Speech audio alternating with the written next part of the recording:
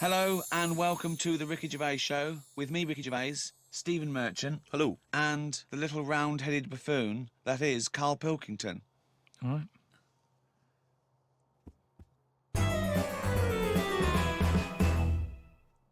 Now, everyone knows over the past sort of like few years, my big pet project, it hasn't been my own career, it's been get Carl famous. Yeah. I want people to recognise him in the street, come up to him and say, "You bald-headed mank twat." Well, let me tell you now, Rick, I've been out and about, and a lot of people have come up to me and said, "It has Carl Pilkington got a head like a fucking orange?" Well, and I've had to instantly confirm the answer to be yes. But he's had a call. He had a call recently from a film company asking him if he's got any ideas for movies. Now, how desperate, in what dire straits must the British film industry be that they're going, "We need Carl Pilkington. We have hit rock bottom," and he went along for an interview. So what? And you went in and you... I went along and had a meeting, and they just said, "Right, got any ideas?" And sort of said, what are you thinking? What sort of thing are you after? Are you after action, thriller, whatever? Because you can provide any of that. I love that he's playing it cool, like you've come to the right person. My time's precious, what do you need? Yeah, I'm Carl Pilkington, the movie doctor, what do you need, Papa? So, thought of this idea sort of on the spot. Good. That I whiz by him. No, but sometimes that's how good ideas come up, don't they? Just so a lot of yours have come up, yeah. No, but if you just talk, I find that your mouth comes out with stuff. Right, there's another quote. Right. There is another quote. If you talk, your mouth comes out with that to me stands along with what were those things in Gremlins called? No, but what I mean, if you sit there and try and use your brain to do it, right, it doesn't work the same. Just keep talking. Just keep your mouth talking, and eventually it will come out with something pretty good. That is exactly what Plato said. So anyway, Aristotle, he said, "Sit down. I've got an idea for you." Aristotle said, "Plato, how do I go?" Right, just keep talking, and eventually your brain will come out with stuff. So what I thought, I just started off by saying like actors' names and that who I thought should be in it, because then that's giving more. It's building. Right. Okay, So who did you say? Who did you say? So I said, right, I'm seeing Clive Warren. Who the fuck's Clive Warren? Who's Clive Warren? The one who was in Closer. Clive Owen. Clive Owen. Right, all right. Did they look at you like you're a fucking idiot? So they all started trying to figure out, who's this Clive Warren we've not heard about? He must be amazing. He's Clive Warren. Get me Clive Warren on the phone. Get me Clive Warren. And I said Rebecca De Mornay, right? What? Where did that come She from? hasn't been in a film for 15 years, has she? Clive Warren and Rebecca De Mornay. They thought he was a genius. They never thought of putting Clive Warren with Rebecca De Mornay. But hang on a minute, you could have any film star. This is your fantasy casting, and you choose a bloke that doesn't exist and a woman who hasn't been on TV or in a film for 10 years. Oh God! Why didn't you choose, someone who existed, J-Lo or someone who's a big star? Oh God! Clive Warren! Oh God! Oh So God. anyway, starts off, and the people, you're seeing into their lives from like the morning. Yeah. So it's like a nice sunny day. Yeah. Radio's on. They're going about the day. They're having the breakfast. They're saying, "Oh, what we're doing tonight?" And you're thinking, "Oh, they've got a nice life." Mm. She's like, "Love you" and all that. Yeah. He walks out the house, gets hit by a bus. Oh, So Clive Warren's dead. I don't know if Clive Warren would take that part because he ain't got much to do, has he? No, I don't. If I know Clive Warren, And I think you do. I think I do. Carry on. So he's hit by a bus, so he's So dead. he's hit by a bus and that. The titles come up. Oh, It's got you, right? She's Starring devastated. She's Warren. fed up. She's devastated and that. Doctor says Clive's dead. Who's playing the Doctor? Jack Nicholson House. What's that fella who was in Independence Day? Will Smythe. No, the old black fella. Morgan Freeman. Yeah. Get him in. He's Morgan the Freeman, doctor. yeah. He says, "Your husband's dead." She's like, "Oh God." What happens then is he says, "But listen, what we can do now, we can take the brain out." Right. And a fact that I'd read that day before the meeting. This isn't in the film now. This is me. Right, but Right. luckily I you read a fact. thing about how the brain can run on half of it. You've actually got a full brain. Some Run of it us on have. half. So this was in my mind still. Well, half your mind, yeah. So I said, what happens is Morgan Freeman says, "Been working on this. You can run your life on half a brain." Right. She's sort of a bit like, "What are you telling me this for now? My husband's just died like 20 minutes ago." Yeah. And he goes, "Yeah, but if we're going to do this, we've got to act quick." She's like, "Do what?" he says, whilst his brain's not fully dead, because it stays awake for a bit when you've been killed. He's not dead then, fine. No, but Wait. he is, but they found out that it stays awake a little bit. No, So- he's gone. No, You're no. hit by a bus. Yeah, no, he's You're dead. If the brain's dead, you are dead. Clive Warren's dead. And if the brain's not dead, you're not dead. No, but it's like people in a coma. They're dead, aren't they? But No, the brain's no, No, they're in a coma. No, they're not in a dead. coma. No, they come out of comas, don't All right, then he's in a coma. He's been hit by the bus, but the chances are he's not going to come out of that coma, but his brain is still awake. So change that. That's easily done. Hold on, though. I like this fact that he's in a coma, so they're going, look, he's definitely going to die in this coma. Take the brain out now. Pop the brain out. But why is that such a weird thing when that's what they do now? That's what they do now. What is? That's what they do. What? They do that. What? A brain transplant? No, but when, like, how I've signed that donor card, Yeah. like, if anything happens to me... No. they've There's got the no lot. such thing as a brain donor. Oh, we've explained to you before. Yeah, but they're working on it. They've said something about Einstein. They messed about with his brain for ages, trying to work out if it was full of stuff. That's what they're doing. They're working on that. There's loads of things that doctors are doing that we don't know about. I've seen some weird stuff on the internet. Yeah, I know you have. Yeah. I saw a programme on Channel 5 where a monkey brain was still alive and it was stuck on a stick. And they You were poked watching it. the Magic Roundabout. They poked it and it reacted. Right. So it's still alive. It's being kept alive. And it's only a matter of time. What's the brain linked up to? As long as you can link it up to the eyes and somehow so it can tell the arms and legs what to do, you're laughing. I love that. Imagine a team full of doctors going, well, we're going to try and do a brain transplant. Carl, as long as you can link this up to the eyes and tell the arms and legs what to do, we're laughing. Cheers, Carl. See you later. Then what happens is they say, do you want half of his brain in your head? Half of his brain in her head. She says, definitely not. I'm having you struck off. She starts screaming. She calls the police. He gets Yeah, arrested. but you'd have said that years ago when people can have, like, someone else's arm put on their body and stuff. Yeah, but he's only in a coma. Yeah. No, but he's not going to come out of that coma. Right. So it's like this or nothing. It's Right. like, look, you know, what we're going to do here, we can either turn the switch off or we can put his head in your head. But why would you... So what he does, so what they do then, they're going to take half his brain. Half of his brain, take Put out half of hers, pop it in place.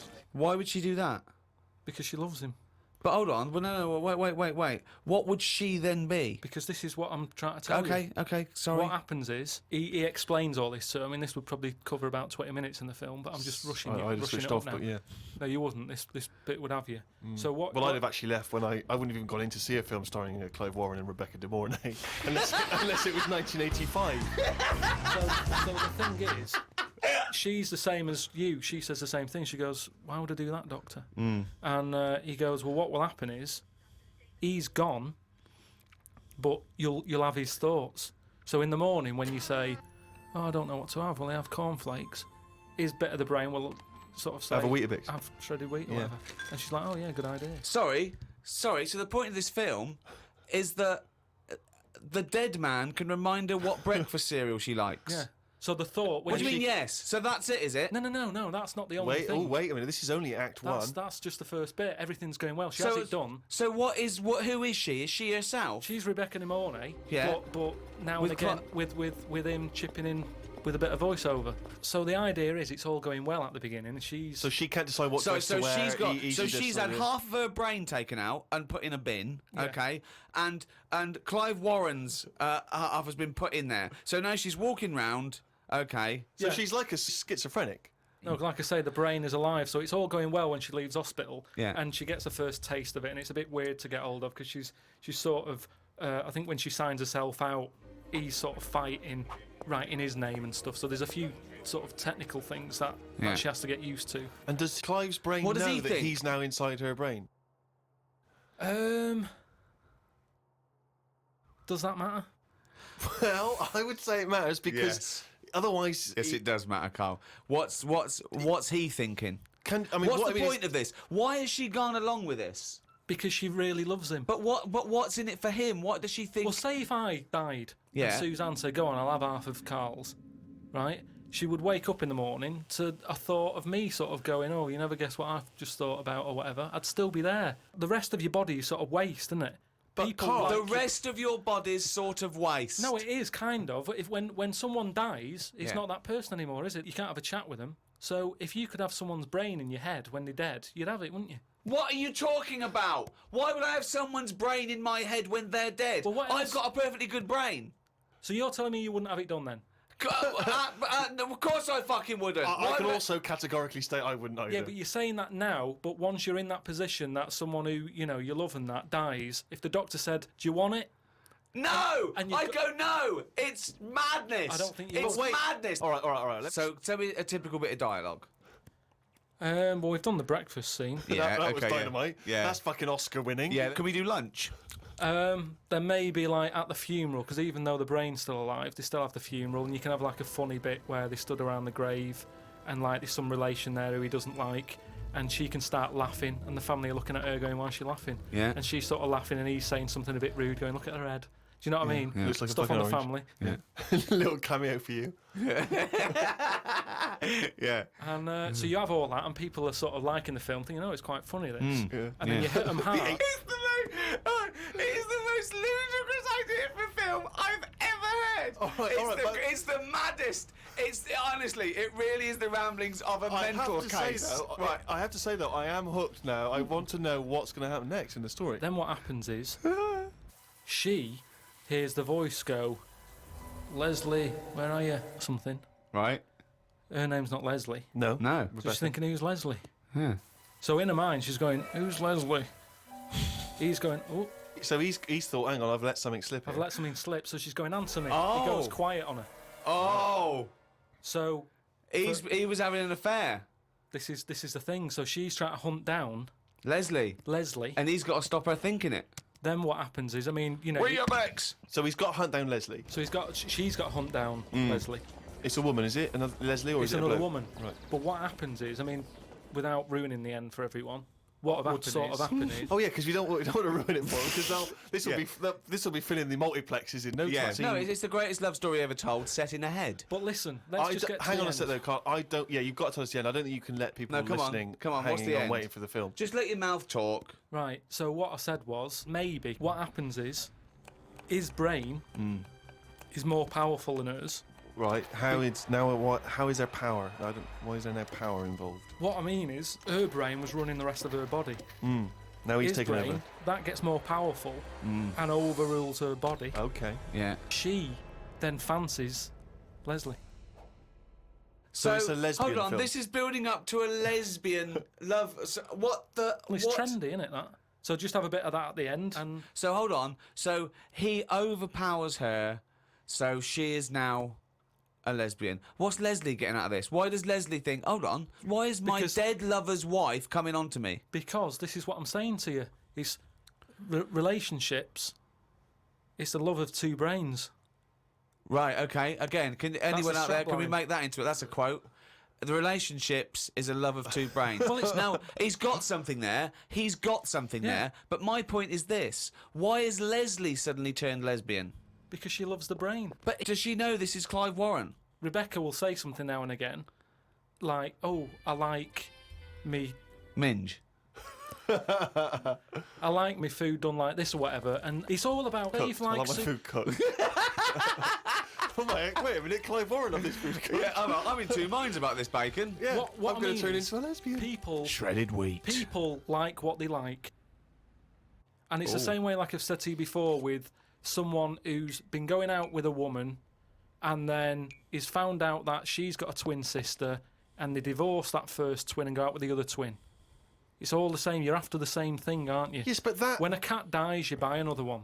It's the same thing. You want that same. Yeah, but you love don't for necessarily switch your sexual orientation. In the case of your twin scenario, they both look the same. Yeah. Has there ever been one where it's a twin boy and girl? Go, well, I was going out with her, but I mean, he looks a bit like her. Yeah. I loved boobs, now I like cock. This is your problem. You don't know anything.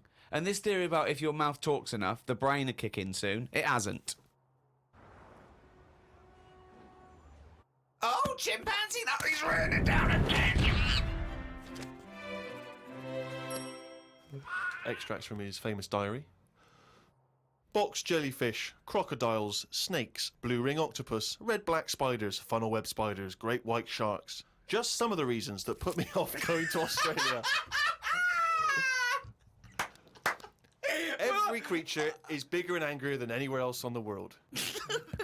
I put it down to two things. One, it could either be because spiders and snakes and the like normally hide under rocks.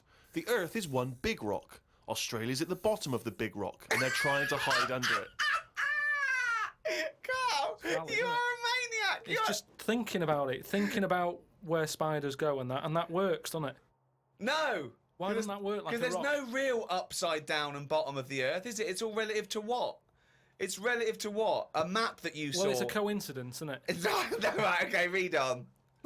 I've heard that a lot of people go camping in Australia, which I think's mental. If I was to fly all that way, I'd want a decent bed. Plus, I wouldn't be camping in a place where there are killer spiders wandering around. I agree. I've only been camping a few times, and each time I was glad when it was over. The last time was last year in Lyme Regis. Yeah. When did you go camping in Lyme Regis? Last year. It's all right, Lyme Regis, but it was all a bit of a nightmare because I was going with my mate, and he said he knew someone who knew someone who had a bit of land in the garden. We had a bit of land in the garden. What's the point, though, innit? You know, what's the point of camping in someone's garden where there's a sort of like a spa down the road and like a pub? No, because you're by the sea, aren't you? It's getting away from it all, seeing the world. It's not if you're in someone's front garden. No back. Oh, sorry. Well, there's even less to see except 3 fences. No, but it's private, isn't it? So the thing is, he said, oh, it's a great garden, the owners are away, and there's a toilet, an outside toilet that they have Getting for, like, away when they from have it, innit? parties Yeah. and stuff. So we get there, and this lad who knew about this bit of land, Someone's back garden. well, yeah, said, oh, you can't use it, they haven't gone on holiday. So now you're stuck in the middle of a big civilised conurbation called Lyme Regis. How are you going to survive? Well, we ended up just sort of keeping on the beach. But Did you pitch your tent on the beach? put the tent on the beach. We found somewhere where there was a load of rubbish. So we thought, nice. That's the place to go, Oh, yeah. lovely. No, A but municipal tip. What was it? Was it chemical waste or just like, you know... no, just um, Coke was it just cans and syringes stuff. and, But lovely. listen, though, Baby you've got to diapers, think sure. about that. Rusty. What's something rusty? If there's rubbish there, it means it was a good place to camp. Why? Why? Because other people have camped there. Right. So that's how you've got to look at it. It's a way. That's like a little tip of. So you could have slept first in a thing- public lavatory. Yeah, yeah. This one's nice. What? It's covered in shit. Means other people have had a shit here. Welcome to our 5-star hotel. You'll notice vomit over all the fucking walls. So that means people have had a good time here. They got right pissed up and threw their lungs up. So that's where we put down the tent. We put down the tent there, and then Some what was people put up annoying a is tent, he puts down a tent. we what's the name? We It was already up. It was carried already it all they the way carried it all from the way London. there and they went, let's pack it down. Yeah. the weird thing was, as soon as we set up, some other people turned up. Oh, that's all the rubbish tip. Holiday makers, They started setting up their tents. And we're like, Yeah. oh. No, look, there's some nappies over there. Yeah. Nearer the nappies. And they offered us some sausages. All right. My mate said, "Oh, ignore them. That's like code for swingers." What? No! What? So there were some people cooking some sausages, Yeah. saying, "Would you like the sausages? We've made too much." And you It's said, just "No, that that's thing. code Don't for talk swinging." to strangers. It's like we want to get away from it all. Yeah. We don't want someone. You know, it starts off with sausages, doesn't it? And then So, before you know it, but what do these people look like? they were about 45. Who are they there? A man and a woman. A man and a woman. So what was in it for the bloke? Some people like that, don't they? That I means don't that you say, right, I want the bald one, love. If it's like wife swapping, should one of you be a wife? No, but I don't know all the rules and that. But He's just got a real thing for fucking oranges. and we didn't want any sausages anyway, so we just sort of I said, don't believe sausages is a Is a code for code for swingers. swingers. Because eventually, how many times do they give someone sausages and they go, well, get your pants off. And they go, wait a minute, we just have some sausages. They go, oh, this isn't working, this code. But we why need would a better they be, code. Why would we be being offered sausages? Because they're nice people and they're making sausages. Makes you wonder. We don't. Let's not trust these people. Let's move our tent nearer to the corpse. Anyway. So yeah, that was the camping. September 30th. Going away with Suzanne's mum and dad. We're meeting them at Madeira Airport as they're flying in from Manchester. The plane was full and I had a headache. There was a baby sat behind us that was crying its eyes out for the whole flight. The mother of it said it was upset because its ears were hurting. So were mine.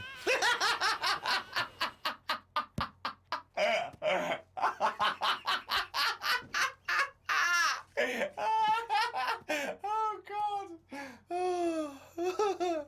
We went to try and find a supermarket. Suzanne's man was having a go at her dad because he didn't have a shirt on.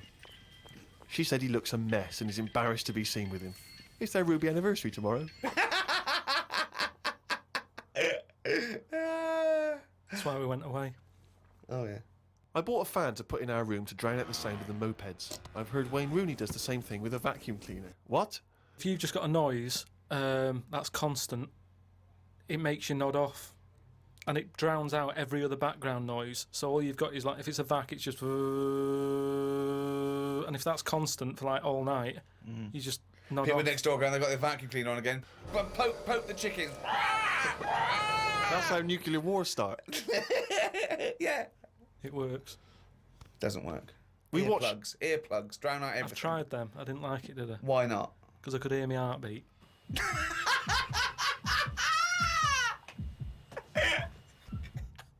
Oh, you're such a strange little creature.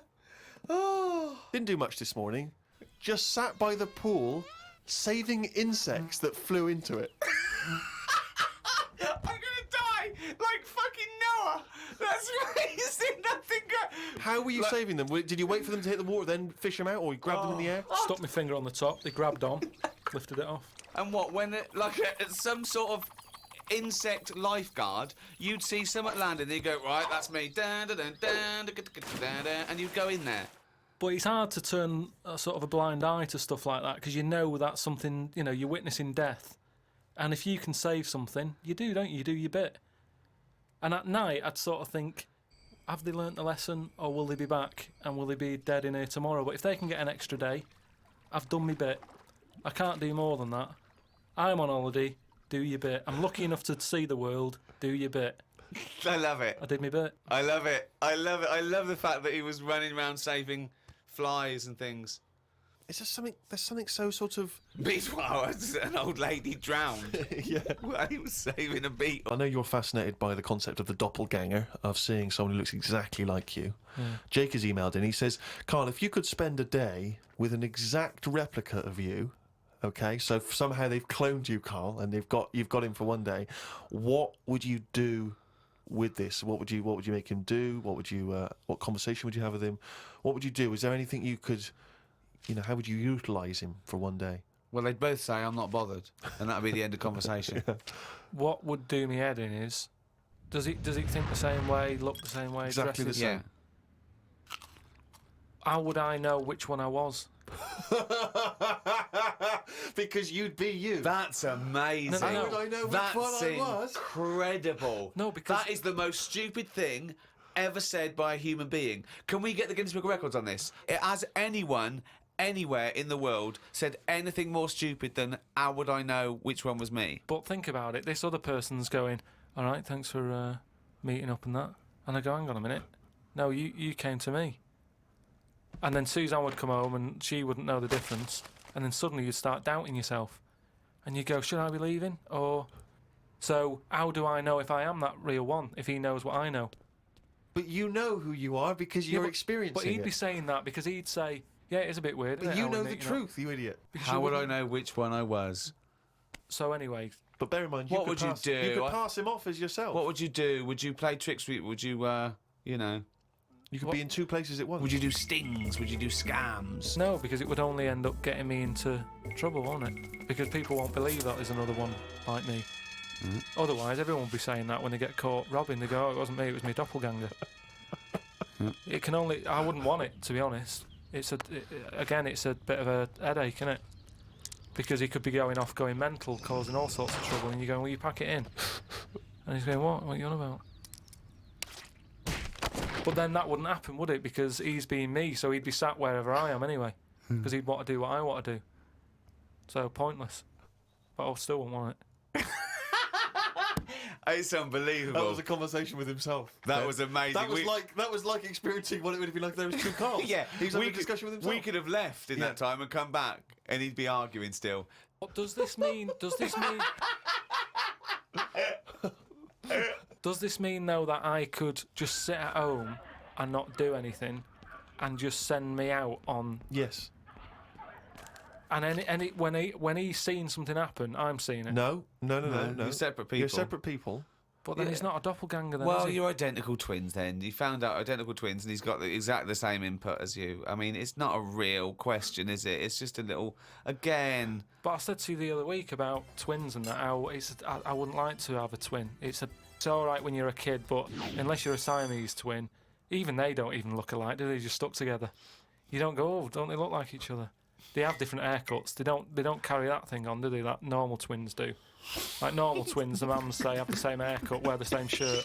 Siamese twins never look the same. They've just got their arse stuck together. Again, it's a dialogue in his own head. It's unbelievable. Okay, Carl. This is a logical conundrum. To a certain extent, there's a little bit of lateral thinking because, but there is only one right answer. Now, the pressure here isn't to get this right. The pressure is when I've told you the answer to then understand it. Because when I've explained this to people, I've laid out for them, they still can't quite get the concept. Okay, so there's 2 doors, Carl. Yeah. One leads to heaven, one leads to hell. Yeah. Okay, they're identical. You can't tell them apart. Okay, 50-50. Right. Obviously, you want to go to heaven, I assume.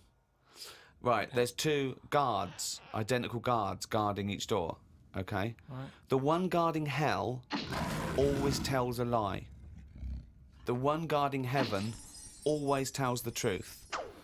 You have to ask one question to find out which is which, and then go through the door you want. What question do you ask? I've only got one. Yeah. And what, one to both? No, one to either of them. You don't know which one's which, though. So what question do you ask? Why can't I ask, like, both of them one? Because it's Because not the rules are you can only ask one. There aren't actually 2 doors labelled heaven and hell, Carl. This is a leap of imagination here. And I've definitely got to answer. I've got to ask them a question. I can't just sort of have a feel of the door to see if there's any heat or anything. They're identical. You stand a few yards away. You cannot tell from the outside of these doors which is which. What question do you ask? I can't look through the keyhole or anything. There's no Get anywhere keyhole. near them. Let's imagine there's a small rope that prevents you from getting anywhere near, rather like outside a nightclub. Yeah. So they stood there. Yeah. They both look the same. They're both smiling. Yeah. But one of them's not really smiling, really. He's trying to make me make a mistake, isn't he? Well, he's just going to lie when you ask him a question, if you ask him. So what's the point in asking a question? Do I know one of them's going to lie? Yeah. But would they be neighbours like this? Would they be that close? Why? I mean, we're not sure if these 2 guys get on. Because it's a logical... Well, I'll tell you the answer. No, I want to see if he can get it. He's almost there. No, he's not almost there. What am I thinking? So- No, hang on. Right, so you go up and you Yeah. go. You Right, go, hang on. Well, look, let's imagine that. Let's imagine Ricky and I are those 2 guys. Okay, right? But we have to... well, me and Steve will decide which doors we're guarding, okay? Right. I'm... Look away, Carl. Okay, Right, then. so we've decided. Okay, one of us is guarding hell and one of us is guarding heaven. Which question you're going to ask and who you're going to ask it to? Right. I'll just say to you, Steve. I'll go. Got some post for God here. That's not a question. That's a statement. Right, you've got some posts for God here. No, that's not a question. Yeah, but maybe the Alright. question's coming. You got some posts for God here, yeah. And it needs to be signed. It's not a question. Still not a question. No, let So him finish. Maybe is it's a question. God in? Because I need him to sign for this post. Is he in?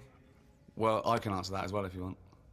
Go on. He's in. He's behind my door. Do you want to answer it? Well, Yes. do you, he's in. want to get him? Just. Well, no, you've only got one question. So you're asking Steve, is God in?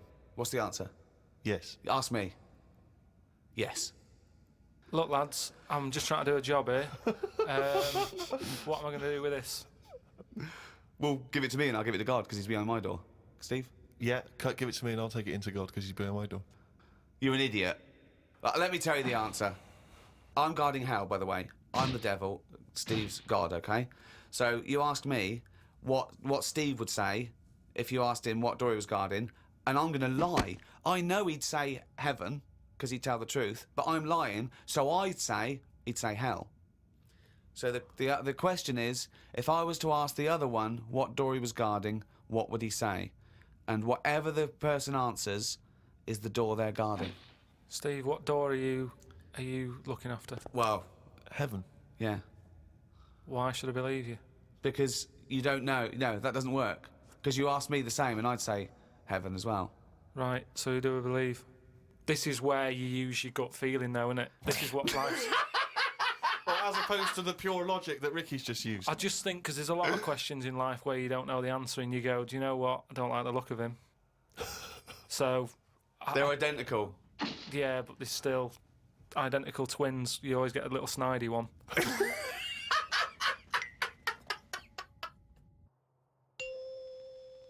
Oh, chimpanzee, that is written it down. That's the jingle there for Carl's diary. Here we are. Spoke to Ricky and his friend Glyn about art. I just don't get it. Ricky had some odd pictures on his walls. I don't have any pictures up in my flat because of the mirrored wall. But I can't say I'm bothered. The mirrored wall, we should just explain what that is. When you moved into your flat, there was an enormous mirror on one wall. Was that right? We just got this flat, and it's not a big flat, so I think the people who had it before us, he was a gay fella, right, which was a bit like, oh, so you've been doing with that mirror and that. But that was... What? No, just, What? What has he been doing with the mirror? Well, What's he just been a doing? bit No, it's just because they're quite sort of experimental in it, aren't they? And I don't know. What do you mean? What do they do? Well, I wouldn't know anything about it, but go on. No, what do you want? What? no, I don't. Experimental in what What do way? you mean experimental? I just mean, they'd be doing stuff. What? Whatever they do. Chemistry. What? Have a chemistry set out. They were doing experiments. What? No, just doing what. Singing "I Am What I Am" and just checking out No, the each to dance their own. I'm moves. not having a go at anyone, but What? I'm just saying, like, they're doing what they're doing, which Carl, you're is not annoying homophobic, as well. are you? Because, You're not no, st- I'm not. I'm Well, not. This is why.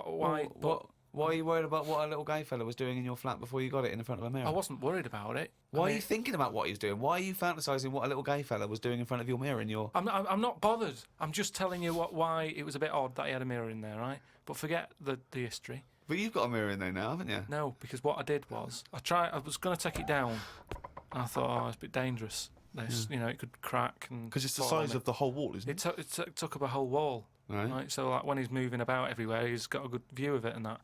But he's got this full wall of mirror, and I thought I can't take that down. And I thought, what can I do? So I've just put wallpaper on it, Brilliant.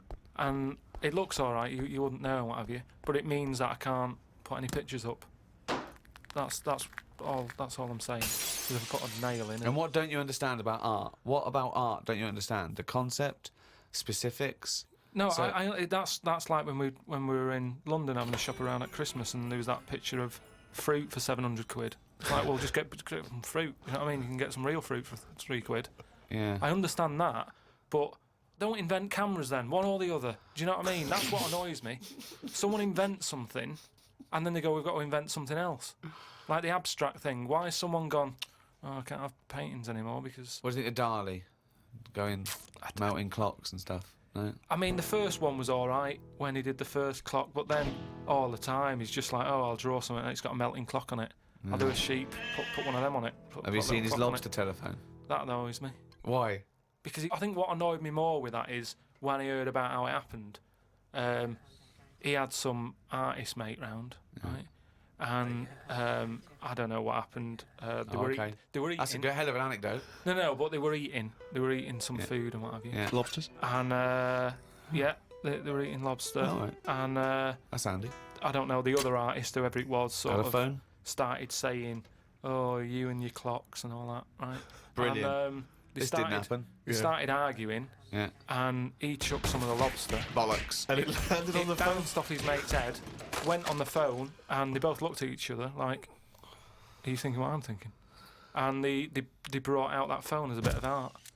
Things like that annoy me because happen. it was them just messing about. That didn't happen. Just telling you what I know. I saw his work. Each to their own. If that's what he's doing, I'm just saying. I'm not putting my stamp of approval on it. Art should be there to tell a story, not just to have a splash of colour. We know. Well, Suzanne like some art. Just like Suzanne's not allowed to watch telly unless it's a favourite thing. Otherwise, she's got to talk to me about stuff. There's no art. There's no point. Just wallpaper. I'm just saying we've got three windows we can look out of. Right. Right. Stop looking at the walls. Look out the window.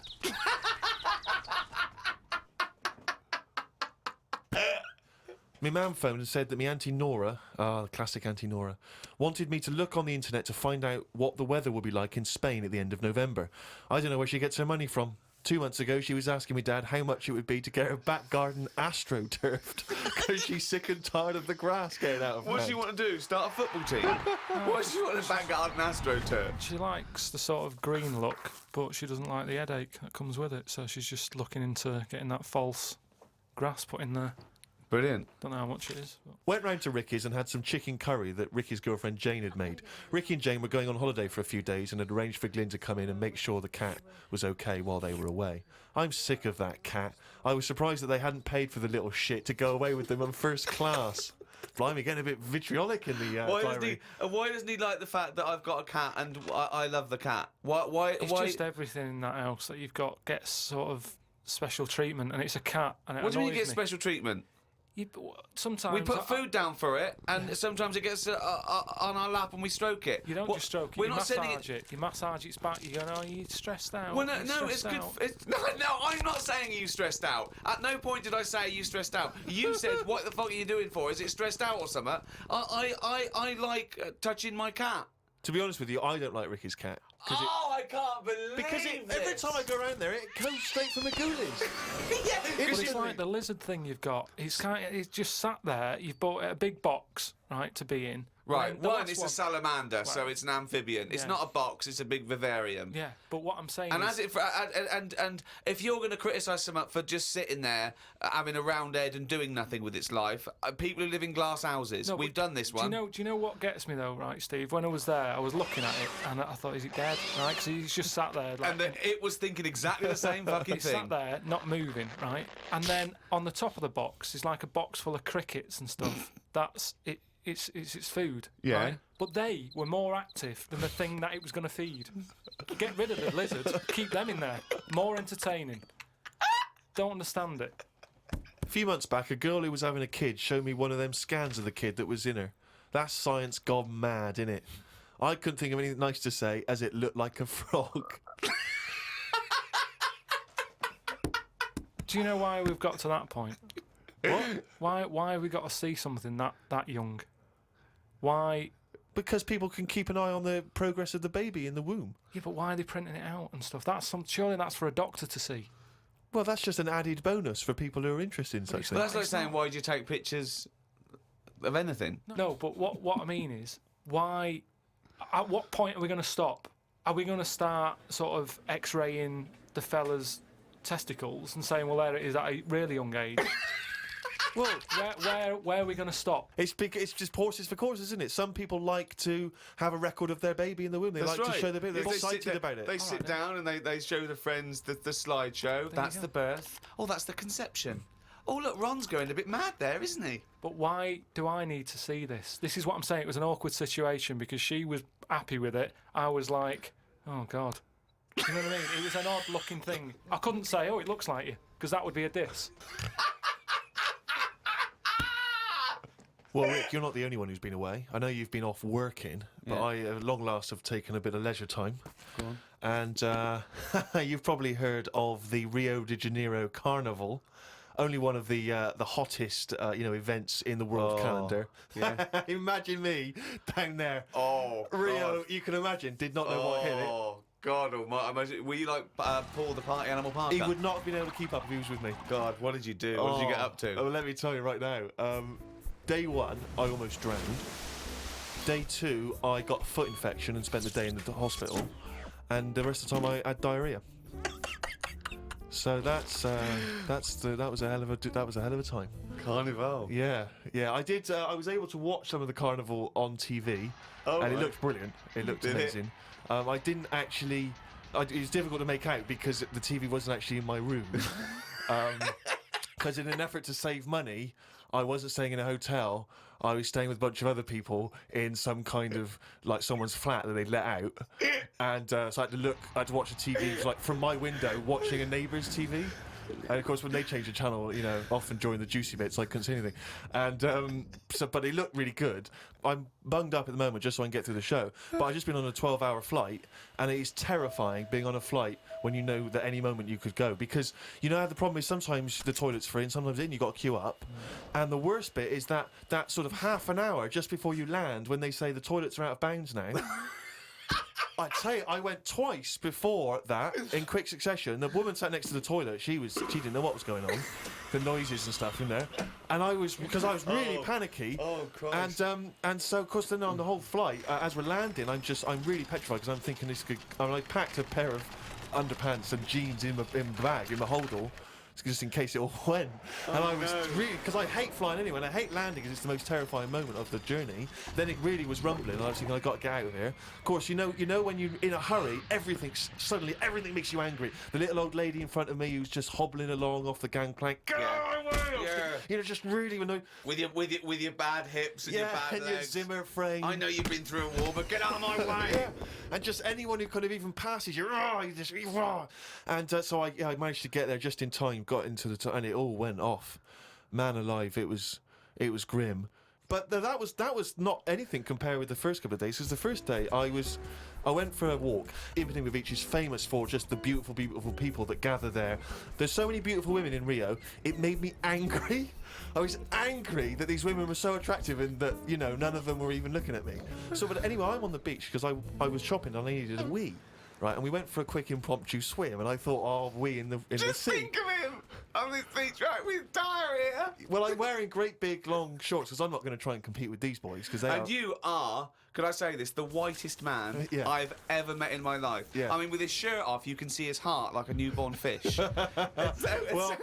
Well, this was the thing. As I went into the sea to have a wee, there was a discussion about this. As I went into the sea to have a wee in Well, a litter tray. See, there was a discussion about this because I'm very much of the opinion that you should take your trunks down, and some people, some of my friends are saying, just do it in your trunks and let the sea just wash it away. What a hell of a carnival. And I think I'm against that. I've always been against that in swimming pools, everything, you know. So I I'm against pissing in swimming pools, full stop. It doesn't matter whether you do get in, take your trunks down or let don't piss But in the what about swimming in the pool. sea? Yeah, well, fine, yeah. Fine, okay, right, so- Fish do it. So anyway, so I'm in the sea trying to urinate, and I kneeled because I'm obviously very tall, so it's tricky to get deep enough for the water to mask what you're up to.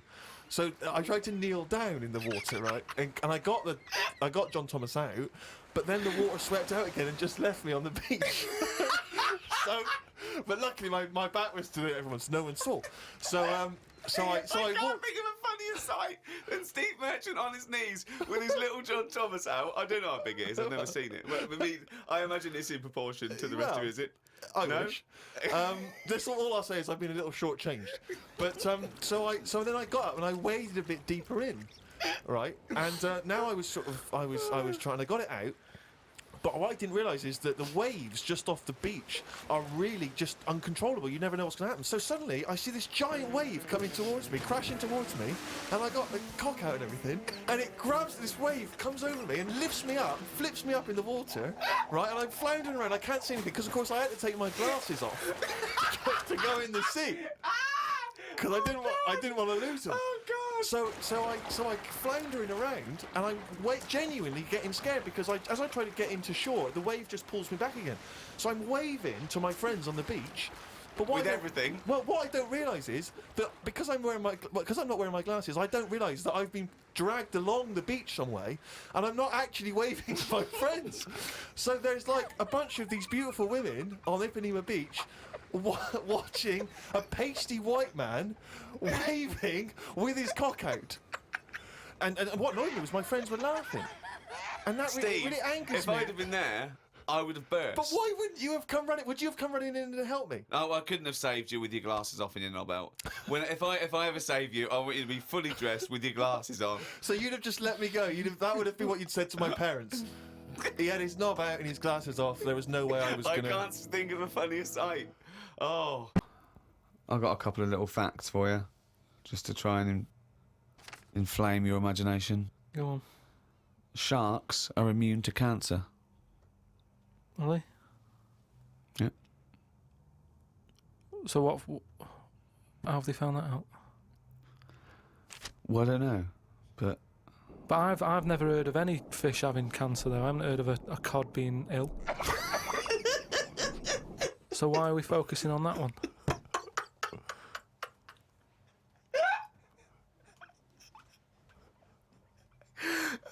Good point. Okay. Stroking a spider can cause its hair to fall out. What? Because he doesn't like it and he gets stressed out, or is it just that some people are rubbing too hard? No, I don't think it's they're rubbing too hard. I think it's something to do with it. I mean, what sort of maniac is stroking a spider anyway? My mum did it once. Really? Yeah, not to a spider.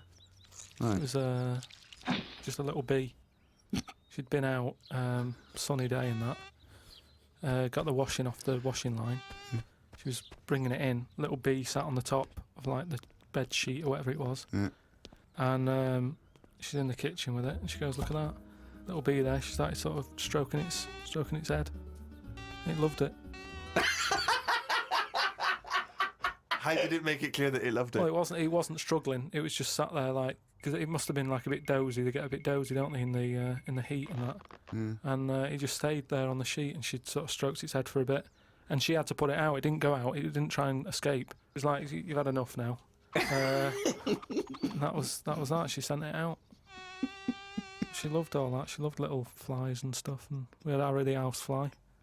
What? Harry the housefly. What do you mean? It's just a fly that always seems to knock about in one corner of the room. Right, it's the same fly, was it? Yeah, it was the same fly. Yeah. How do you know it was the same fly? So whenever she saw a fly, she went, "Oh, look, it's back." Well, we weren't letting him in. It's just that it stayed in. Carl, what makes you think it was a pet housefly as opposed to a different fly every day? Because it was always in the same place in the corner. But it could have been that something about that particular place that attracted flies rather than it was the same fly. Well, I'm never worried about it. It wasn't harming us. It just always hung about. But how do you know it was the same fly? How do you I don't recognise know. it? We weren't worried about it. It doesn't matter, does it? If like we're thinking another fly's getting a bit of free rent or something, just let it stay. I don't understand what. But why? No. Right. Okay. You're in a house, right? There's flies. Okay. Not flies, fly. What? Why do you think it was the same fly for all those years? Just because we haven't got loads of other flies. At no point was there a crossover period where there's two, and it's like, hang on a minute, he's trying it on here. That's what I mean. It was always just one on its own. And we just thought, leave it, it's all right. I don't know why are you suspicious? Why you always think someone's out to do you? No, I don't know why you assumed when you see a fly every now and again that it's exactly the same fly. It In just fact, was. it's Harry. The one in our house was the same one. How do you know? Well, all right, I don't, but at no point did I feel suspicious. Speaking of flies, though, and that, they've got one, right? I was out with Ricky, right, and he was reading the paper. There was a story there about a fly that its eyesight was bad or something, and they've made it a pair of glasses, and it had a picture of a housefly wearing. Okay, this is incredible, Steve. Can I take over? Hang on, let me just need to finish a couple of questions for that. So there's a small fly and they've made it a pair of glasses Yeah. so that it can see better. Yeah. And your concern is what? Well, again, it's just that thing of we're looking after everything now, aren't we? Sorry, I've got to come in here, Steve. All right. I showed him the story. You saw it. It was a picture of a housefly with a pair of glasses on. Yeah. Right. It was about a one-sentence thing. It was about how far technology's come, Yeah, and a we're group helping of flies scientists out. using microscopy, right, and laser tools had, as an exhibition, shown that they could make a pair of glasses smaller to fit on a house. They put it on there and they'd taken a picture of it, and it's on display. At no point was it actually, because the fly had bad eyesight, the fly was presumably dead, it was purely an art installation or a show of technology. I thought you were going to say, Rick, that you'd drawn the glasses on there. Yeah. And they believed it like, there's a bearded lady in this paper. No. My God, Tony Blair looks like Adolf Hitler. No. What do you think of that, though? But they did it as an Helping flies out. experiment. Yeah, but all things start as an But experiment. why would they make a pair of glasses for a fly? How would they know he had bad eyesight? How would they know it was the same fly? bumping into stuff? I don't know. Bumping into stuff. It's just that thing, innit, of human nature is something's wrong with something, let's fix it. And they try and help people out all the time, don't they? When you know, we're always doing it. We're always trying to help people out instead of just going, you've been dealt a duff card, cope with it.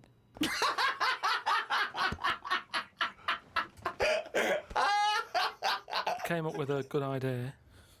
We'll be the judge of that. I'll do it now. It's not a good idea. Okay. Okay. I'm sticking my neck out here. But I right. think this isn't going to be a good idea. Okay. Thoughts? Well, I'm going to agree with you. I'm going to second that motion. Okay, let's see. Let's see if we're both right. See-through skin. High five, Rick.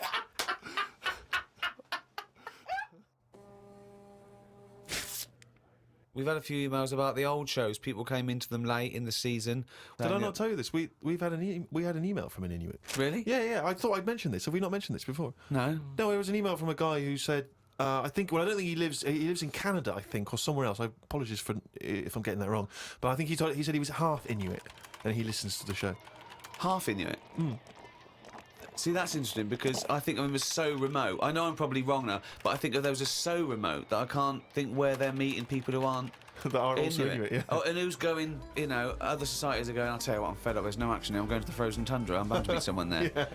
Where do they meet? Do they do online dating? What Probably a lot of online stuff. do you put as hobbies? Fishing? Yeah.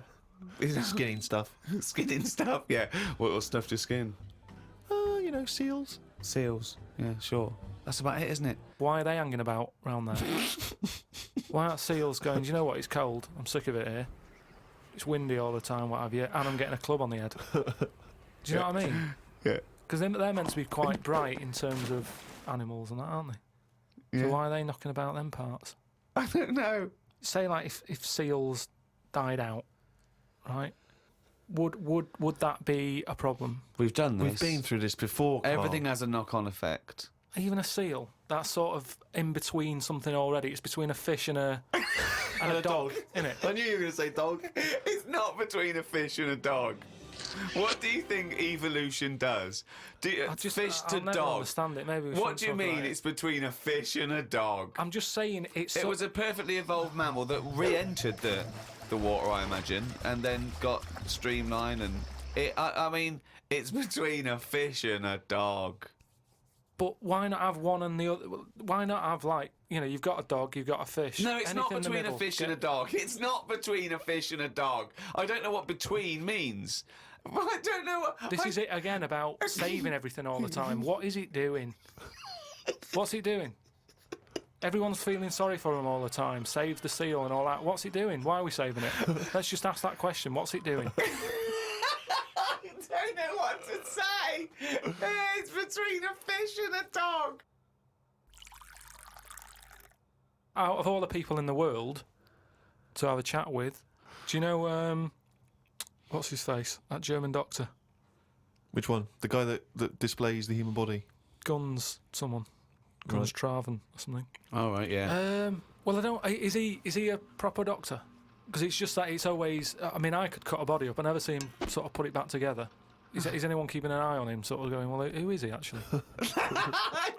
I'm sure he is a proper doctor. I mean, he doesn't answer everything. Like, he doesn't say. I don't understand why the intestines have to be that long. I don't know why it just can't go from the throat to the belly, exit straight dark line down, out the arse. You must know.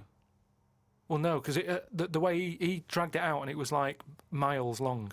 Yeah. Pointless. No, it's not pointless. It's Just have a straight. Do you know what I mean? It's Straight. what are you talking about?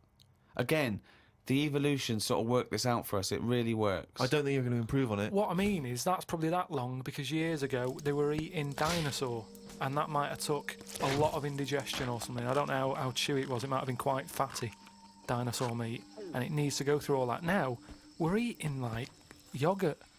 So I mean, we don't need anything that is doing that much work anymore. All the food is mashed up. Auntie Nora, right? All her food is mashed. Right? She doesn't have to chew anymore. She's got teeth, but she doesn't need them. And that's how. She's got teeth, but she don't need them. No, but that's how we're she could have her moving on. intestines removed then. Well, no, but this is That what would I'm sort saying. our other problem, wouldn't it? We're changing everything all the time, aren't we? I mean, there's some fella who I was looking at on the internet, identical twins, right? They were sort of sick of looking like each other, so they were like, "What can we do?" Right? And one of the twins said, "You have my arm," right? And he had his arm taken off and stuck on his twin, so his twin's got like 3 arms. No, it's not true. It's on the website. No, it's not true. What, for a laugh? They were born, so what, they did that for no, a but laugh. just like- what doctor's doing this then? Well, they're old enough to sort of say this is what we want, and No. Doctors don't go, well, if he wants another arm and I'll take another. They don't. Doctors don't do that. What sort of practice is this doctor going around and go? Dr. Jekyll. I mean, Carl, think of what you're saying. but where would he have stopped? Can you put his head on my knee? It's up to you. No, but Sign this. If you sign this, you give my consent. but we, you know, it isn't. What do you think these doctors are doing? Just to do as they're told. They don't do as they're told. They do if someone wants it, and twins sort of it can get you down, can't it? Being a twin, because it's like. Sorry, what would this solve though? I thought you said he gave one of them a bigger nose or a beard or 2 front teeth to make him look different, right? Not. I'll tell you what we could do. Go on. Would you like one arm? Go on. What are you thinking? Well, me 3, you 1. Therefore, not twins. Novelty. I mean, you are a mental man. But they can do it now, can't they? There's no sort of there's no line drawn anymore. They don't go, "You're crazy. We're not going to do that." Yeah, in Saw 2, not in the real world. No, they don't do things like all this. right, there's another bloke, right? I don't know the sort of full ins and outs of it. Go on, you surprise me. But what he asked for, something happened to his tackle, right? It's penis. Yeah, right. So he was at the doctor's, and they were like, "Oh, what can you do for me? It's a bit embarrassing. I've got nothing down there." Right. So they were like looking at it, going, "Yeah." Doctor, I don't know if he started like rubbing his chin with his finger or something. Looked down. He's thinking, got an idea. You know, you've got a lot of fingers. How many of them do you use? The patient's like, yeah, I see what you're thinking. They cut off one of his fingers, sewn that on to where his tackle is. He's happy. Well, that's different though, isn't it? Well, That's where they've really taken different. tissue. No, but I assume they fashioned it into more of a knob than a finger. If you were doing that, use a sausage. I mean, why lose a finger? Well, I'll tell you why. Because your finger has your tissue, your blood type, and therefore would graft near your testicles. A sausage is a thing that's made by a butcher out of offal, okay, that really can't be grafted onto any part of the human body. That's why they very rarely use any meat products in surgery. I know, yeah. I mean, why not use a sausage? You're a mental case. I always remember this story when I was a kid about some bloke. He had throat cancer, right? And his doctor said, carry on with your life, right? It's not going to be that good, but just carry on. But don't eat meat. And he was like, oh, I love meat. He's like, yeah, but just don't, have your veg, keep yourself strong, but don't be eating that. Anyway, he was fed up because he loved his meat, and his wife was feeling a bit sorry for him one day. And thought, I'm sick of him looking fed up and that. All he wants is some meat, for God's sake. Give him some meat. So she goes to the butcher's, gets him a big piece of, steak and what have you. He can't believe it. He's like, oh, brilliant, cheers for that. Anyway, he's got the meat on his plate, just about to tuck in, and the cancer comes out from his throat. What? No, it's something, I know, it sounds really weird, but it's something that I was told about years ago when I was growing up. What are you talking about? It was just some bad illness, some cancer thing, and it was coming out waiting for the meat. It was sort of dying. Again, a lot of your medical knowledge is from... It's from the film Alien. So this guy with throat cancer, okay, as opposed to it being a disease of the cell... It was like a living... The alien. It was alien. So it was the animal. It was the little animal cancer. That's why what he are you wasn't allowed to talking eat about? meat. He wasn't allowed to eat meat. So it's sitting there. So it's actually sitting there and throat. Well, I'll tell you what I'd have done if I'd have had some cancer in my throat. I'd go, there you go, rid of that. What are you talking about? So what happened? He choked to death on this thing, and the wife was like, "Oh, I shouldn't have given him the meat after all." Just That's listen a to bollock story. It's all. There's loads of weird stuff like that There that is. happens in medical stuff. Well, the terrible thing is, if you got testicular cancer and you eat meat, your bollocks come out of your trousers, and they're all over the plate, Yeah. and you have to be asked to leave the restaurant. Oh, chimpanzee, that is only gonna bring it down a little. That's the jingle for Carl's diary, excerpts of which we read each week. Get straight into it. A band from the Conga have won the Best Newcomers in a Radio 3 competition. They use pots and pans for instruments. It says that the Conga is a poor, sad place. So why do people do that happy dance at the end of parties called the Conga? Right, one is the Congo. There's no place called the Conga. They come from a place called the Congo. Conga! Fucking hell, you're such a... Met Suzanne at Euston Station. I said I would sort out the tea tonight, so I called the curry house. The fella couldn't understand me. I asked for 2 poppadoms. He kept saying, how many? I kept saying 2. He still couldn't understand. I said 1 more than 1. He understood. When we picked up the food and took it home, there were 5 poppadoms in the bag. Oh, God! Oh, God. There is a restaurant somewhere that sells knobs to eat. No, there's not. There is. No, there's not. No, there is. It says that women can't eat too many of them, and if you want a seal's knob for dinner, you have to book in advance. Right, it's gobbledygook. This is the ramblings of a madman again. It's a trend, he writes. It won't last long. It'll be like hummus. Called Ricky and asked what the difference is between the mind and the brain. Yeah, he did. That's a hell of a phone call Yeah, to get. unbelievable. Unbelievable. Ricky did explain, but I can't remember what he said. I wondered at what age you are when the mind kicks in. Okay. Ricky changed the subject and said there is an island called Spider Island. There's nothing but spiders on it. A bloke went to visit the island and said there was 1,000 types of spider in one tree. What do you think about that? What do you think of an island that's just full of spiders? I don't know, because you need spiders. I don't know what they do, but they say a world without spiders wouldn't be good. But they sort of do something. There's something about if you did get rid of them all, it would have an effect. Well, of course it would. Get rid of anything, it'd have an effect. Not everything, though.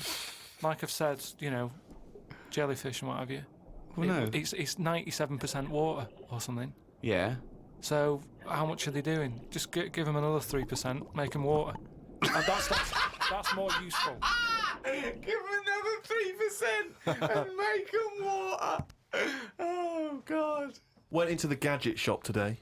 It's full of stuff that we don't need. Gadget used to be a good word that made you think of James Bond with all his gadgets. The best thing I could find in the shop was a clock that ran on potatoes. We are definitely going backwards. I agree. Well, who cares about that? A little electrical impulse. So what? Had a night out with old schoolmate.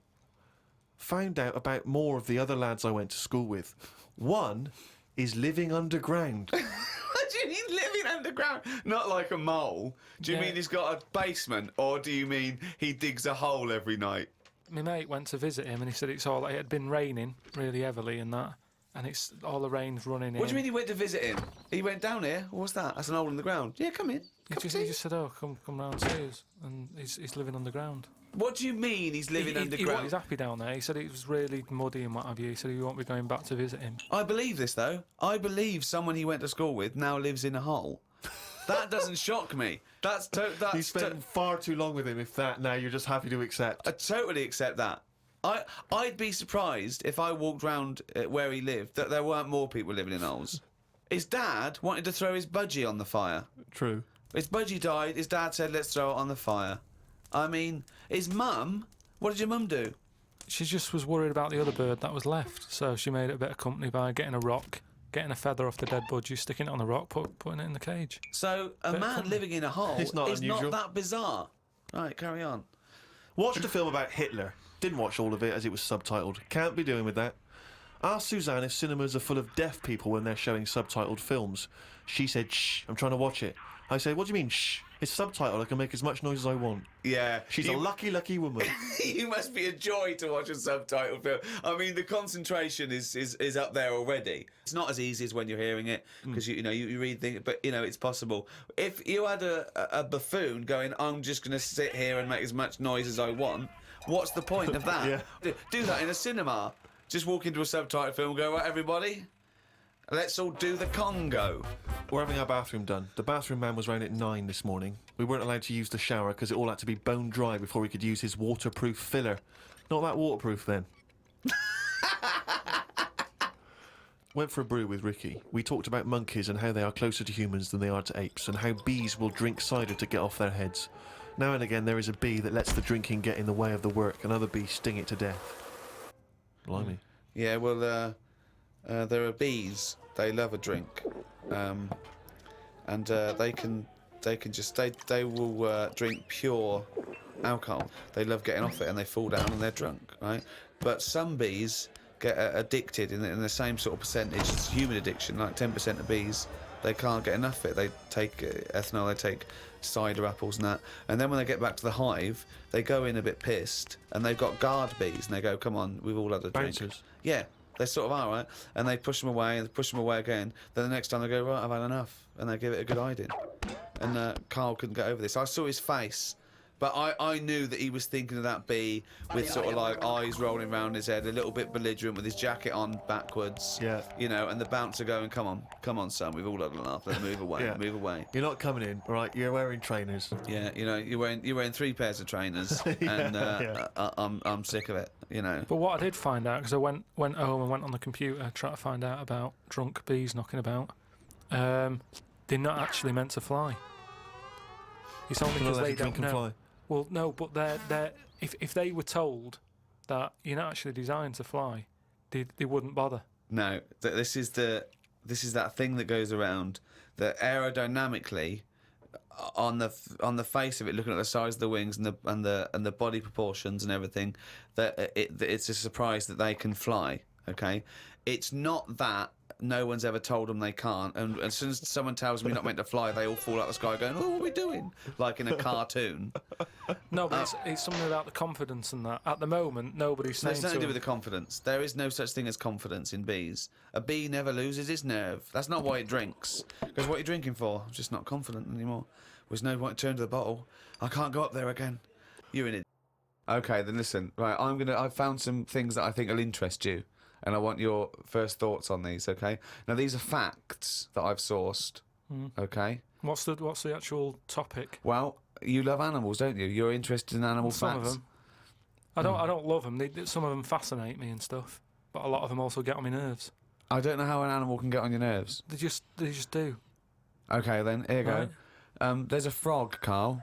Just a little frog, a poison arrow frog, that contains enough poison to kill over 1,000 human beings. Why is it that annoyed? It's not annoyed. Well, why is it going about killing 1,000 people? No, it has the potential to. It has enough poison, has enough toxin in it that could kill 1,000 human beings. But does it need that? Whereabouts is this? Where's it living? Rainforest, I think. And does it need that sort of power? Is it in that much? Is it getting threatened a lot? Is what I mean. Well, no, because it's saying, "Don't come near me," and it shows it with its colours. It's got the colours that say it doesn't want to be eaten. It doesn't want people to chew a bit, right, and go, "Oh, I'm an idiot." It's saying, "Look at my colours. Don't eat me. You don't want to come near me." But then why give it bright colours? Because now it's standing out. Yeah, and it's going, "Don't eat me." Yeah, but make it a colour that fits in, like camouflage. Why make it orange? Of course it's going to stand out, and then they'll attack it, and then it'll turn around and bite and kill 1,000 men or whatever. No, it doesn't bite. It's the fact that if you were to eat it, you would die. Yeah, but who's going to eat it? Well, things that eat frogs. The French. And they Yeah. go, "Sacre bleu! You have killed me and 999 of my friends." But why is everything like surviving like this though? I thought it was all about survival of the fittest, not Yeah. the one who looks the hardest. Well, but survival of the fittest is whether you're chosen or not by nature. No, but I'd survive if I could go about killing 1,000 men at one bite. It's not fair. It doesn't bite. It's Well, whatever, if it licks you or whatever. But no, it doesn't not seem- if it licks you. If you lick it. Well, I'm not going to lick it. It's not going to happen. I will not be licking a frog. So it's of no danger to me. So I could still kill it, and there's no chance. At no point am I going to lick a little frog's head. Not when it's alive or when it's dead. I love the fact it's all about you. It's all about how it relates to you. And he's annoyed that they're getting away with something. He doesn't like any sly animals. He doesn't like animals hiding. Then he wants them to hide. He doesn't want animals killing things. Then he wants them to kill things. He doesn't know what he wants. When they say survival of the fittest, they don't mean that, say, lions have been working out in a gym. It means you the fittest. understand? It means the fittest gene pool, and the fittest gene pool is a gene pool that's still around. That's all it is. You think that everything, slugs, cats, are all somehow... Their ambition is to be like us, or to have the attributes like us, that they can speak, they can talk, they can think, they can act. I only think that because when you see people with these pets, lizards, cats, whatever, they treat them like the humans. So I think if you do that enough times, they're going to start getting familiar with certain... Planet of the Apes. No, He's I'm thinking talking, of Planet of the Apes. Say like you with your cat, the way you talk to it, you give it a little cheeky massage and that when it's stressed out. No, you made that up that it was stressed out. I'm just playing with my cat, right? If anything, the cat is to de-stress me. So you're talking to your cat, Rick. Is it answering back much? How are the conversation's going with your cat? Well, I have more intelligent conversations with my cat than I do with him. Yeah, here's one, right? When my gran died, right, she had this rubbish dog, right, and that's all we got left. It was called Fluffy, and like my gran looked after it in a way that it was treated like a human. Do you know what I mean? Had a little coat on when it went out and all that. Anyway, so she died.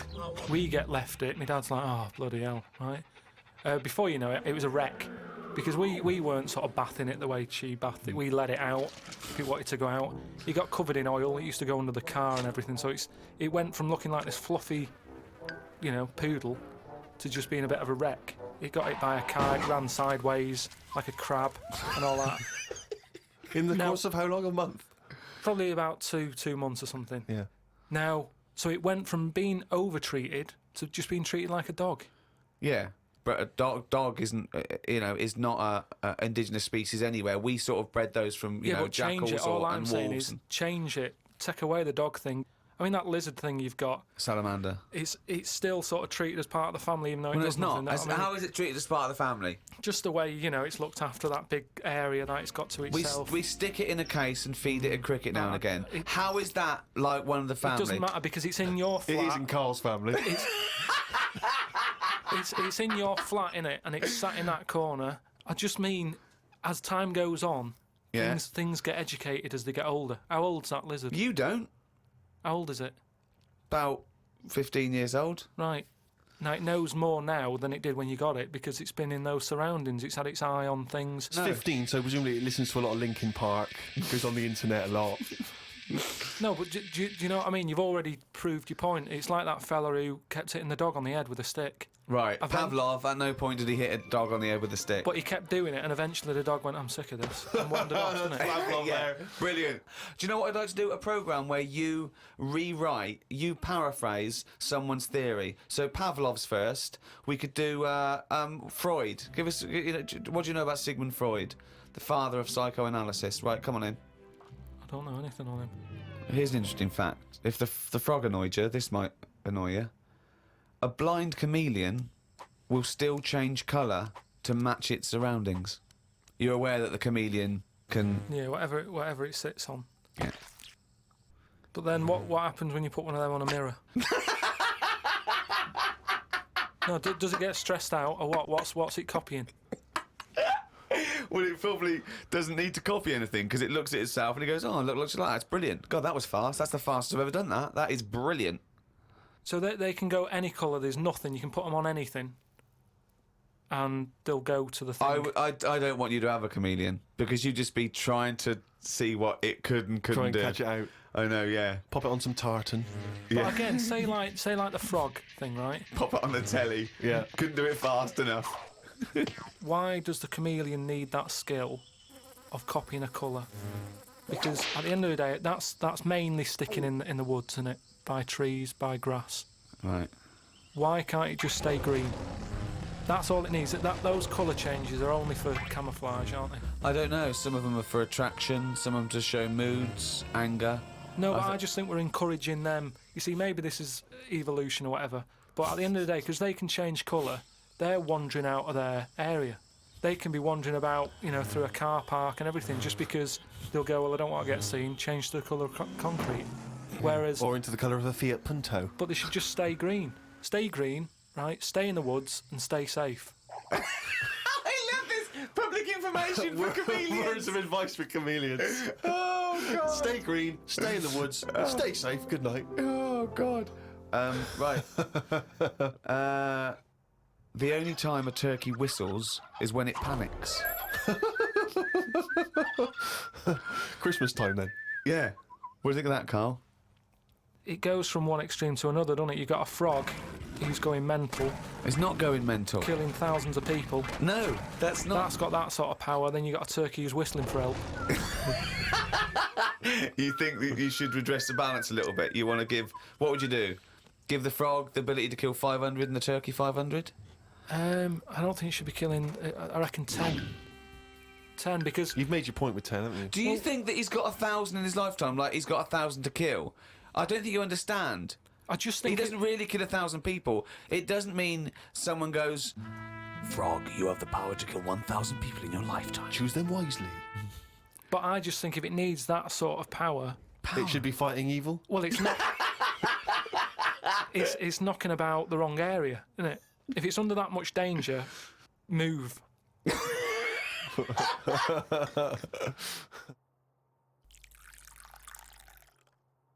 I was thinking the other day about, your body and everything, because it is amazing, isn't it? How it works. Oh, yeah, yeah. Does the brain control you, or are you controlling the brain? I don't know if I'm in charge of mine. Nor do I, There's a surprise. Nor do I, No, do you know what I mean, though, by that? Does the brain control you, or do you control the brain? Don't you ever sort of think sometimes? Say if you're making, But 'cause you I are was the making, brain. No, but I was making a shopping list, right? Going right, I need some rice, kidney beans, and I thought I had everything, and I sort of was rolling up the paper, and then something went, oh, an onion. Your brain did Something that. went an onion. Was it No, Suzanne? well, my brain sort of went, you forgot something. Yeah. I didn't think I'd forgot. I was No, putting you that- are your brain. No, but don't you understand? My brain was I was in control of my brain when I was writing down rice and kidney beans. But you're not in charge of the onion. That's another part of the brain that's in charge of the onion. The onion sector. No, but I put the paper away, putting my coat on, ready to go and get the rice. Yes, but your onion lobe kicked in. What? So you put the paper in your pocket, you got the coat on, then you just suddenly hear Then from it nowhere, was just like onion. Yeah, I'm not even thinking about that shopping list. It's in my pocket. I'm thinking, do I need my gloves? It's cold out. Yeah. Suddenly, onion, and it was like, oh yeah, onion. Yeah, I had to get the paper out. You So had what to I'm write that saying down. is, But who's what? in charge? The brain, the mind. The brain is the... What are you doing? But Who's in that's charge? just you forgot the onion, then you remembered the onion. You must have forgotten things in the past. No, but not like that. Not where, like, it just made me think that was weird. Who reminded me of that? You did. Yeah, but I'm not. No, you are your brain.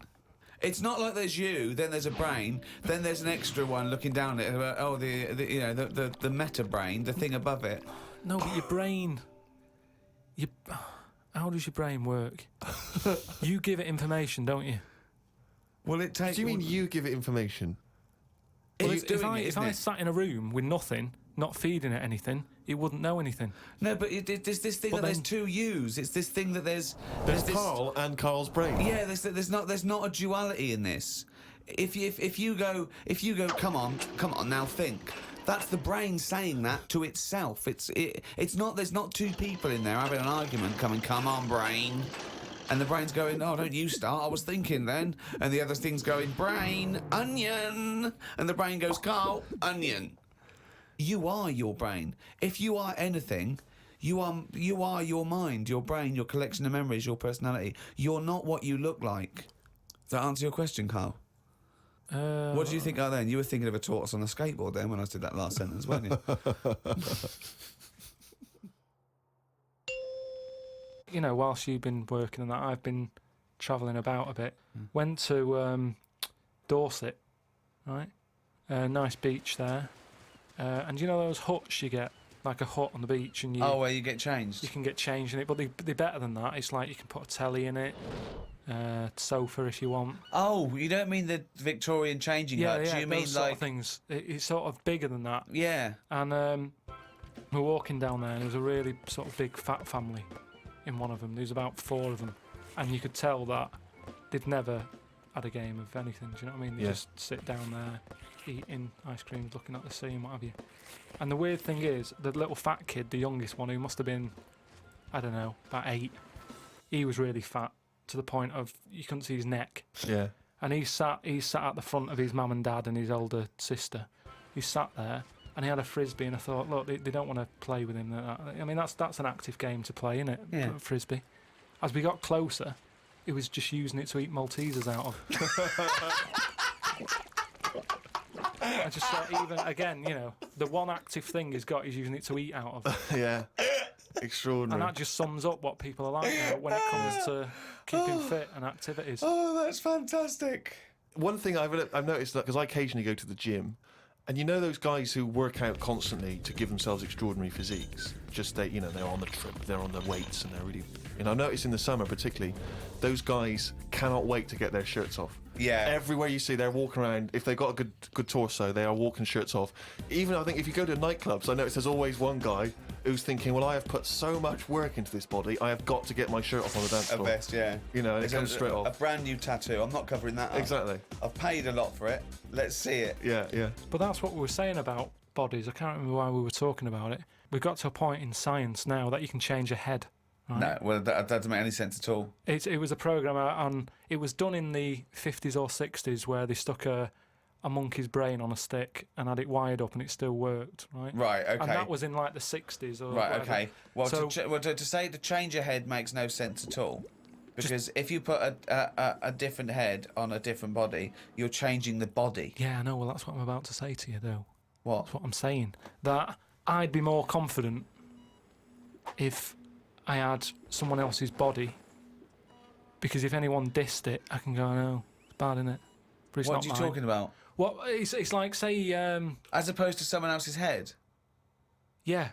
Well, What, it you'd wouldn't be me, would it? The head is me. Well, of course it is. That's what I mean. Yeah, So the what do you head's mean? me. You'd be happier having someone else's body? What, than your own? What I mean is, say if you're wandering about, for some reason, there's an incident.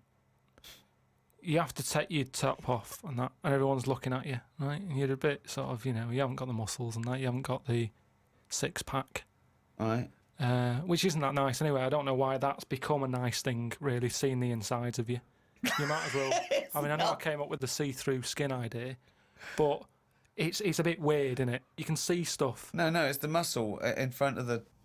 No, it's not. It is. Sometimes you can It's see not the- It's like, not the tubes. outline of your No, you organs. can't see tubes. You can see tubes and veins and stuff. Well, you can see veins. Yeah, well, I don't want to see that. That's why we've got skin over it. Is Well, what stop I mean. looking at naked men, then. Why No, you but keep sometimes you can't help it because it's been hot, and like you say, there's people walking about with vests on and that. So anyway, what I'm saying is, say if some incident happened, I'm walking about with my top off. Right. Girls are laughing at me, right? Why? Dunno, they might. Yeah, go on. So They wouldn't look at your body. They'd all look at your head. So what I mean is, Yeah. rewind that, right, and imagine all that happens again, but I've got someone else's body. Right. Whose body? Just some fella who's died, and my body was injured, and they said, we've got a new body in. You can Right. have it. We'll Yeah. stick your head on it. Yes. Yeah. Now, say if They're laughing at you. they are laughing at the body, they're laughing yeah. at the body, Yeah. but at least I'd be able to sort of go, I know it's a mess, but it's not mine. At least I don't have to claim ownership. So all of this extraordinary technology that can make put one head on another person's body, is so you can go, it's not my body. No. But And it's not your own. I'm not being funny though. So if you have a body transplant, right, and you're there, you're at home, naked, you look down, Yeah. lovely penis and a set of testicles, Yeah. right? What do you do with them? What do you mean? What am I doing with them? Well, do you like them? Well, you wouldn't mess about with them as much as if they were your own.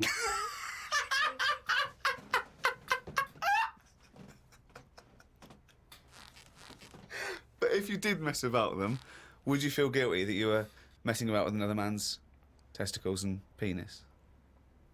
And it's the full body. Yeah. No, because they're not my hands either.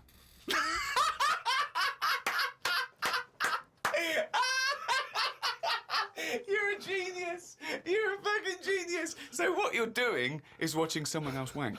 Yeah.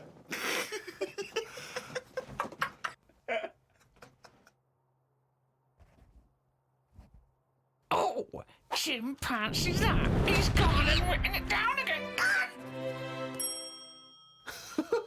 That's the ever-changing jingle for Carl's diary, excerpts of which we like to read each week.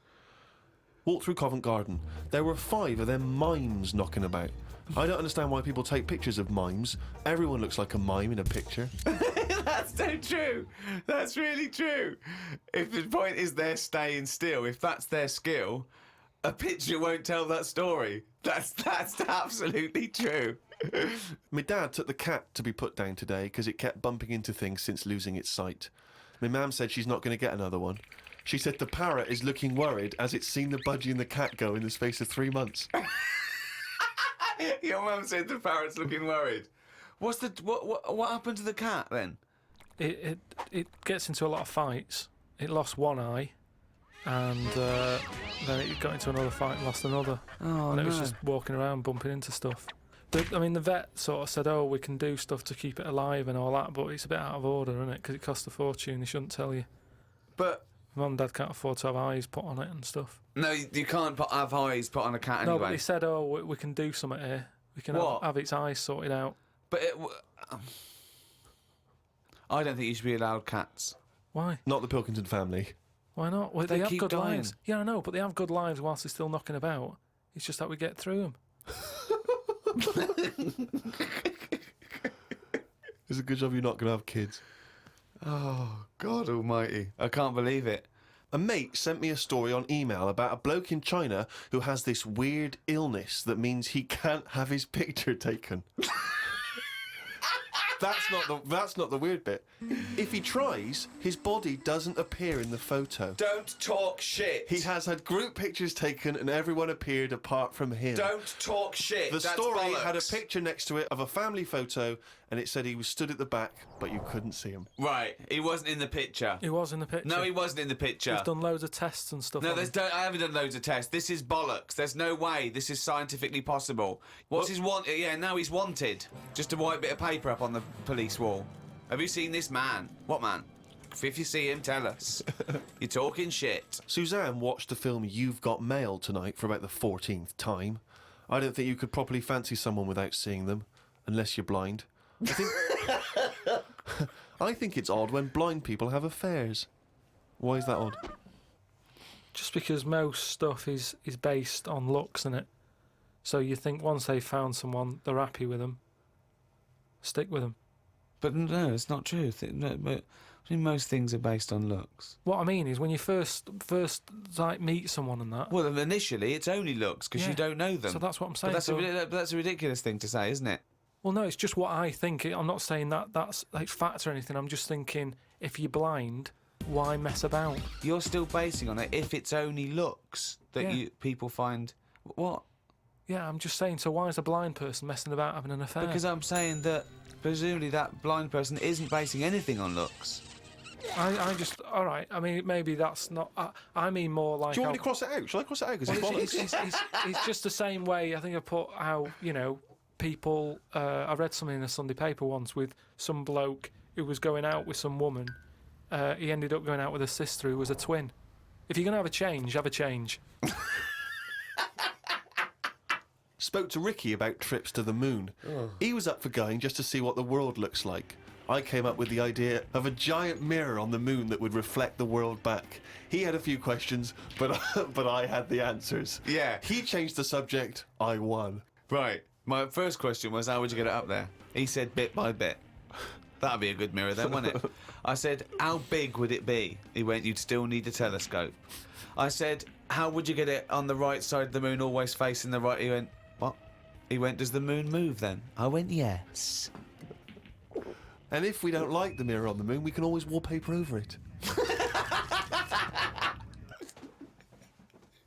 It's Suzanne's birthday tomorrow, so I've got to get her something. I sometimes think it would be best if we didn't celebrate birthdays. I think people would live a bit longer if they didn't know how old they were. Age puts restrictions on things. She said something about wanting one of them posh badges to put on her coat. I will look for one later.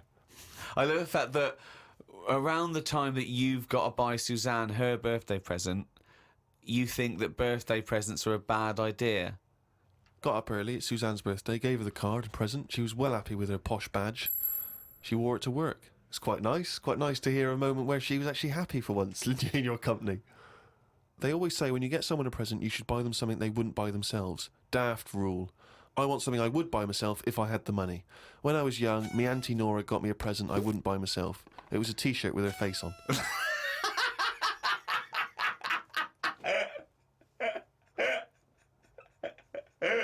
Way filming in a sweltering London.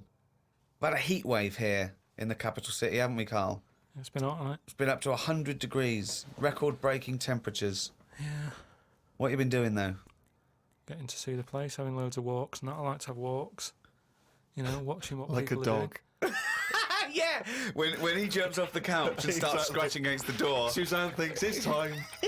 It's just good thinking time, though, isn't it? As well, having a walk. You've got no other clutter going on around you. And you just think about a lot of stuff.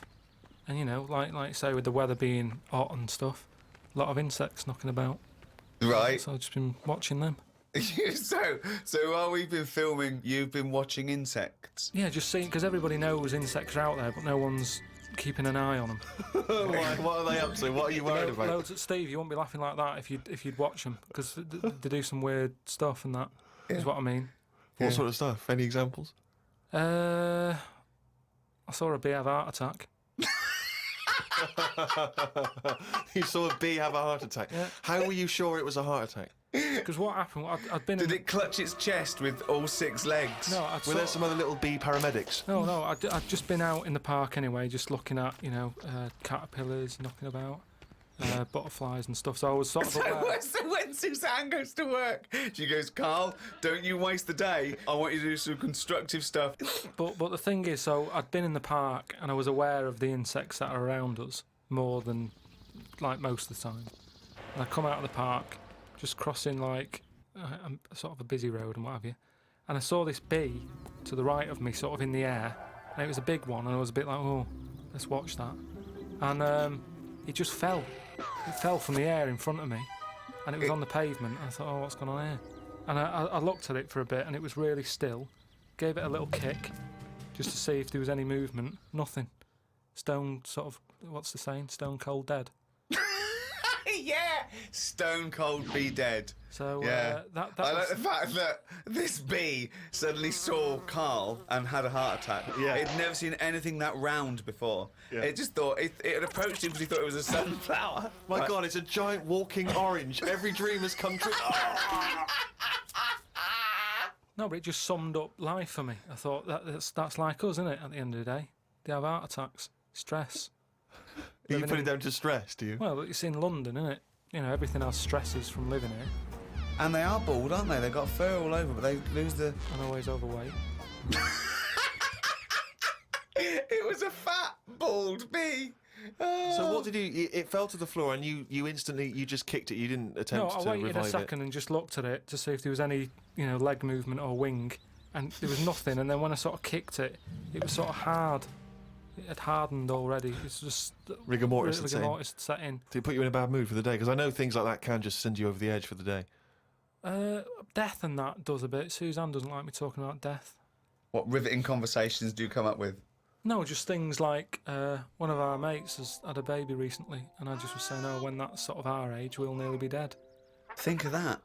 That's the first thing he says. There's a new life brought into the world. I know. But when he's our age, we'll be dead. Yeah. No, it's Maybe weird. they'll let you do the speech at the christening. Well, yeah, I've been watching loads of stuff. I've been watching ants. You mentioned ants.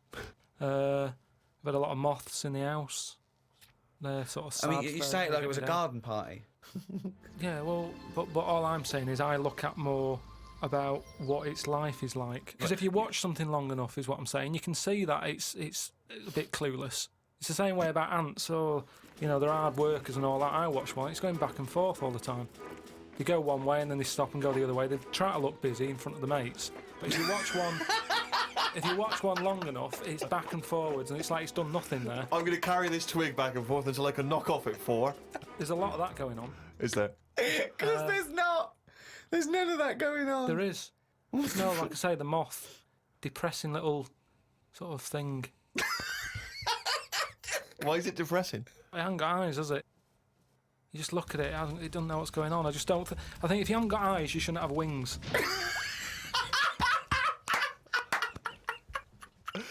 That's a rule. If we could put that into practice, please. That's That's a great rule. That's a fantastic rule, isn't it? Yeah. If you haven't got eyes, you shouldn't have wings. Ah. I just was reading something about an octopus. That's like a killer octopus. And it annoyed me that this was knocking about now. Because I didn't know, I thought they were quite friendly.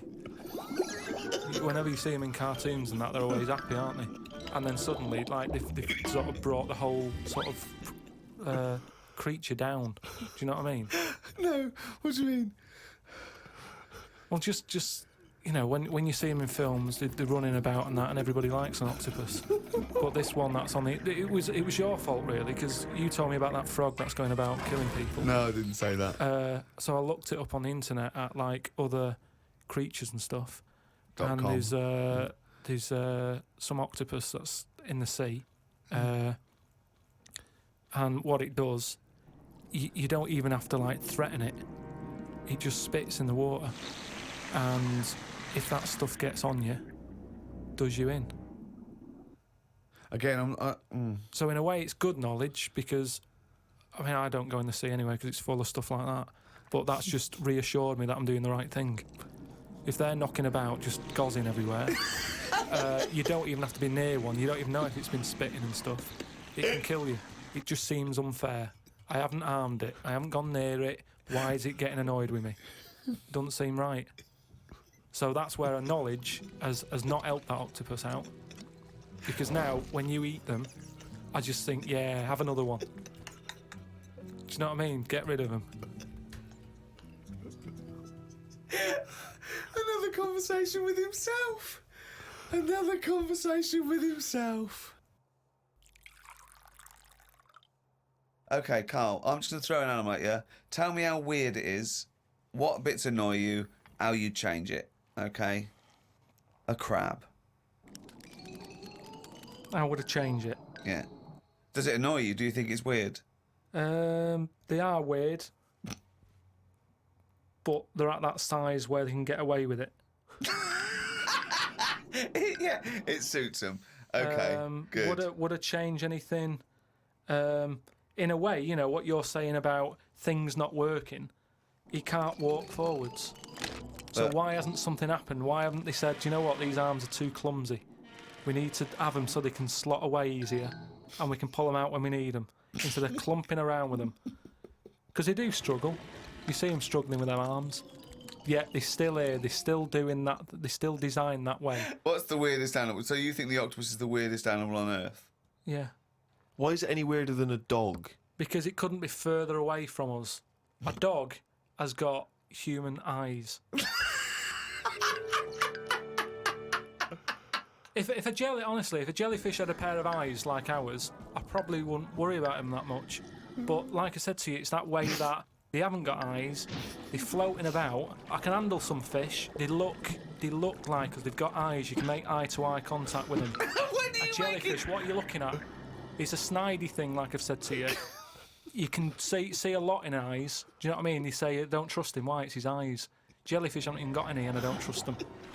In terms of design and everything, and if you lined everything up, say if I'd come from another planet, and everything was lined up in a row, and they said, right, we're going to give you a crash course in what's knocking about on this planet. Yeah. And you go, right, go on then. And you go, this is man, here's woman, here's a dog, here's a cat, here's an octopus, I go, hang on a minute, what is this?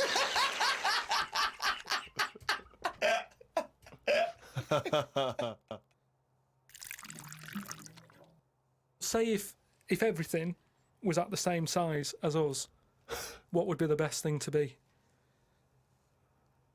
Say like a tarantula. Yeah. And a tiger. What would happen there?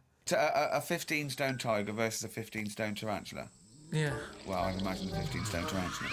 Right, so it's just weird that, innit? It's a good job that they're small.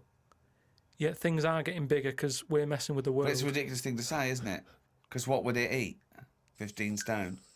The biggest you'll find is like a foot-long beetle or something weird like big that. though, isn't it? Yeah, and that's about as big as they get. So I wouldn't worry about it. Again, based on nothing, he queries you. But it's like fish, isn't it? How they say about a goldfish. Yeah. That thing about a woman who went on holiday and stuck it in a bath. She came back, it was 7 foot. Right, that didn't happen. No, that's a well-known thing about No, it's not a goldfish. well-known When's thing. it- what? I'll tell you why. Because a fish will only grow to its surroundings anyway. So Yeah, that's what I'm saying. you have to put it in a bigger tank. Yeah, in a bath. No, a 7-foot fish in a bath. It just fit the bath exactly, did it? When she got back off holiday, Don't talk shit. It's What a was it well-known- eating? What was it eating? How long was she gone for? 2 million years? yeah. She went to Mars and back. Ted, you're not going to believe this. Come up here. well, how many fish do you see that have naturally died? It's always been caught by a man or a shark's at it. You don't just see dead fish washed up, do you? Well, most things that don't die of old age. Yeah, that's weird though, isn't it? Well, no, because it's a jungle out there. No, worse than the sea. The sea is like full of... you've got an enemy around every rock. I love it. I love it. It's like a warning to crabs Exactly. and young squid. It's like the policeman that comes into your school. Yeah.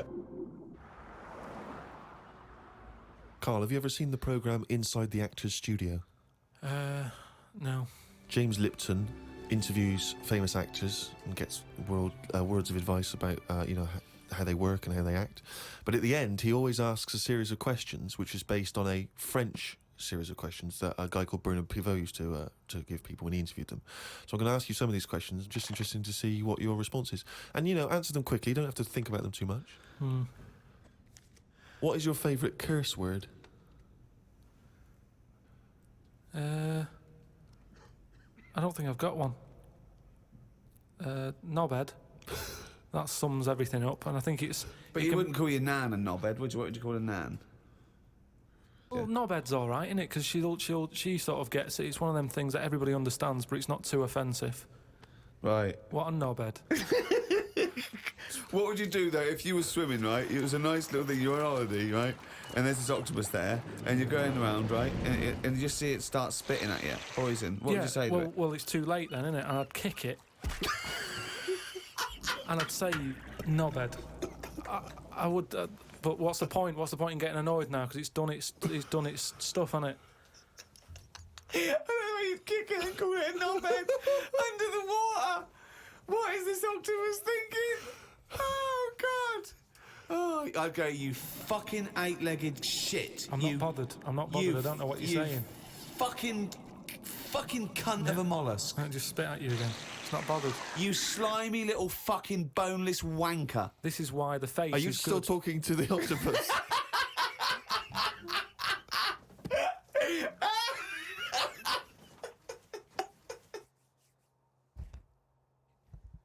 Oh, I don't believe it. He's only going to run it down the...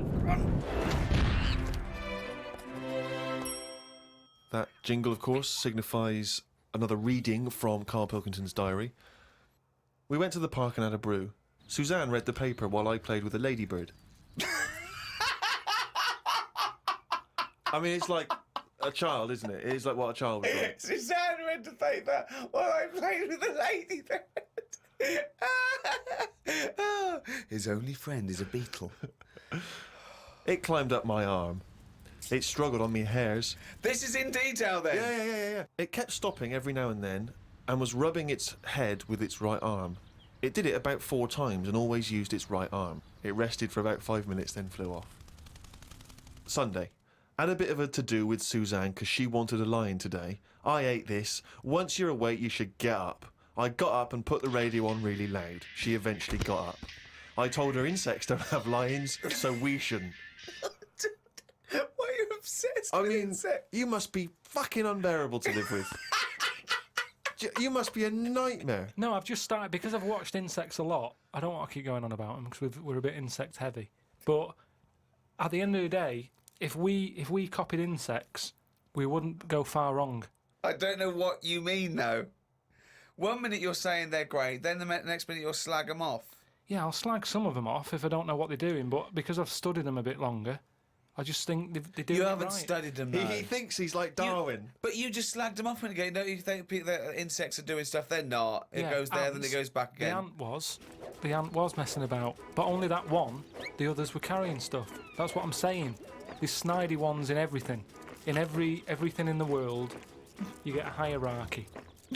Oh, long words. Ooh. Some new sea thing has been found. That's the headlines on the news. It wasn't found by sea experts, it was found on eBay. Someone was selling it for a £5. I don't see the point in buying something that you don't know what it is. What do you mean? What do you mean? It was Someone's found some sort of shell with a thing living in it. right. They thought, oh, I've never seen one of these before, I can flog it on eBay. Someone bought it and then wanted to look after it, went to some sea expert and they said, oh, I don't know what that is.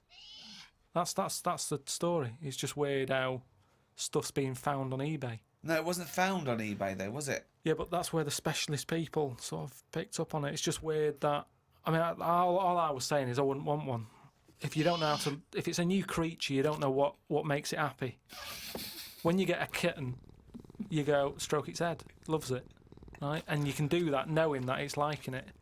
If I had a little seashell and you go, does it sit in water? I don't know. Do you know what I mean? You could end up doing more damage. So that's why I wouldn't want it. It's nice to have rules in it. It's nice to know what you're doing with something. Well, as you write in the diary, it's like if an alien landed and wanted to live with you. As much fun as it might sound, it wouldn't be long before you got annoyed with it because it wouldn't eat the food you gave it. That's what I'm saying, but I couldn't have a go at it because it might not like pasta. It might not. Everyone likes pasta. Wow. Woke up to some interesting news. It's good when this happens because it sets me up for the day ahead. If it's miserable news, it affects my day. It said on the news that they have found 2 new flies. Fucking hell, more insects. What have you done? Is that all you've done this summer? Bong. Trouble in the Middle East. Bong. 2 new flies found. Ladybird climbs up arm. They were found in the UK and they were found close to each other. Maybe this happened because they were different than the other flies and weren't expected to hang about together, so that's why they knocked about with each other. That would happen, wouldn't it? What do you mean? There's 2 new flies. What do you mean? Does it mean there are 2 new flies that are a different species? Yeah, 2 new species, and they found them close to each other, right? Yeah, and but they didn't mean there was one of each. No. Yeah, they did. They found 2 different ones. No. No, they have. Seriously, I know that. That's right. That's a fact. So you've got, like, I don't know the names of them. They give them odd names, don't they? Well, say, Yeah. call it A and Fly B, right? Yeah. Fly A, I don't know. Say that's orange. This is just... B. Fly B, yeah. No, This is but, painful. No, but This I'm is just making it painful. easier But for Fly B you. wears a little hat. He's got a little hat. All right, yeah, fine. Now, they found the orange one. I went, look at this over here. This is a bit weird. And they've gone, oh, that's a new species. Log it, whatever. And then the other one went, oh, keep your pen handy. Look at this one, it's got a hat on. So then they found them both within the same distance. I don't know what that sentence means. Keep going. They No, found let him them try and both. finish. They found them both within the same distance. But without interrupting him, let him finish this point. Let me just make one thing clear. Carl Pilkington just said they found them both within the same distance. Think of that. Don't know what it means, but go on, let him finish this point. So what I mean is, they weren't knocking about with other normal houseflies because they were probably sort of going, oh, he's a bit weird. Leave it. Yet, because the other one was also odd, they're hanging about with each other. Don't you understand that? Why is that such an odd concept? Because you think of it as like 2 little new kids in school. Yeah. They find out they're both new and they've got something in Yeah, common. they're both goths, so they start hanging out together. Yeah. And this was on the news, was it? Yeah, just on the radio, yeah. I know if I looked into that story, it would be 90% wrong. Bit tired today because didn't get to sleep as early as I'd wanted due to a moth getting in the bedroom. Fuck me. I got it in a glass and looked at it for a bit and then let it go because Suzanne wanted to go to sleep. Looked up some interesting news. Some people dug up an old body in Ireland. Turns out it's well old and was here when dinosaurs were here. The really weird bit is it had hair gel in its hair. Right, what is it? Fella, Well, no, it wasn't around when dinosaurs were here then. just a bit after. Right, fine. A lot after, yeah, go on. It's not the age bit, that's amazing. It's the fact of, there's a fella, won't have even had shoes on his feet, Right. and yet he was worried about his hairstyle. Right, well, that's definitely not true either. There was a man on the radio doing poetry, says Carl in his diary. I thought I'd have a go at doing a poem about today. Not really. Steve, I'm a little bit queasy. He hasn't really written a poem. He's written a small poem. No, he hasn't really. Yes. If moths had eyes... Fuck me! Let me read the poem, okay? Oh, fuck. You wouldn't interrupt T.S. Eliot. Okay. Oh, okay. If moths had eyes, would they be happier? How do they know they're not dead? Cavemen hunting for food, but not before they style the hair on their head. What would last longer in dinosaur times? A blind man didn't stand a chance. Not with all them rocks about. I'd rather be a blind moth. Right. It may be the greatest poem ever written. Is there a creative decision for that? Can we have Carl read that? By all Sorry, means, yeah. just you read it as you would like to. So this is imagine this, right? Okay, this is going out all over the world.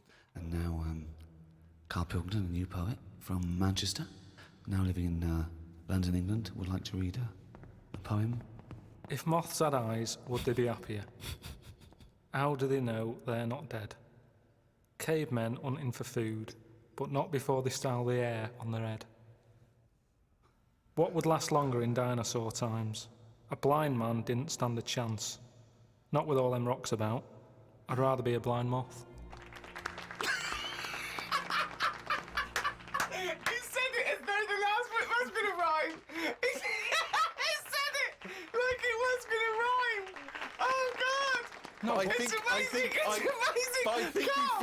But I think he feels as though the final line, I'd rather be a blind moth, is going to be one of those great, a summation that somehow the moth is a metaphor, the caveman. No, but there's all no I'm doing- metaphor in that. He really does mean he'd rather be a blind moth. Yeah, well, I'm just because I've looked at the day's news. Are you getting into poetry now, properly? I really like it, yeah. Right, I did 2 about jellyfish. Excellent. I don't like jellyfish. They're not a fish, they're just a blob. They don't have eyes, fins or scales like a cod. They float about blind, stinging people in the seas. And no one eats jellyfish with chips and mushy peas. Get rid of them. And then there's just a shorter one I did about a jellyfish. It would be spiteful to put jellyfish in a trifle.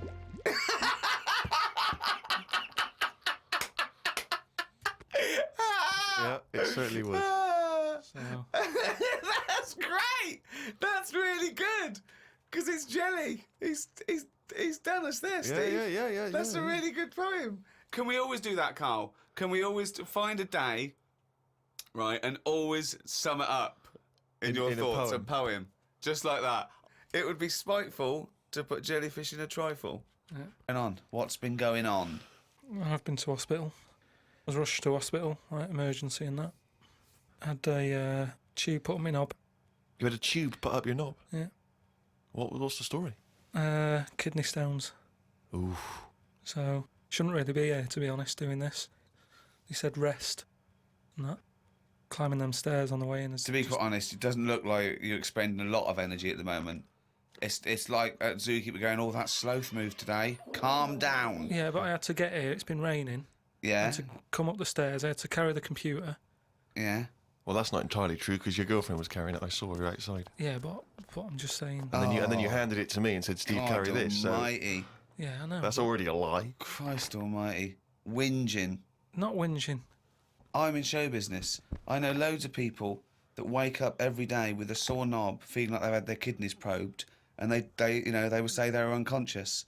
So they don't whinge about it. They get straight back onto it. They, a lot of them are on TV now. Yeah, straight back to hosting game shows.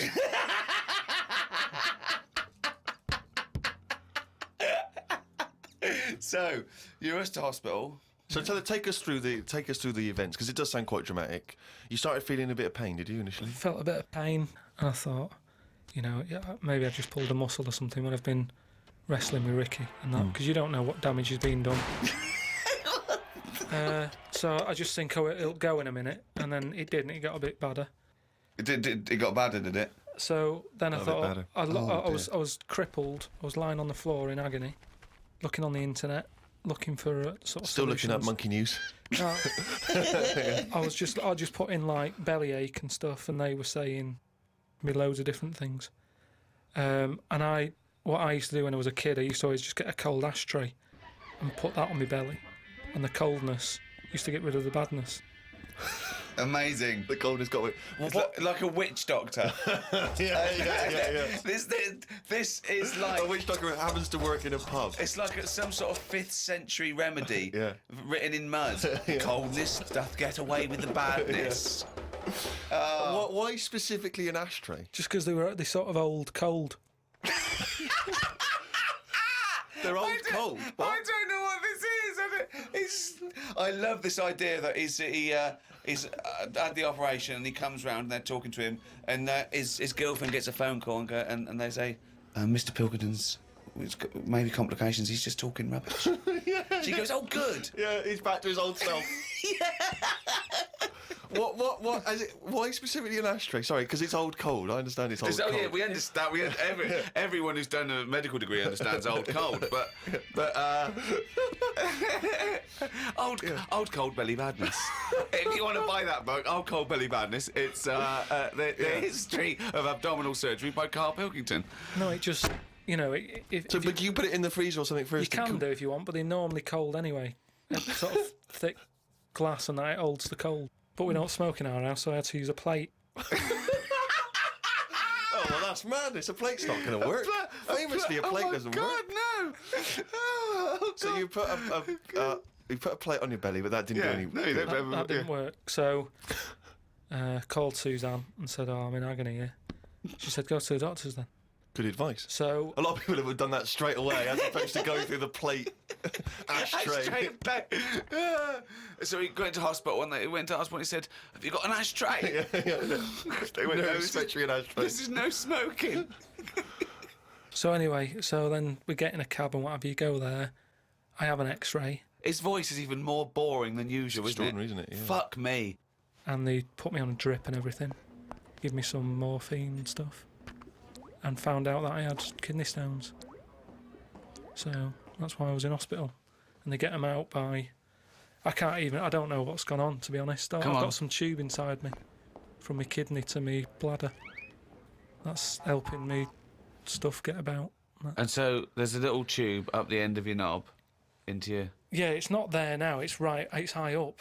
Right. So it's high up between my kidney and my bladder. But why didn't you have the thing where they go in the side? You had the choice to... Because I said to the doctor, I'm not a doctor. I said, what do you think? He went, stop putting yourself down, Carl.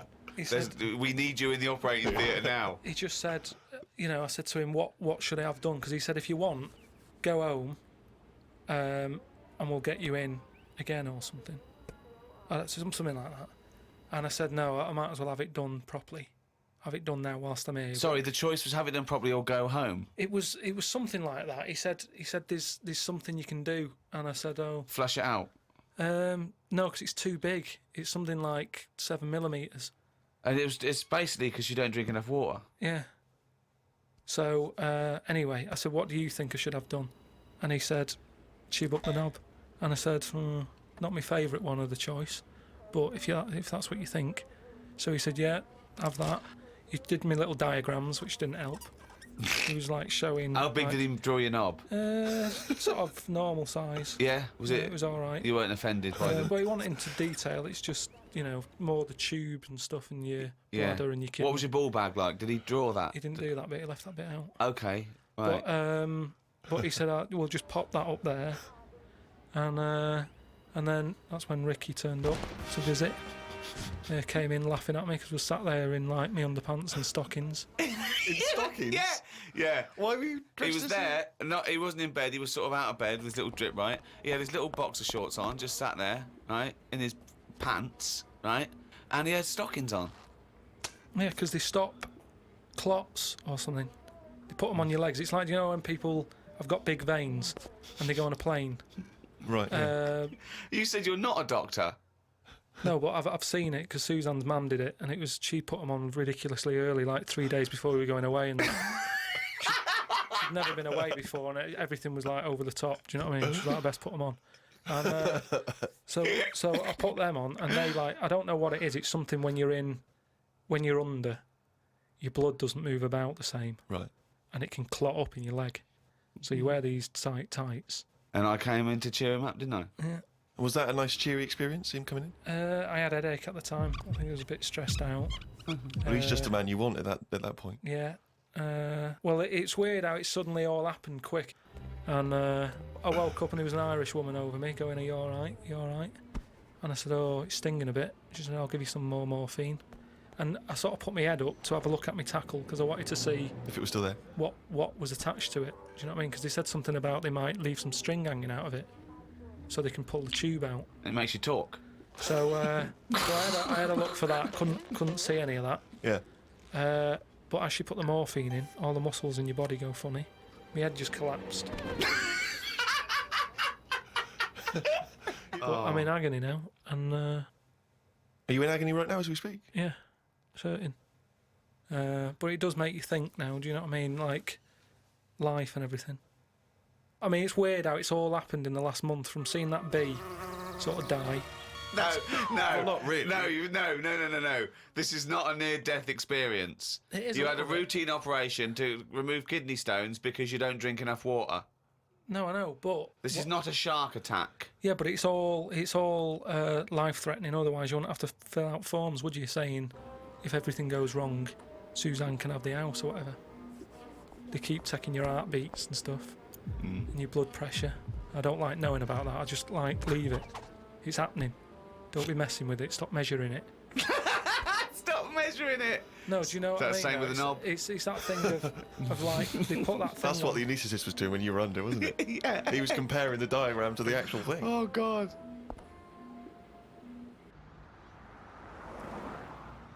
What is the closest thing sort of living that's nothing?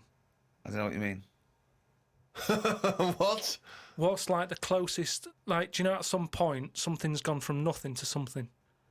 Hasn't it? No, I don't know. I don't understand what you mean. Do you mean what is the first and lowest and most primitive and most simple form of life? No, He's say, right here in this room, Rick. say like when you look at a stick insect, Right? you go, right, there's a slight crossover there from a stick to a living thing. No, it's not. It didn't used to be a No, stick. no, it's not.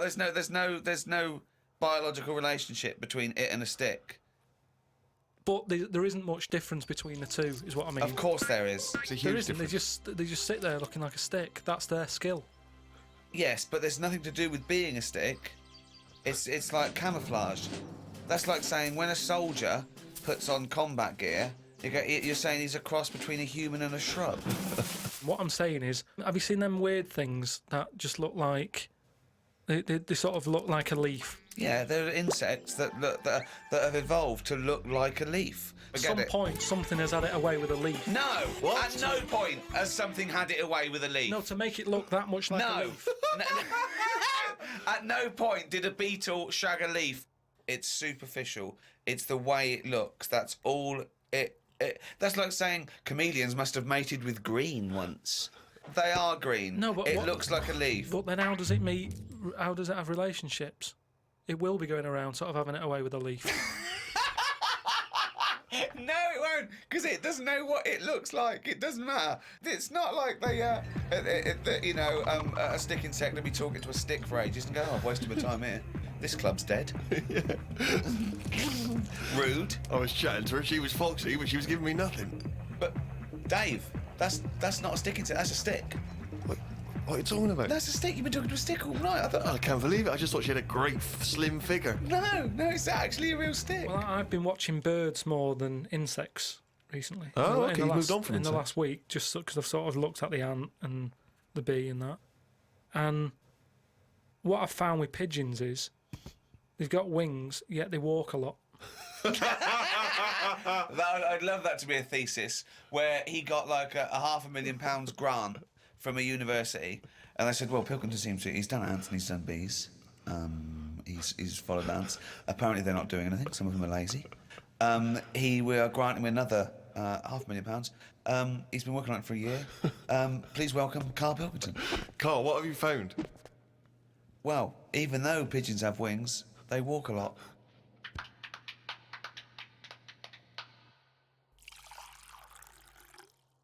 Well, I heard, and you told me this, so I know it's true. What? Do you know when I talked about replacing blood with coconut, what was it? Well, one, it said coconut milk can be used as plasma, but I haven't had that verified because it's off one of those websites where there are spurious facts. But what do you think of that, Steve? I mean, I've sort of touched on it. But I've just got to echo what Ricky said. I can't have an opinion unless it's been verified. But why aren't you just being open-minded enough to go, well... Well, no. But That's that's not not being question of being open-minded. Open-minded isn't believing everything you hear. You don't believe everything you read, do you? A lot of stuff you kind of go, well, that's interesting. But what we talked about this. What about Noah's Ark? What about it? Well, you said you believed it because it's in book form, but according to that, didn't he get 2 of every species on a big boat? But we know that's impossible, don't we? Depends where he was. If he was above a zoo, there would have been a lot of different stuff knocking about. That's my only problem. What I'm saying is, where was he floating where he could get an elephant, a giraffe, a cat, a dog, a gerbil? Where were all these things floating about? Well, exactly. Right, That's my these only Old Testament downfall. zoos, they were quite Yeah, quite but big, exactly. weren't But you're right. You're questioning it. How is it possible? But I've just said, a zoo. There's no zoo that has got 1% of all animal species. Well, I don't know where he got them from then. There's a couple of million species of animal. And how did he round these animals up? Because they were drowning, so they were looking for any boat. they? So they were actively seeking out an ark. Well, they would have just been looking for anything to get hold of. Yeah, and where did he keep them all? How did he keep them all separate? How did he... At that point... Oh, no, the lions ate the otter. No, because at that point, it's that thing, innit, of how you all pull together in a Don't bad situation. Talk shit. You all chip in, they're all like, oh, God, let's be nice to our neighbours. Right. So there's spiders talking to flies and... Well, they would have just gone elsewhere, wouldn't they? They What would do you have been mean? on another bit of the boat. The spiders don't have to knock about with the lions just because they're all in it together. They get their own little area, don't they?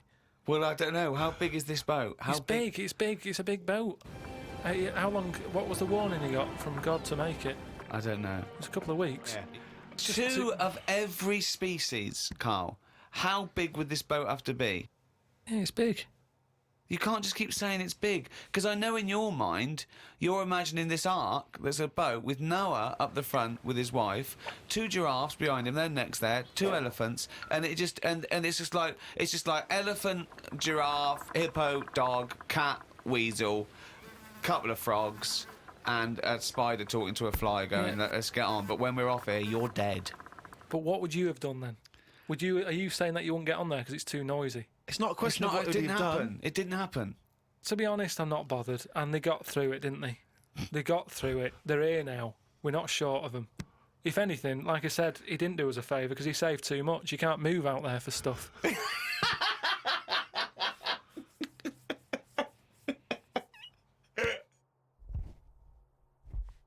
Oh, chimpanzee, nothing's raining down again, you fucking...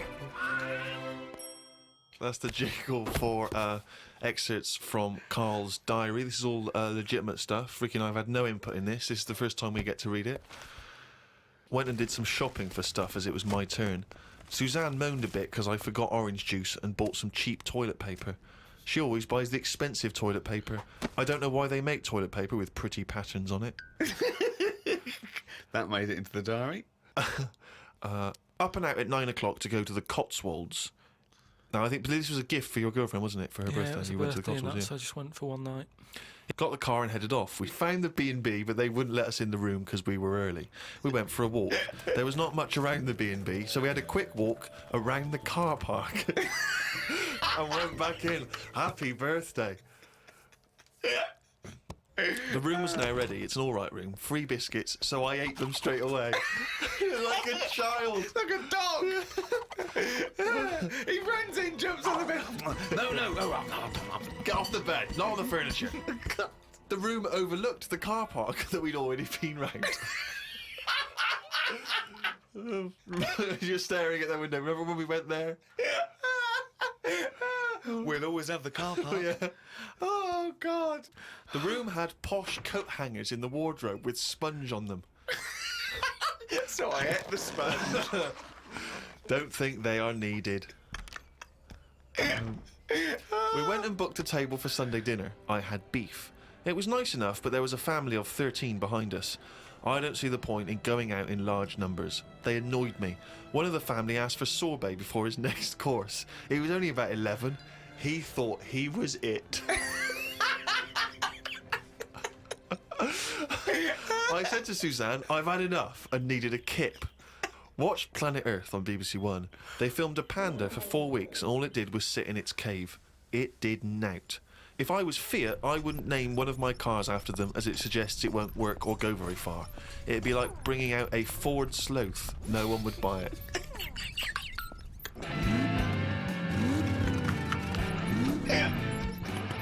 Ford Sloth. I would love that ad campaign. Oh, that's amazing. Oh, God. The new Vauxhall Slug. We had a look around the local village. There wasn't much to it. We did the usual thing and had a look around the church graveyard to see how old the dead people are. Suzanne's had a hell of a time so far. She's gone to the Cotswolds, the room wasn't ready, she's seen the car park, and now let's go and play how old the dead people are. I like the fact that you mentioned we did the usual thing of having a look around the church graveyard. Do you make her do that every time you go away? I like the fact. I want to know what she did for 2 hours when you slept. She just looked out at the car park, just like, memories. But that's what you do, though, isn't it? When you go to these places, there's nothing else unless you want fudge, or you walk around the church graveyard and have a look. There's nothing.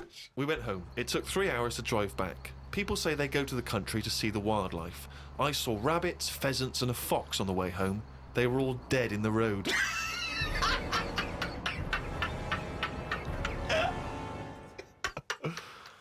I was just intrigued to know because Rob from Burton-on-Trent has sent this in, and he wants to know that because he's just started seeing someone, and he wants to know what your advice, Carl, is on how to keep her happy. So, what's your advice really for someone who's perhaps just started a relationship? I mean, you've been with Suzanne for what, 9 years? Ages. I think you should just do what you want, and then if they like it, then they're the right ones for you. So don't go out of your way too much. I mean, I got the posh badge for a birthday. That's once a year. Rest of the time, it's kind of like, I like weird stuff. I like watching weird stuff and all that. Now and again, I won't make her watch it. I'll tape it. This is amazing advice. But sometimes This is amazing advice. Sometimes you just say, no, come on, the bloke with the 2 heads on, I want to watch it live. So give and take is what you're saying there. That's all. It shouldn't be hard. As soon as it's hard, it's not right. So just go about your business. See if she joins in. Woke up to the Commonwealth Games on the radio. Now, what are you making of the Commonwealth Games? Is that something that interests you? Are you a sports fan? I'm not really. It just seems to be sort of wasted. If people are running fast, use it. Do you know what I mean? Rather than just trying to beat your own record or someone else's, do something where you do have to run. If you're a good swimmer, be a lifeguard. Don't be messing about going up and down. I was swimming recently. I do a lot of swimming, and I've never quite mastered my front crawl. Just never quite nailed the breathing because it's quite tricky, isn't it? You've got to breathe at the right moment. And so I'm in the swimming pool in the local gym, and there's a guy bombing up and down, really doing a great forward stroke. So I waited till he came up and sort of went, excuse me, mate. I was just watching you when you were doing your front crawl. I was really impressed. Could you just watch me when I do mine and tell me if I'm going Why wrong? would you go to a man? I know, and that was what that was the problem. Is only as I was saying it did I realise what it sounded like. I've just been watching you swimming up and down. I was really impressed. And you're both in speedos. Both in speedos. I'm got the goggles on, prescription goggles, so that I can see when I'm swimming. But why do you need them? There's nothing in a pool to look at. It's not like you're scuba diving. There's nothing. Hold on. Clearly, there is something to look at in a pool. Well, no, I wasn't checking. Well, I was checking him out, but I was checking him out for swimming tips. And he just looked at me when I asked him, "Can you just watch me and offer me any tips?" And he just looked at me like I was just mental. That is such a strange thing to say. Can you just watch? I don't know how you had the nerve to do that. Well, it was innocently motivated. Well, I know it's innocent, but what a strange thing to go up to someone and... But what civilization are we living in where we can't just ask our fellow man to help us out with our forward crawl? But we're in a society where we can't, But you know that. It's a strange thing to say. But sometimes it's nice to just think, no, do you know what? I'm not going to fall into the trap of I thinking agree. he's immediately going to think I'm gay or that I'm chatting him up. I'm just going to ask him to do me a favour. There's nothing wrong with that. What if he said, yeah, it's just good, yeah. Do you mind coming and help me with my plastering? But it's not the same. He's in the swimming pool. He's Yeah. there in the pool. He's swimming up and down. He's, it's not no skin off his nose to just offer a bit of kindly advice. If your car's broken down in the middle of nowhere and someone drives by, it's a generous thing to do. Just stop and maybe look under the bonnet and help them out. I agree. But I don't see how that's any different. And in the end, he did, and all he asked was that I wank him off. You're aware, you've obviously got many celebrity fans, and you've also got a new fan, Warwick Davis, who is the short actor that many people will see in films like Return of the Jedi. He also is in Harry Potter. He's 3'6", and Ricky and I worked with him recently. And far from asking us about the many celebrity names that we've worked with, the only person he was interested in talking about, of course, Mr. K. Pilkington. He wanted to meet you, Carl.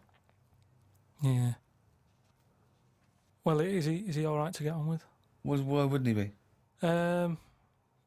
Just because sometimes when people aren't normal, it's just... Sorry? No, I just mean when someone... Like, I've met a few little people in my time. The one that I met a little fella once, and he was all right. He got drunk really quick. But he was all right, but it took me by surprise. Only because, like I've said about when I met Steve for the first time, it's only that same thing. And then if I lived with the little fella, I'm sure we'd get on a storm. What do you mean when you met There's Steve? a TV show waiting to happen. Things wear off. That's like the world, isn't it? And it's the same with the little fella you're talking about. First time I see him, I'd be a little bit like, oh, what do you say? Whereas once you get to know him, I'm sure he'd be a lovely little fella. I don't know where to start, Steve. But Warwick asks, really, what are your thoughts on short people, particularly in entertainment? Because, of course, they've, throughout the ages, made an appearance, particularly in fiction. Tom Thumb, of course, the Oompa Loompas. What do I think of them? He's just wondering, I suppose, what your take is. They're all right. I mean, when I was on jury duty, every day I'd sort of see one pop in, and he'd be sort of struggling getting on the chair. And he'd sort of, he wasn't struggling in a way that he felt uncomfortable. He'd obviously climbed a lot of chairs in his time, and this was just another one. And watching him, it just makes you think. You go, I should appreciate that I don't have that problem every time I have to sit down and what have you.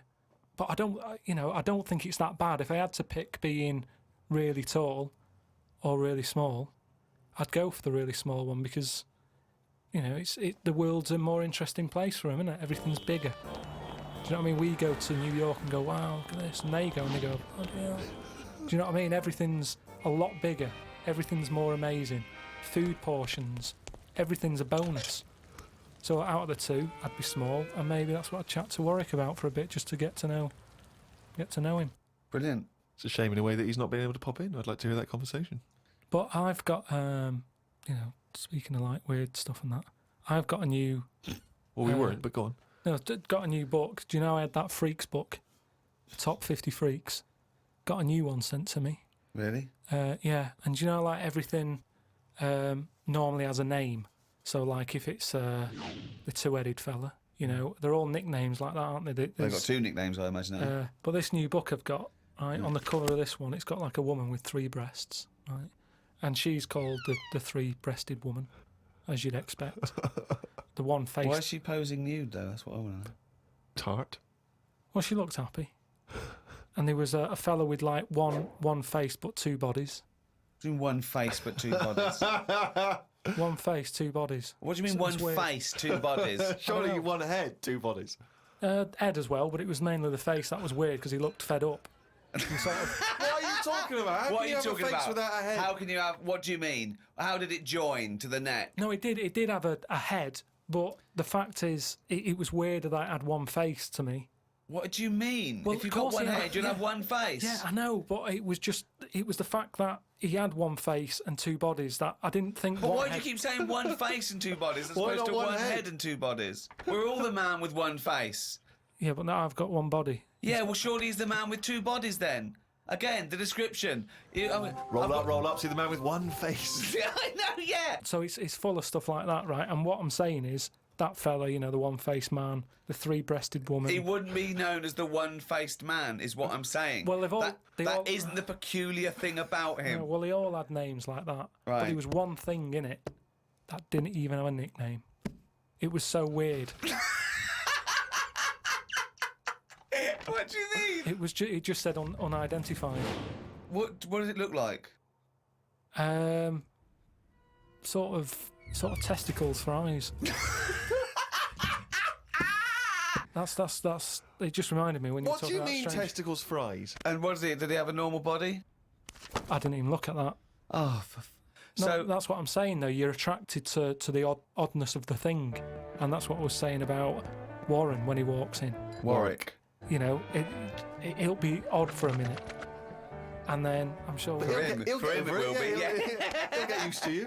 I've got my head round it a bit more, and the way that there's loads of people in the world, and yet you don't see people with like dangly eyes more often. It amazes me. I love the fact that he's amazed by not seeing freaks. Yeah. It's incredible. He's walking down the street going, oh, everyone's got one head. That's weird. Suzanne, see any dangly eyes today? No, me neither. It's weird, isn't it? What's going on in the world? Oh. Went out the other night with the lads. You know, there's a few of us, you know, young, free and single. Must look like the Swingers. Oh, it was pretty. It looked like a boy band had gone out. It looked like, Really? It looked like, you know, NSYNC had hit the streets. Right, Yeah. Excellent. A friend of mine said, let's go to a club. Right, I haven't been to a nightclub for a long time. Actually, I haven't been. Is that because your glasses steam up when you walk in out of the cold? That is a problem in the winter. I genuinely, it's very difficult to make a good impression when as you walk in, your glasses steam up straight away, and you know you got to take them off and clean them and stuff, and then you know you get a bit On dirty. your white fronts, you pull your white fronts up Yeah. through the jeans, Yeah. clean them on that. or the back of a girl's dress. But we cruised down to the club. It's one of those big sort of London super clubs, and it's a bit of a queue. I think it's a bit of a chore. But we're queuing up, we're in good spirits, we're looking at it, sounds pretty funky, we can hear the music coming out. You know, been in the queue for quite a while, 20, 25 minutes. Forget it. 25 minutes. Well, yeah, we were pretty excited by this point. The doorman says, hello lads. I said, yeah, we're coming please. He went, no you're not. I went, Really? "What?" He said, you're not coming in. And he just immediately lifted the little rope and sent us away from the queue, right? And we were slightly perplexed, we were dumbfounded, we didn't know what to do. It was like, this couldn't be happening, it didn't make sense. We just queued up what was going on. And so my friend said, well, we got to find out why he's not going to let us in. So he goes back over. I thought what you wanted to do. You wanted to tie him up with logic. That'll show a bouncer. Exactly. Yeah, show him how educated you are and how you can win an argument and make him look stupid. You'll be in that club in no time. That's what they appreciate. They love that. Because what they respect is being made to look like a fool. Exactly. So we went over and... They really look up to intellectuals. Exactly, yeah. So one of our mates goes over and he says, why didn't you let us in? And he went, because you didn't have any girls with you. Now, now, I'll tell you this. That's kicking you when you're down. Because when you're out on a Saturday night trying to get into a club to meet women, and the reason you're not allowed to go in a club to meet women is because you haven't got any women with you, that's just salt in the wound. It's so humiliating. So, a friend of mine says that there's a VIP entrance over there. There was like a woman with a clipboard, you know, the guest list. Separate entrance. She said, you know, you've got a little bit of profile, Steve. Why don't we try and use your... You ran out and got your Golden Globe in your Emmy. Yeah, exactly. Well, I always carry, you know, some of my cuttings with me. Yeah. And I felt a bit self-conscious about that. I was thinking, I'm not into this, you know, it's a bit awkward. But he said, look, don't worry, you just stand here. Just stand here, just like you're having a conversation. I'll go over, I'll point him out, I'll go, oh, there's Steve Merchant over there, at the office. Or whatever. Oh, God, Steve. So I thought, well, the thing is, we were out, and I was a bit frustrated, and I thought, you know, we may as well try everything. So I stand there, my friend goes over, and he has a word, and he comes back, and he says, it's fine. She can't let us in the VIP entrance because she's not allowed, but what she can do is walk us to the front of the queue, right? You can walk to the front of the queue and explain. So I think, okay, fine. Oh, God. So we walk past everyone else, right, to the front of the queue, right? She goes up to the guy, she says, this is Steve Merchant office. The guy goes, I know he is, we're not letting him in. Oh, God. Oh, God. By now, of course, some people have recognised me, so they're trying to have my photo taken. So there's people inside the line that's being allowed in the club. I've got to lean across the rope to have my photo taken with them, even though I'm not allowed in the club. So they go, oh, all right, this is Steve. They're having the photos taken, right, camera phones and that. They're going into the club where the music, the party's kicking off. I'm outside waiting for the next chump who wants to have his photo taken. I mean, it was mental. So, That's unbelievable. I was furious, and then one guy, I remember he was chatting, and he goes, oh yeah, brilliant, I love the podcast and all that stuff. I love, is Carl with you? I said, oh, Carl's not out here. And his girlfriend, she went, who's that? And he went, oh, it's just Steve Merchant, he does the office, he does the thing. And she went, who cares? Who are you, Bruce Forsyth? And it's that thing when suddenly I'm being humiliated and embarrassed by someone's girlfriend. I never asked for that. I never asked for her opinion on me. I'm sorry if I don't impress you, if I'm not sufficiently famous for you, but it's not my fault. It's your girlfriend who brought it up. It was like I'd gone over to her and tried to show off, and she was annoyed.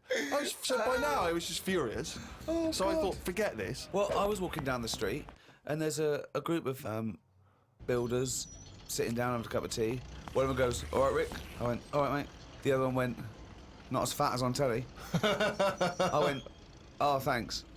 Not as fat as on telly. So he went with, well, you are fat, but you look even fatter on telly. He didn't say, oh, God, you don't look fat at all, or, oh, you look big on telly, but you don't look fat. Just went with, not as fat as on telly.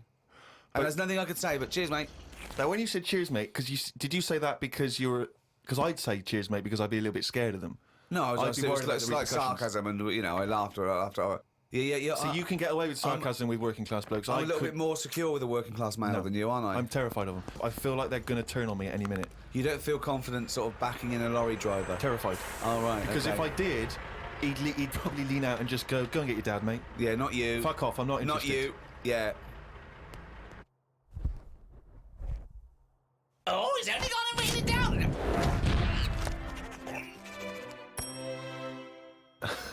That jingle there signifying, of course, once again, another reading from the Diary of Carl Pilkington. Now, of course, for those of you who have not been keeping abreast of Carl's medical complaints, just bring us up to speed, Carl. You had to go into hospital because previously you'd had... I've been in treatment. and out, honestly. I've been in and out of that hospital just with kidney problems, really painful and what have you. And He had kidney stones, all right? No, but sorted. seriously. I had a bit of a lie-in today because I have to get up early for my operation tomorrow. Not only have I got to have tubes shoved up my knob, but I also have to get up at 5:50. Suzanne said I could have what I want for my last dinner. It's not your last dinner, you're going for an operation. Yeah, but you can't take things for granted these days. Oh, for... I had shepherd's pie and peas. Suzanne made it from scratch. As nice as it was annoying. Because making stuff from scratch means loads of pots, and it's my job to do the washing up. So much as the food was nice, there was loads of pans and that.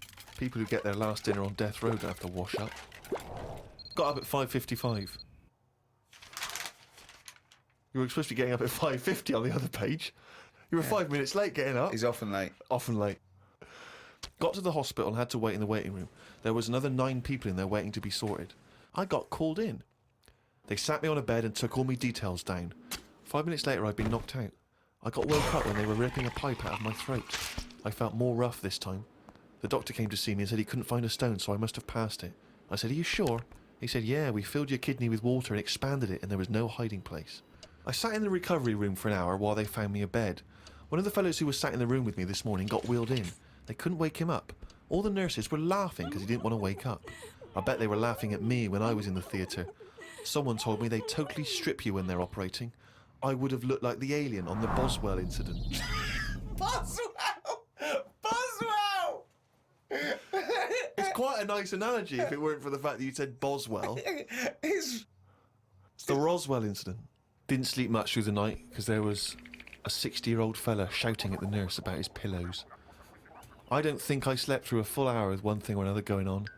My bed was next to the toilet, so I kept hearing the flush. How do they sleep in hospitals, though? They wake you up to give you fucking sleeping pills and things, don't they? How do you sleep in there? I don't know what it is. There's no air. There was an old fella across from me who kept breaking wind. He didn't even try and cover it. He was just of that age where he didn't care.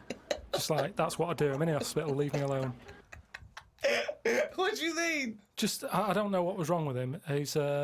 I talked to him because at first I felt sorry for him. I was a little bit like, you know, he's had no visitors. No one's calling him up, so I'll talk to him. But then he got that familiar with me that he'd just be doing it whilst I'm chatting to him. Just like he's my granddad or something. It's just like, oh, that's what he does. It's like, well, I'm ill as well. Stop doing that.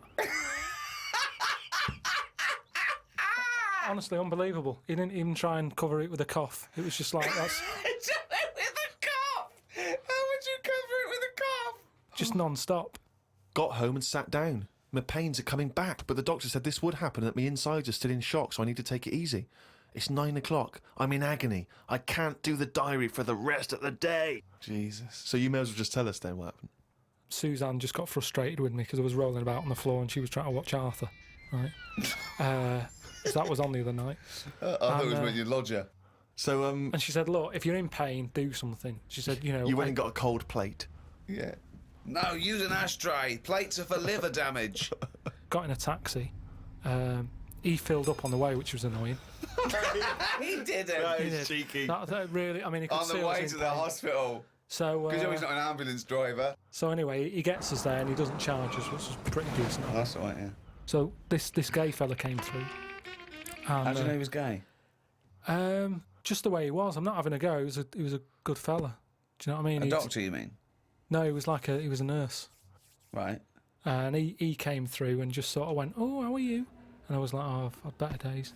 So he got As me you on mentioned in the diary, I remember the first time when I came here, they said the nurse might put a tablet up my arse. I thought the chances of that happening had just increased. Oh, Carl! Yeah, but I would have let him do it. Honestly, I was that sort of out of it. That Of course you'd let him do it. He's a qualified nurse. No, but the way I am now, say if it was just a tablet for sorting out my blood pressure, and I walked in there and he went, oh, hello. And he said, yeah, let's pop that. I'd go, hang on a minute.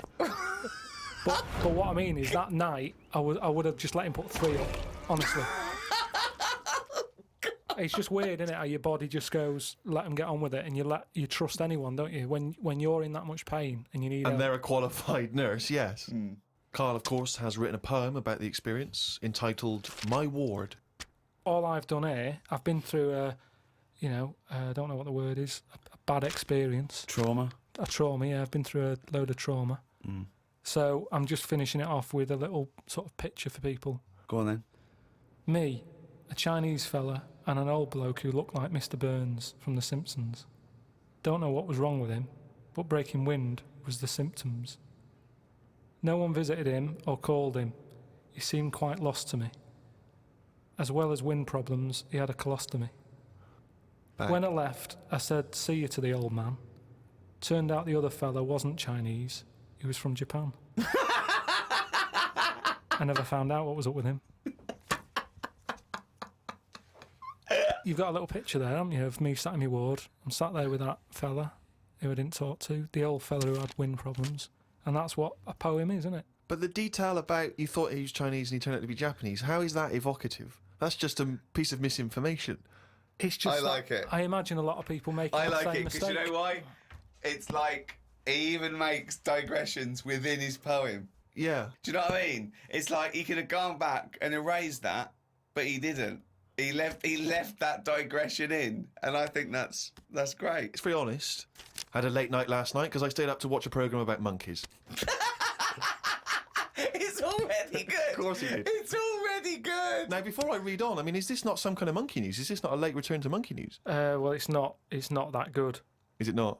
Whereas the other monkey news is... Oh, chimpanzee, that's some more shit. This is what he says. This is what he gleaned from the programme about monkeys.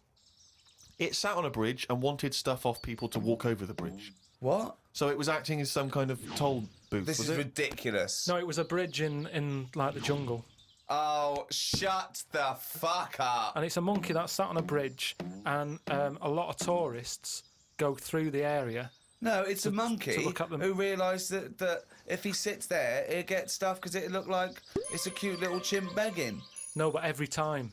Yeah, because you give a monkey, I'm as bad as him now. If you give a chimpanzee a banana, and he starts realising that humans have things to give. Yeah, but it's all Squirrels sorts of learn stuff. that. But you don't go, you wouldn't say, went to the park, there's squirrels waiting at the gate. You have to give them a toll to go in. They're only going to give them a nuts. They come up to you every time. You fucking idiot. Went to bed after watching it and fell asleep thinking about it on the bridge right now. It's a bit bad, really, because the monkey should work harder for its food.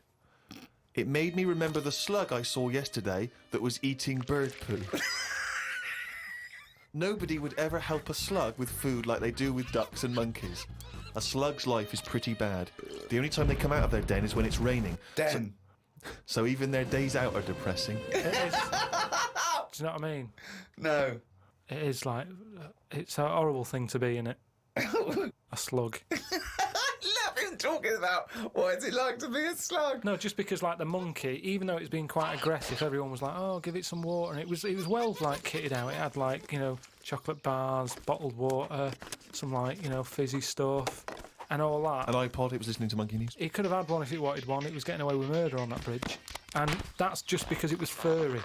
Yeah, if that was like a blob, like a slug, there's no way people would be that friendly towards it. And it just annoys me how you get this pecking order for like, no matter what creature you are, favouritism. And that slug was only eating that bird poo because it wasn't being offered stuff. If it was offered toffees or whatever. Well, it's just sad, isn't it? It's come to that. That's what its life has come to. Yeah, but it's not as was mollusk raining, like that's I say. down on its fucking luck. It didn't live in a big country house, No, and his but it wife left is. it. The I kids was went. It started hitting the watching bottle. it, and I kind of thought, and look, they do only come out in the rain, and it's depressing, and it'll probably get killed in a bit. And that was its last meal. I just Last meal. But it people wouldn't don't care. prefer steak and chips, Carl. It No, doesn't a leaf. have. It must like a leaf or you know. At the end of the day, it's an insect. They love a It's leaf. not an insect. Well, it's part of that gang. It's part of that. No, it's part of They that. hang out together. They hang out It's not. together. Why do you think it's part of that Because gang? it knocks about in the woods in the same place as a spider does. But what I'm saying is they're eating boring stuff because that is what's It's in not their boring area. stuff to them. They're not. I have no opinion of it at all. They take in sustenance. No, but where you are is what you eat. When I'm in London, I'll have beans on toast for lunch. On holiday, what? Tapas? Go on, I'll have a bit. So it's whatever you eat, what's in that area. Suzanne went off to work and I went to the shop to buy some envelopes. The shop was empty, but the fella behind the counter was on the phone and just kept talking even though he could see I was waiting. I started to count backwards from 20.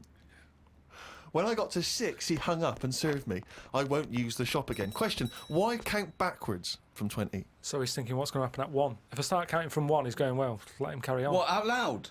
So not really loud, but like more of a mouth action, so he could see I was doing it. Do you know, like Sorry, you just started miming counting backwards to a man in a shop. He's on the phone. The shop Yes. is empty. I Yes. thought he'd like me custom. He could have served me and stay on the phone. Even though I don't like that, at least he's still doing what you know he needs to do. I'd have said, working in a sorry, shop." can I just get these, please? Yeah. Well, I stood there and I thought, it's annoying me now. My kidneys aching and I started to get a bit of a sweat on. So I thought, right, I'm going to give him 20 seconds, and if he hasn't got off the phone, I'm leaving. You are giving one yourself, of the strangest people. It's just giving yourself a thing. I could have been stood there for Free. ages. He's one of the strangest people who's free to walk. Yeah. It's the about streets. No, I set myself a little target, and I thought I don't want to waste another 30 seconds in here. I'll give him 20. It worked. He served me at 6. But it didn't work. Yeah, but did he do it because you were doing that, or did he finish his phone call? I don't know. I was busy counting. Prediction for the future, Carl, is from an academic study, what the world will be like in about 75 years from now. And a big prediction they're sort of sure of is that androgyny will rule. But soon you won't even need a female or a man in your life. You'll just need the egg or sperm. And you'll be able to have any coupling you want or not.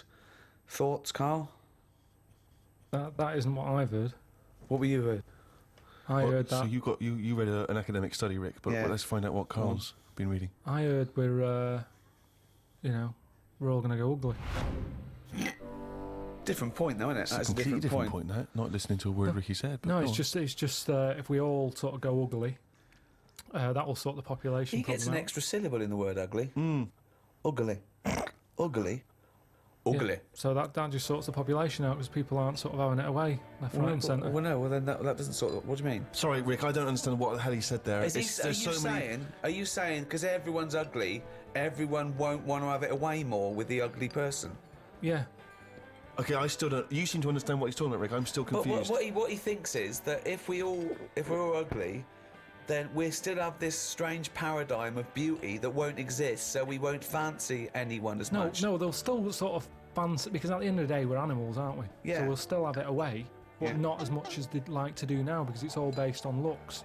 Sorry, but what's this got to do What's with what this Ricky world said? like? Describe because describe Ricky's- a typical town or country It's set to me. exactly right. Imagine London. You've still got the gherkin. You've still got the big wheel. That's Right. It's just everyone's ugly. Right, and they're doing all the same jobs, are they? They Everyone's just still the So world's got to carry What on. do they look like? What's ugly? Just imagine, like, have you ever seen anyone when you've just gone, look at that? Yeah. Right, well, like that. Yeah, but hold on, because it's not No, like because a we have strict. got better looking, haven't we? If I look back now Yeah, at a school photo, yeah. you look at my class and you go, what was going on then? You can't tell the difference between some of the girls and the blokes. When he said we've got better looking, I thought he was going to talk about cavemen, not his school photo. I mean, what happened there? There's been no evolution in that time. What are you talking about, Carl? We've got better looking now, haven't we? But we will change. Yeah, we'll Probably not in change these little 75 things. years. I mentioned before about your little finger. There'll come a time when that'll go. I've watched it. I've kept an eye on what my little finger's doing. Sometimes it does nothing. It never helps out. All the others are grabbing older stuff. That one just sort of sits there watching. So you could get rid of that, and I think that will go in evolution. Think of the books he could have read when he was doing that, when he was monitoring his little finger. I've been watching my little finger. But again, if you shaved a caveman, he's basically us. He's basically us. Well, he's basically Carl. Yeah, yeah. I think what's more interesting about the future, Carl, is the fact that technology integrated with humans will be fascinating.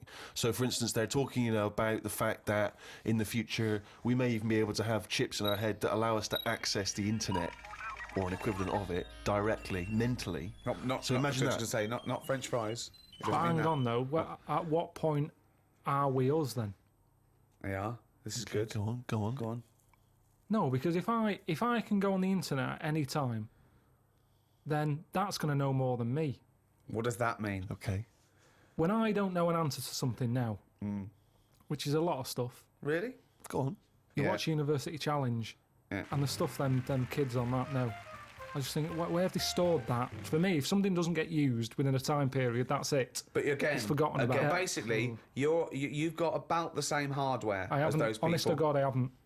I know I haven't. So what I'm saying is, if I want to know the answer to something, I go on the internet. Yeah. Right. Now, if I've got a chip in my head with Google on it, Yeah. I'm never going to use my head. I'll just be forever on Google. I'm never going to use my head. Well, I'm not, But because what do you what's think the your point? head is, though? Because I'm going to get it wrong. The chances are I'll get it wrong, so divert that. It's like saying... No, you can't bypass the brain straight to Google. When you're having a chat socially, it's not like they're going, all right, Carl, how are you? And you're not there. You're asleep and Google's talking. Oh, I think you'll find that they're... No, only for, see naked ladies? Come this way. no, only for questions, though, that I don't know. But what I'm saying is, because I don't know a lot of the answers, I'll just say, forget it, leave it connected to Google. So, no. So then I'm not me anymore. Well, what are you doing? Where's you gone? I'm looking at Google. So it is you. No, but what Steve just said is, we'll have a chip in our head Right. that can access the internet. Right. So why bother But using my you're own still knowledge? the go-between. You, Carl, are the go-between between the internet and whatever your But you mouth can't says. beat the internet. Yes, You but can't, you're it the knows everything. Where does Google get the information from in the first place? Someone on one of them bright people on University Challenge has put it on. Yeah, a human being. So, but I'm going to get lazier. I don't watch University Challenge and go, I want to be like them. I'm going to start reading books. I've accepted I'm never going to be like them. I can't play along. All I tend to do is I say to Suzanne, right, so every question now, I'm going to have egg as the answer. And I'm hoping that one day... What an amazing game! What an amazing intellectual pursuit that is! What a lucky lady. What does Suzanne say to that? Well, she just sees if it works. She just plays along, and then I'm saying, oh, it might be this one or whatever. I love that, because I remember once, it was about 5 years ago, Carl and Suzanne were around near Christmas, and me and Jane were there. We were playing different parlour games, like charades and that. And then one game, you have to do that thing where you have to beat, and you have to do animals, and you have to go... first one is A, then B. So you say aardvark, next one goes beaver, next one goes cat. It came to Carl, he panicked, and he went egg.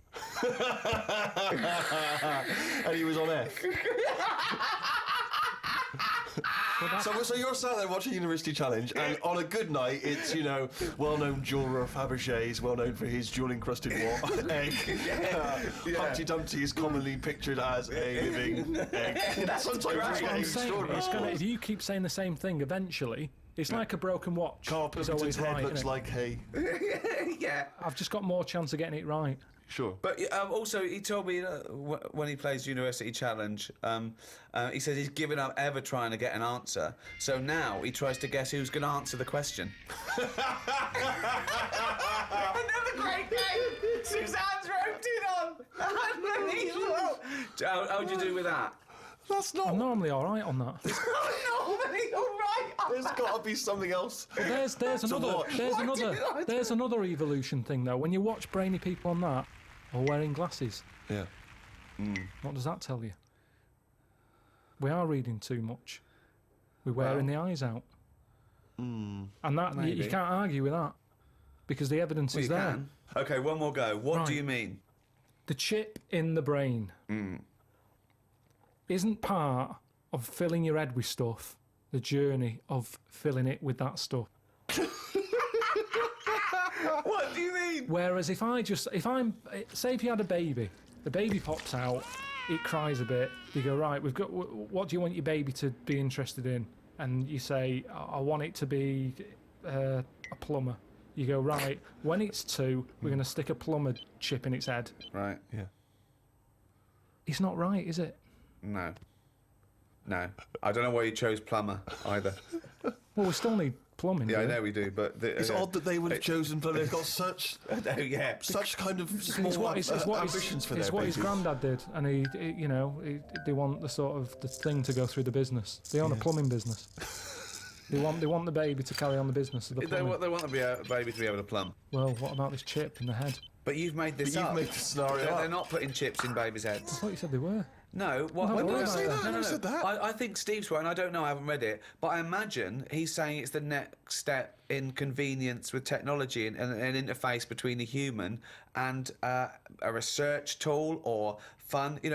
Computers went from being the size of a room to a thing you can wear on your watch. So the next step may be, you won't forget your palm top, you won't forget your iPod, you won't forget your laptop. It's in there. It's an interface. I know, but it makes us lazy. Carl, it's not a question of. It's not that Google is now Carl. It looks like Carl, but it's just spouting, little pop-ups about offers you can buy and cheap holidays here and there. He's not the man I'm married. Right, look at it like this. Jesus. Look, I see it all the time now. Go on. You go, where are you going to someone? And they go, I'm going to Dorset. Right. Oh, aye, what road are you taking? Don't know, just pop on the sat-nav.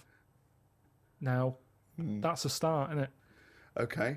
Let's act that out with me, okay? I'm going away for the weekend, Carl. Are you? Yeah. Where are you going? Dorset. Oh, yeah. Are you getting there? Car. Oh, right, yeah. Well, which way are you going? Don't know. Why do you want to know? Oh, just making a friendly chat. Just, I'm interested in geography. Which way are you going? Well, I don't know really. I've got a sat nav in my car, and I'm getting there. And what do you want? What? Bit lazy, isn't it? Well, I'm not a pigeon. I don't. I mean, you got an A to Z. Well, yeah, but it's on a computer the A to Z. What's the difference between looking at an A to Z and? It's a bit lazy, though. Not really. No. Why? Why is it any different that I've got it computer eyes so I can go along? A to Z's a bit dangerous, isn't it? It's a bit. Don't go to A to Z when you're driving along. Clive, who are you talking to? Because we need to hit the road. We need to get going. What is this? This fucking idiot who wants to know what road I'm taking, which is a fucking boring thing to ask. Anyway. Sorry, who is this twat? Because we really got to he's get a going. fucking dickhead. I think he's an A to Z salesman by the driver. I mean, We'll just tell him we're using the Got a sat brain, nav because yeah. it's the quickest, most efficient way to do it. It's the quickest, most efficient way Use of your doing brain. it. No, Okay. but look what's Who happened. the fuck are you? Would Columbus found America if he'd had a sat nav? Yes. No, he He'd have wouldn't. put in America and it would have taken him He to wouldn't. He wouldn't. America. He only found it because he got lost. Now, if everybody just Hold goes, on. How would an undiscovered country be on a sat nav? no, Go on. but I just What's mean the difference between the sat nav and the map in that regard? because I've found some lovely little cafes on roads I've never been on. And I was instantly gone from finding a continent to a little cafe. I love that. Little greasy spoon. I am off to discover the unknown world. Where are you going? Well, I don't know yet. It's the unknown world. What are you taking? Just a boat, all lazy swim, you cunt. I love the fact that he's so Luddite now, he's annoyed at the sat-nav. I mean, you'd have probably given Columbus a hard time. Oh, got a compass. Don't you know where north is, you twat? I just think there's something in being lost. I never feel lost. I just think, I've had a diversion. Because you find new things. I'm forever going Meanwhile, down. Suzanne's asking the French peasant where the... I just think, Columbus. All right, what's the most interesting thing you found when lost? Like I say, I found a shop that was like a fancy dress shop. Amazing. Do you need fancy dress stuff? Dressed You up never as go Columbus, out. went and bought a sat-nav, went to Dorset for the weekend. You never go out. Why do you need a fancy dress shop? That sounds like the one thing you would hate is fancy dress. Yeah, but I like looking at they have like a space helmet in there. Right, so you found a fancy dress shop. Where are you supposed to be going that you had time to get sidetracked and go in a... I think I was going to a meeting. Just cut Amazing, that's the last time! So you want to get lost? Yeah, you don't want to get lost, do because you? I always give myself loads of time because I get lost a lot. I always give myself... Get a sat-nav! No, I'm just saying, that's how you find little treats along the way, and next time you pass it, or next time someone says, do you know where the fancy dress shop is? You can go, yeah, I do. You go, I have no idea because I was lost. I didn't know where it was. No, normally I learn. I'm not going to tell you, lazy cunt. Have you got an AZ? Oh, that's harsh. Yeah, find it yourself, you lazy twat. So... What have you learned? You keep going on about all this learning. What have you learned? What have you learned? Okay, sum up mankind's foray into the future.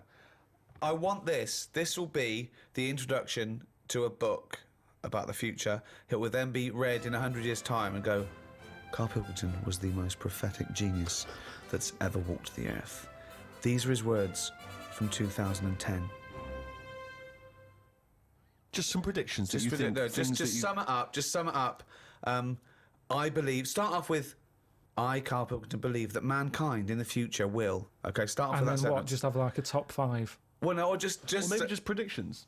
Just predictions. Yeah, how okay, it yeah, goes. okay, yeah. So and just- then a little thing to remember. And remember ye this. So I, Carl Pilkington, predict that in the future mankind will. Start off with that. Start off with that sentence. I've given you that one. All right, I'm Carl, and the future. He's already gone off road. It's a scary place, but the future's going to happen. Right? There's no getting away from that. Yep. Okay, your predictions are... Well, we're all. It's not a soundbite. Keep going. Hang on a Give him minute. space. Okay, Give him this space. is Give him in a time. book. I've got to think about. I don't Okay. want to get it Think. wrong. Okay. Think first. Think, and then say it. Okay. Starting from now, these words of wisdom will be inscribed on a wall of a museum one day. Proceed.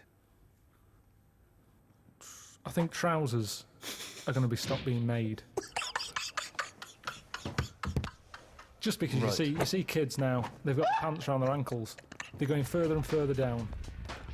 So I think that's evolution, just getting rid of the trouser. Right. It's just dropping naturally. That's the evolution of the trouser because it's dropping incrementally Well, you see now, you down can the see arse. kids' underpants, so they're just dropping. Yeah. I think they'll get to a point when they just don't bother wearing them anymore. Right. Prediction 1. Okay, That's an amazing one. They'll stop making trousers in the future. Good, Okay. We're going to get weaker. That's already happened. They used to say, an apple a day keeps the doctor away. Now they're saying eat 5 fruits. Right. So we've definitely that's evidence. You can't argue with that. I'd probably put that first because the guy is right. What's number 2? So swap that round. Okay, that's number Give 1. him the pants second. Yep. I'm gonna die. I'm gonna die. Okay, They number used 3. to say an apple a day keeps the doctor away. They used to say pull your trousers up. Now they say put them down. You can. I've never had such fucking trouble. Number 3. Right, number 3. Oh, the scholars are now waiting with bated breath when they find this old scroll and they go, ooh, what can number 3 be? I reckon we'll blend all our food.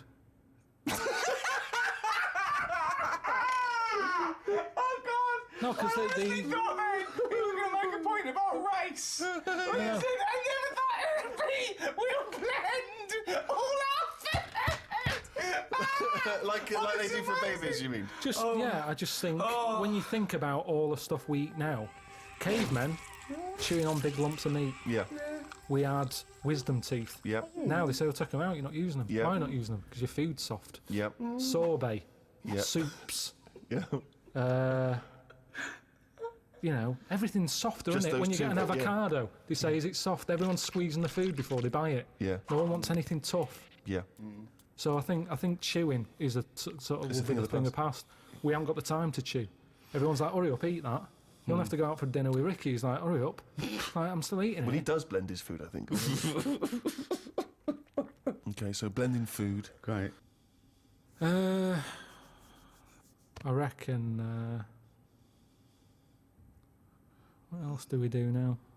So I've done teeth, done trousers. I've come up with this idea. It's sort of like glasses, but you can live wherever you want to live. What do you mean? Everything that's real, you're not looking at that anymore. This is really the future. I'd put this at number 10. This is like... We're only doing 5. Fuck me. So Alright. what you mean is that you look through the glasses and instead of seeing what the real world, you see a tropical what you want to paradise. see. So if you're a young kid and you like the idea of living in the urban ghetto Yeah. with all graffiti on the walls and that, you can see that. Yeah, but hold on. Are you walking around? Because you'll be bumping into stuff, won't you? No. Why not? No, what you mean is that the stuff that's there in the real world is being digitally reimagined Yeah. in your glasses. So what was a nice country lane is suddenly now an It's urban got loads ghetto. of graffiti on it. Sure. Absolutely mental, pointless, will But- never work. Absolutely But one of the older- maddest things you've ever said. Really weird, that one. Yeah, It yeah. could be done. It will, I reckon it could be easily Why done. would it be? Okay, Because- that last one, that's number 4. That's a load of bollocks. So what's number 5? There'll be more letters in the alphabet. Why? Why? Because we're running out of words now, aren't we? No, we're not running out of No, we words are. now. We are definitely running out Just of words. using, it's using the letters we've already got and yeah. making new words. Yeah, we're making, yeah. No, but we haven't got enough now. Of course we have. Have you any idea? You could have a word with 9 L's Yes. before you run out. Yeah, and they do in Wales and what have you. That's because their alphabet is shorter than ours. They've only got something like 24 letters over there. Right. They go mental with the L. now what we do is we've got 26 letters, but we are now struggling. We're not struggling. struggling at all. We are. We're not. I mean, it's a stupid... Boswallocks in shampoo. Now there's a word where they've gone, well, we've invented something here. We've got something we're putting in shampoo. Boswallocks? Boswallocks. Have you just made that up? No, it's now they go, new with Boswallops and ceramide R. Yeah, but that's a new word because they have to, they come up with a new word. But it's a terrible word. Why? Boswallocks. It's another word. Is that real? You've made that up, No, I haven't. It's a real word. Boswallops, yeah. Now this is what I'm saying. So years ago, when they came up with all the sensible ingredients, Go on. sodium. That sounds Sodium. sounds all right. He likes sodium. He doesn't happy like with that. Boswallops. because it sounds like something in it, like an ingredient. Well, yeah, but that's because you're used to it. Is this a load of Boswallocks? Are you winding me up, No, the two it's of you? real. It's real, and that's because 26 letters. We've wasted them. Years ago, we went mental with the, pneumonia, sticking a P on it. And there's loads of words where you go, what's that letter doing in there? Whereas now, they can't do that. They've gone, whoa, pull that back. Why is that letter there? And now you've got stuff like abbreviations and stuff. Yeah. Let's not waste letters. Let's just control it a little bit. Cars are called things like, GTI or something, because they're going, well, I can't think of a word to call this. So they're giving them letters. Think of a word now. Think of a word that hasn't been made up. What do you mean? Well, tell me a words have word been that made hasn't up. been made up. All words have been made up. No, one that hasn't. That could be used. Say if I invent Oh. something now to put in shampoo, what can I call it? Quick. Cranberry. No, it's too close to that. No, we can't get that past the advertising person. Scrimpton. Scrimpton. Yeah. It took Ricky 2 goes and you accepted his second one. Well, I think we've sorted out the future.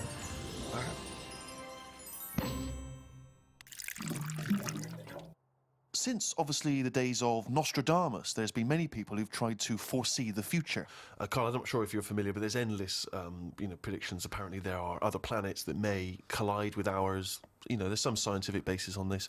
But if you knew with certainty that today was the end of the world, how would you spend that final day? So, for instance, I've always wanted to smash up a bar. Do you know what I mean? It's strange, but I've always wanted the exhilaration of just smashing all those bottles, like you see in a film. But would you enjoy it as much knowing that you're going to die in 8 hours? I don't know. I suppose it's the sense of abandon. I mean, maybe I'd murder a person. Wow. Just see. I don't know, but I think I'd probably go mental. Because I've always been a very reserved person. I've never got into a fight. I've never caused a rumpus. Yeah, but that's a worrying thought because we don't have to have the end of the world for it to be the end of your world, because a lot of people know that they're terminally ill, so they don't go around smashing up bars and killing people. But I suppose I know there'll be no repercussions ultimately, because They're gonna the die next anyway. day everyone's gone, so Yeah, there's not going to be mourning families. But then how dare you deprive that person of his last 8 hours or 10 hours of life? I don't care, because it's the last day on Earth. What would you do? I've always wanted to kick a duck up the arse.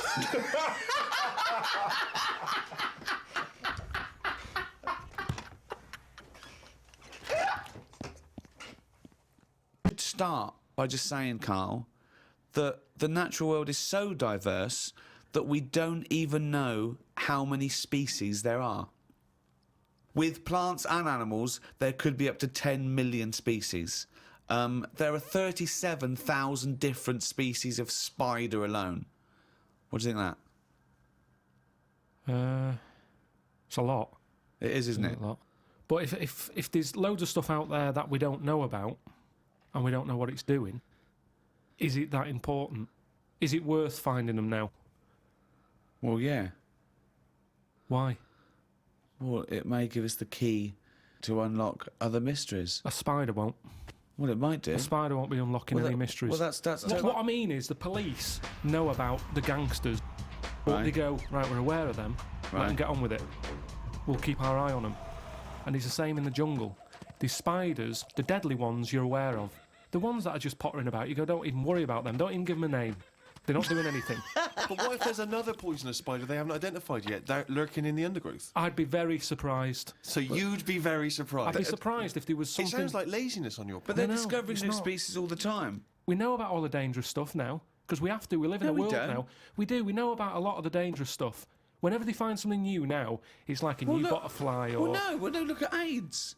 When I was a kid, no one had ever heard of AIDS. Yeah, but that's not a natural thing, is it? That's not like a spider or What do you mean it's not a natural ladybird. thing? It's not a natural thing. It's not something that's... AIDS hasn't been like living under the soil for millions of years, going, I'll wait till the 1980s and I come out and kill a load of people. No, but it is a natural It's a new thing. thing. It's new. Yeah, but loads of animals are new, aren't they? Evolutionary terms. There's new animals in evolution. I'm sure there's new stuff deep down that's just like, almost like bacteria, sat under the soil, it'll never come to the top, right? It's like having an old woman who's a neighbour. She never goes out, she doesn't bother you. Let her be. But what if that old neighbour could unlock the secrets to... I don't think she can. Just even to us understanding the complexities of the universe, of the way things have developed and grown. Because we know about it. Well, why would we know about it? Because I never understand, why is it you want to stop researching and studying now? Why is it that you're happy to just draw a line under everything else? What if people had said this back in the 19th century? We've done this. I think someone in the 1900s said everything that's going to be invented has been invented, and then look what happened in that century. Yeah, and I've said to you, look at the stuff that is being invented now. The frisbee and stuff like that. It's all stuff that, Right. that you kind of go, it's all right, it's a good idea, but we don't need Yeah, it. but the frisbee wasn't being worked on by the top brains of our generation. That was some novelty toy that some manufacturer made. Yeah, but it's like, look at the fuss we made over that fella who came up with a Dyson vac. Everyone was like, he's up there with Einstein. Well, he's not. It's a good vac. It cleans up floors well and everything. Who but said he's up there with Einstein? in His one of- PR people In one of did. those programmes where they did, like, great inventions of our time, it was easy early on. You go, Einstein, Newton did this, Archimedes, Dyson. And they started to run out because it is harder to come up with something new now. Because everything that's needed, remember, the things we've invented are things that we sort of go, we could do with that. inventors don't sit there going, what can I make? Oh, I need a toaster. They've sat there, they've burnt the toast under the grill, and they've gone, I need some sort of device here. Well, that I can somebody, put bread in. yeah. And what can it do? I'll shake it like Necessity that, is the and mother of invention. Yeah. However, there are people who sit around going, "Where's a loophole in the market? Where's a niche?" Here's something. About a year ago, I came up with a see-through toaster, so that you can see how much the toast is cooked. Right. I found it about 2 months after that. Someone had done it. So I'd just been beaten to the post.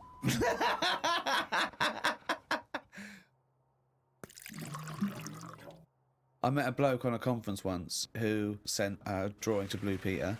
It was their designer car of the future, and he sent them a drawing that was a car, and the only innovation was that you can have a shit while driving. And then he put shit goes down pipe, which becomes fuel. They must have looked at that and gone, what a maniac. I think that's a brilliant... I mean, I've driven a long way. I drove to Cornwall recently, and I would have loved... But I think he did it when he was built about into the 9, seat. and he must have thought, oh, I'm being driven to school. Oh, I need the toilet. Wouldn't it be good? But if why this- hasn't that been done?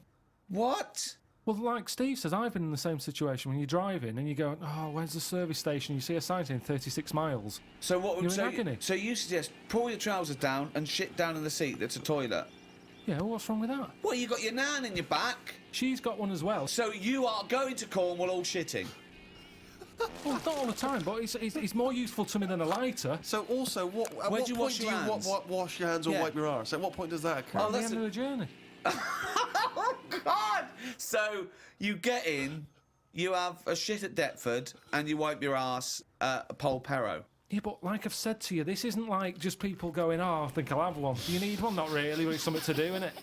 I'm sick of playing I Spy. I'm having a shit. You have it when you really need one. When you have to pull off a motorway, it's a lot of messing about. It's probably going to be a queue at the toilet.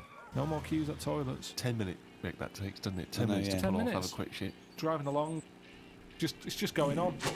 It's just going on. Don't even know about it. Radio's on. Everyone's happy. Doesn't matter. I don't know. I mean, we all do it as well. That's the thing. Anything else you'd come up with? There's so many things. Chocolate fountain, anything like that. I just go, what are these? Who's invented these? Who's okayed this idea? And yet I can't have a shit on the motorway. Think of computers. Yeah, computers are a good thing, and it baffles me as to how they came about. When you think a computer chip is just made out of sand. Now, for someone to come up with that, you go, there must have been some sort of alien involved here. What do you mean? Why do you think that? So I love it. So the frisbee, rubbish. Anything too clever? Well, it wasn't an invention, it was an alien. So there's nothing between frisbee and computer chip. What I'm saying is, it's not even an idea, is it? What do you mean? A computer chip, where's that come from? Oh, it's amazing. It's astounding, yeah. So you think it was an alien? What are you talking about? Great. Because I can't believe that someone would go, right, I want to make something that will hold information and be able to do, I don't know, let's use some sand, we've got loads of that. You'd go, what, you don't... Well, that's what genius is, though, But isn't Carl, it? there's no alien involved. No, but when I say alien, I don't mean an alien came down here and said, you know, oh, do you want to buy this? There could have been a spaceship crash, right? Right, yeah.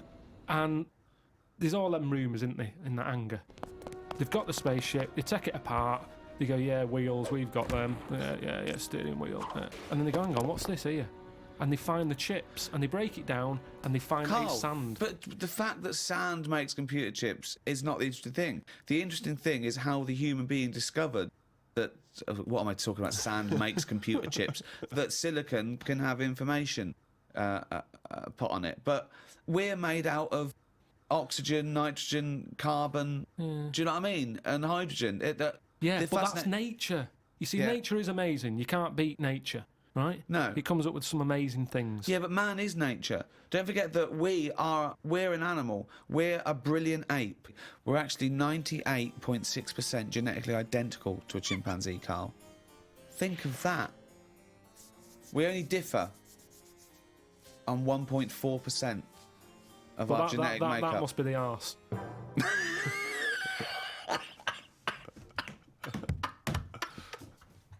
Because that's a lot different. Animal rights is a hot topic. It's a big issue. What right should they have? We test drugs on animals, and we're basically saying if they die, they die. We'll learn something from them.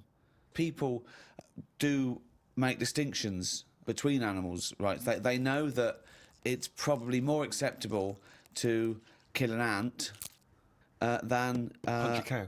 Yeah, exactly. I told you, didn't I, about me dad's mate who had a monkey and he had to thump it. What? Well, there's two things there. One, why did he have a monkey? Two, what sort of discipline is thumping a monkey? What was the monkey doing? He was annoying his wife a lot and sort of, pinching her arse and stuff like that. Right, No, right. that's Wait a not minute. true. We've It's not never true. heard this before. How have we had all these years No, of I'm sure I monkeys and told we've you never about heard this it ages before? ago. Your dad had a mate who had a monkey? Yeah, I'm sure I told you. Why did he have a monkey? Just for a laugh? Well, it was back in the day when people did. They all had like odd sort of pets and When? that, didn't they? In like about 68. Oh, In 1968, 1968. when everyone had a monkey. But he had to thump it. Now the weird thing is, No, that's weird enough. Is this this is all the story? This is the entire story? No. You've got all the information you've got is he had a monkey and he had to thump it. yeah, my dad told me about it. When he found out that I was into monkeys, he said, "Oh, Benny thumped one." And Benny thumped one. Oh, my son's into natural history, particularly simian variety. I've got an interesting fact for you, Carl. Sit down. What is it, Peter? Benny thumped one. Brilliant. But what was interesting is the way that people are thumping other people all the time. No one bats an eyelid. Thump a monkey. People go, "You thumped a monkey." Yes, they do. They do go, "You thumped a monkey." So that's what's weird, isn't it? But this chimp doesn't want to be caged and kept in a fucking council house in No, Manchester. it was quite happy. And if It it wants to wasn't live like a happy. human, I mean, in the 70s, there were all the teabag adverts and all that, and they were loving that. No, they and weren't people loving it. interfere. People go, "That's unfair." Now They- they're in like a cage in a zoo. You go, "It was better when I was pushing a piano up the stairs." They weren't really. They weren't actual delivery men. They weren't really sitting down and having a cup of tea. It wasn't a documentary. A week in the life of the monkey delivery men. I love that. Chimps in a zoo now going, "Okay, now at least we were free." Huh? Remember when we used to drive a van And for a we, were, living? and we're on 58 quid a week. Yeah. They're not meant to be kept in a house in Manchester. Cruel to keep a person in a house in Manchester, so it's fucking cruel to keep a monkey. When I was about 13, 14, I once tried to improve the animal kingdom by making the hardest animal ever, the most perfect animal. Now, just to clarify, you didn't, in sort of Frankenstein style, No. try and bolt various bits of animals together. It was a drawing that I sent to Blue Peter. There was no competition going on. You just thought they would be appreciated. I thought they'd look at that and they'd go, "Well, he's a genius. Yeah. This is like Da Vinci." Sure. And this is the animal. This is what I thought, the perfect animal. I mean, when I say perfect, I meant the hardest animal. This Right. animal, it could take anything.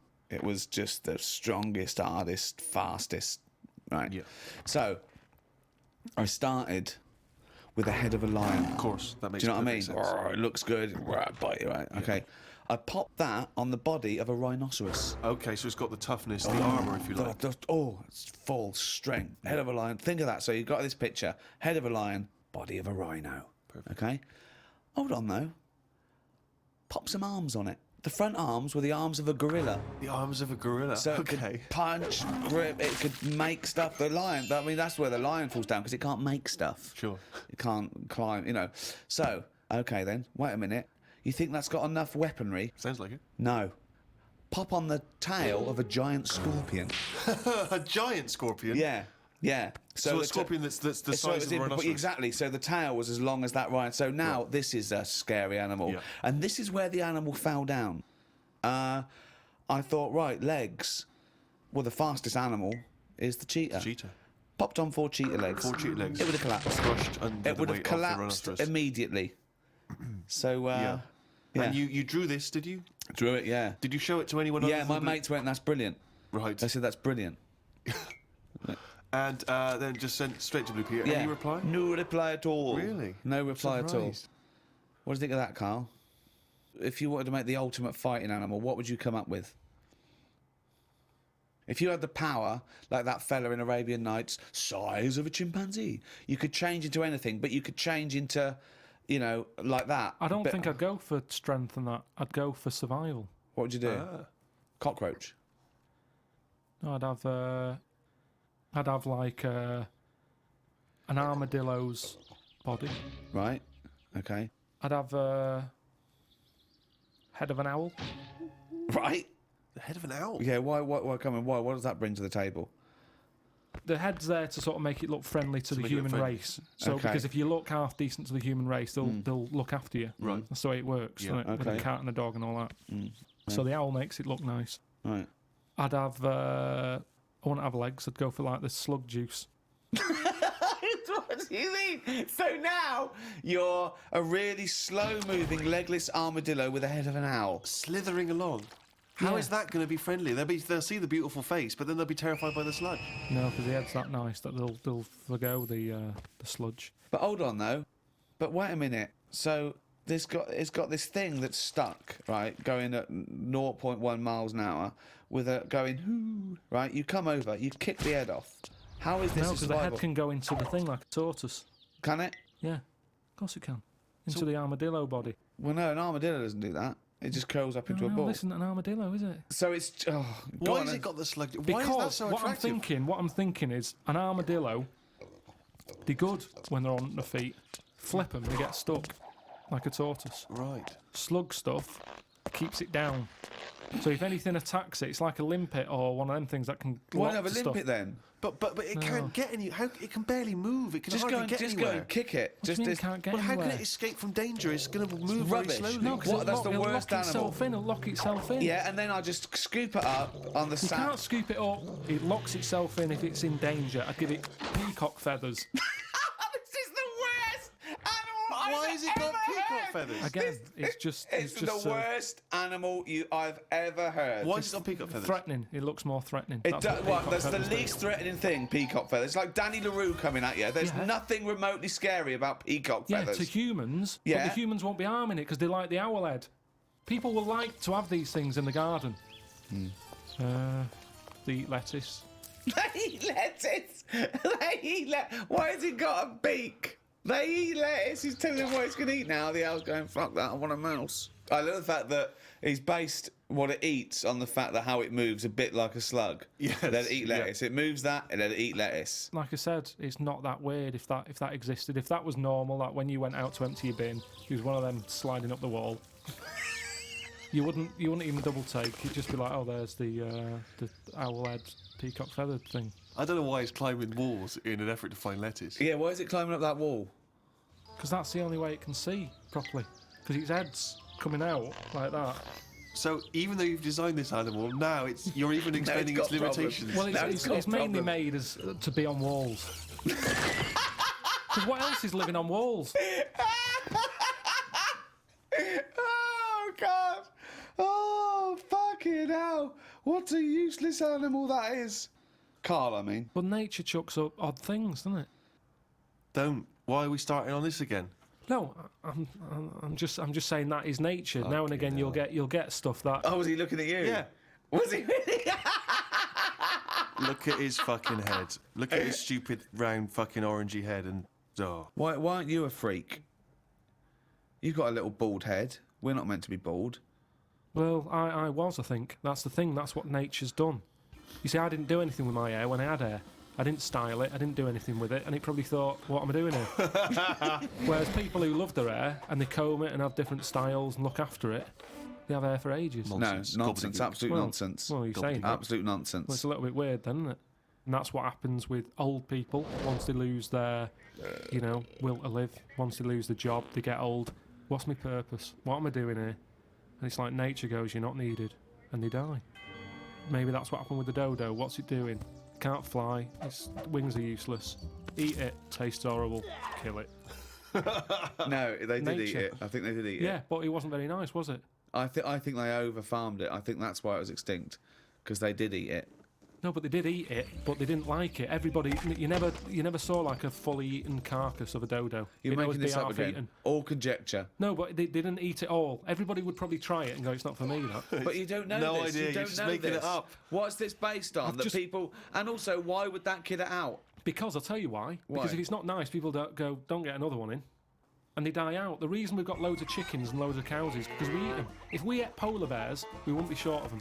Because you'd farm it, you'd take more care. But what's a polar bear doing? Sat on a block of ice floating about. It's it's no use to us, is it? It sounds harsh. Once it's again, no got use... his information from a Glacier Mint No, advert. but it's no use to us. We know they're there, and it's all very sad when you see them on the news sort of struggling and all that. Yeah. But it's going to make them stronger.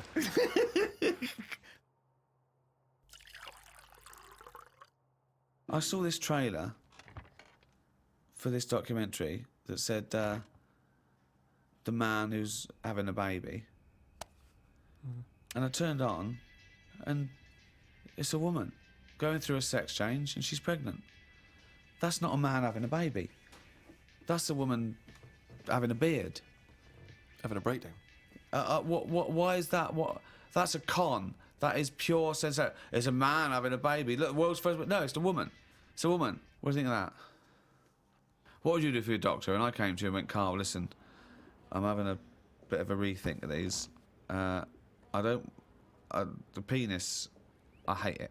I hate this cock. But what do you mean you hate it? I hate it. I don't want it there. It doesn't look right. It doesn't look right. It just sits there resting on these fucking awful testicles that I'm going to get rid of. I want this thrown away.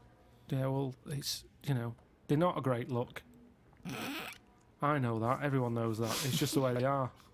I mean, if we're all being honest, they're an odd design. I don't think anyone likes their own, do they? That's why we cover them. They're not a great thing, are they?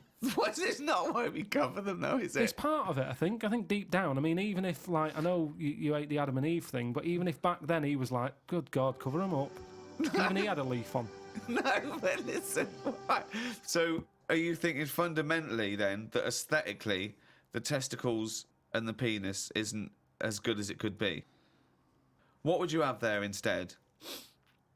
Well, it's designed that way because that's the way it's got to be designed. It's more about function than Yeah.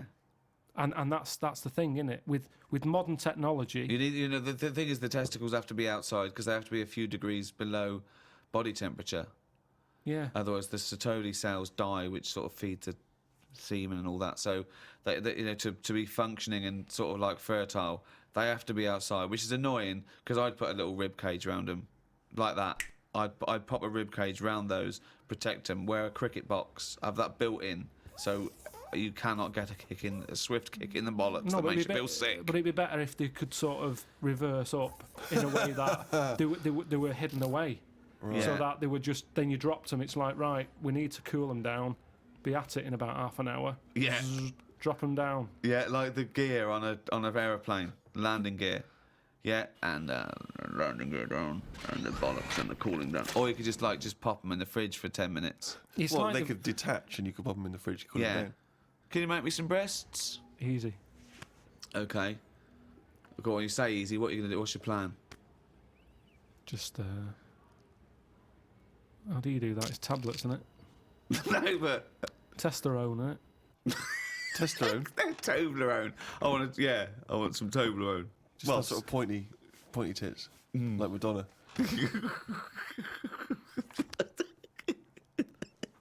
Where do you stop though? Supposing I came to you and said, Doctor, listen, I like the bollocks, I like the penis, but I don't like them where they are. I want them in the middle of my chest. I want breasticles. Yeah? The arse, I don't like it around the back. I can't see what's going on. Pop that on the front where the bollocks were. I want my arse where I can look down and see what's going on. Can you do it? I think it's just easier to move the head, isn't it? When was the last time you reminisced? Well, my mum and dad have been round, haven't they? So been reminiscing a lot. Yeah. What were you thinking about? We're just chatting about Tic Tacs. One of the great memories, yeah. The happy memories. Now, I used to love them Yeah. when I was younger. Yeah. My dad got a load of them. What, Got- this year? No, Just recently? years Oh, ago. right. Years ago when I loved them. I said, I love Tic Tacs, me. Yeah. He met one of his mates. You didn't nick him from the sweet shop? No, No, that's what he you knew did, some yeah. mate who could get his hand on a load. Right. And he Thief, must have he was a got thief. he must have got about 30 crates of Tic Tacs. 30 crates of Honestly, Tic Tacs. honestly, with like about 24 on each crate. We got them stuck in a cupboard under the just in the kitchen, in the corner. Yeah. Now, I worked my way through about 6 crates. I was quite happy. When? In how long? I don't know, in about 2 weeks, 3 weeks or something. Right. And then after that, I'm getting sick of these. Right. Yeah. You were minty fresh, but you Oh, were sick. lovely fresh breath. Yeah. Yeah. But I mean, I haven't got that much more to tell you about it. It's just. What did I you just do? remember- Whoa. Bear in mind, this was something he was recently reminiscing with his parents about. They were sat around, and we've already learned up to an hour could go by reminiscing. Sat around for an hour, talking about the I've great already run Tic out Tac of saga. responses. I've got Yeah. nothing to say about No that. opinion I on mean, that. I was nearly going to say, what do you do with the empty little flicky Tic Tac boxes? Yeah. But then you realise that that's utterly dull and boring. Well, and not of I any just interest. I was struggling. I don't know what this anecdote is, other than a bloke. Other than you said your dad, I like Tic Tacs, mate. He went, all right, I talked to Albert. Albert, you got Tic Tacs? I've got 30 crates, if that'll do, yeah? Yeah, I'll bring him round. Put him under cupboard. He's got through 12 crates. What's his breath like? Fucking lovely, but he's been sick all over the cunting place. Oh, do you want some more? No, of course we fucking don't. You'll talk about that in a few years' time. Of course we will, for about a fucking hour. No. Then we bring it up in an audio book. But I think that's how we got onto it, because even though I tried to get rid of a load, I used to give them to mates, take them to school, say, have some Tic Tacs. You can have them for free. We used a load in the cat litter tray. No, Oh, you didn't. We did. It No, was you just didn't. ways of getting rid of them. Jesus Christ. Sort of freshy smell, isn't it? It's the That's same sort amazing. of condensity in that, isn't it? Condensity, it is the same condensity. Condensity. Yeah, so I got rid of them like that. And then the weird thing was, even though I'd got shut of them all, you'd be backing up and you'd always hear one ting its way up the tube. It's tinging its way up the tube. It's tinging its way up the tube. It's tinging its way up the tube. Ding tong, ping pong. It's tinging its way up the tube. That sounds like something from Willy Wonka. Oh No, God. it's just I'm just demonstrating that because that's how many of them there were around the house. You'd drop them, they'd go in every corner and that, like Pac-Man or something. They'd be everywhere. You'd be backing amazing. up, tinging it up. Sheila's getting married. Hannah gets confetti. Don't buy any confetti. Go to cupboard under stairs. So yeah, that's a little memory there, isn't it? It That is a just little cropped up. memory. Now, It's if a really little memory. The strange Tic Tac house in Salford, where everything is made of Tic Tacs. Wow, that must have been a hell That's of incredible. a hell of a time you had with your parents there. The old Tic Tac no, but it's reminiscence. better. You see, you're saying, oh, what a boring story that is. But when I my see mum and you've dad, re-gravelled the drive. Yeah, smell it. Suck the drive if you want.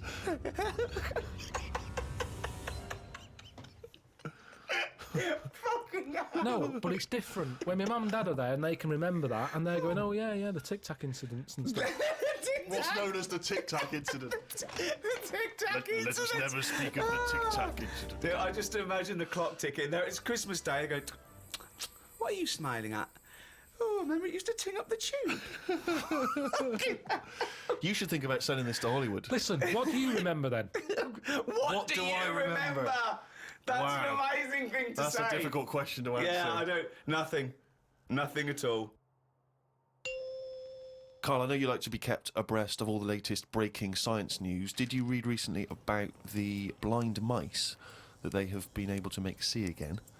And hopefully, they're whatever they did, which allowed these mice to be able to see again, they're hoping to be able to do with humans in maybe about 10 years' time, or at least begin tests.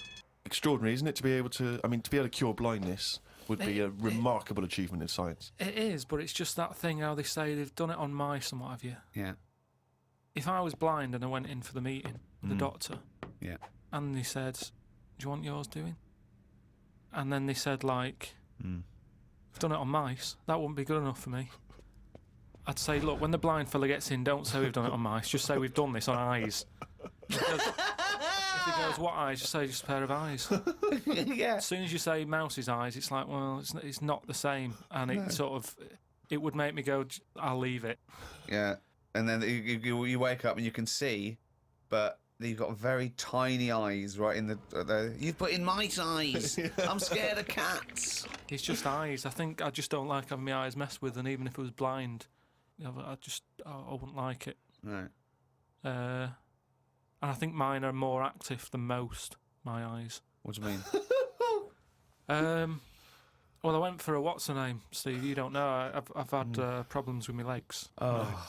Christ almighty. He's the same. What are you? 33. He's a And you hypochondriac. talk like you're a 70-year-old. Honestly, the slightest thing, he's got time off work for this. We went to the dentist 3 times in 1 week. He goes, now his leg's rubbed 2 times a week for some reason. I don't. In and out of the kidney hospital, and they're going, there's no kidney stone, Mr. Pilkington. He's going, oh, right.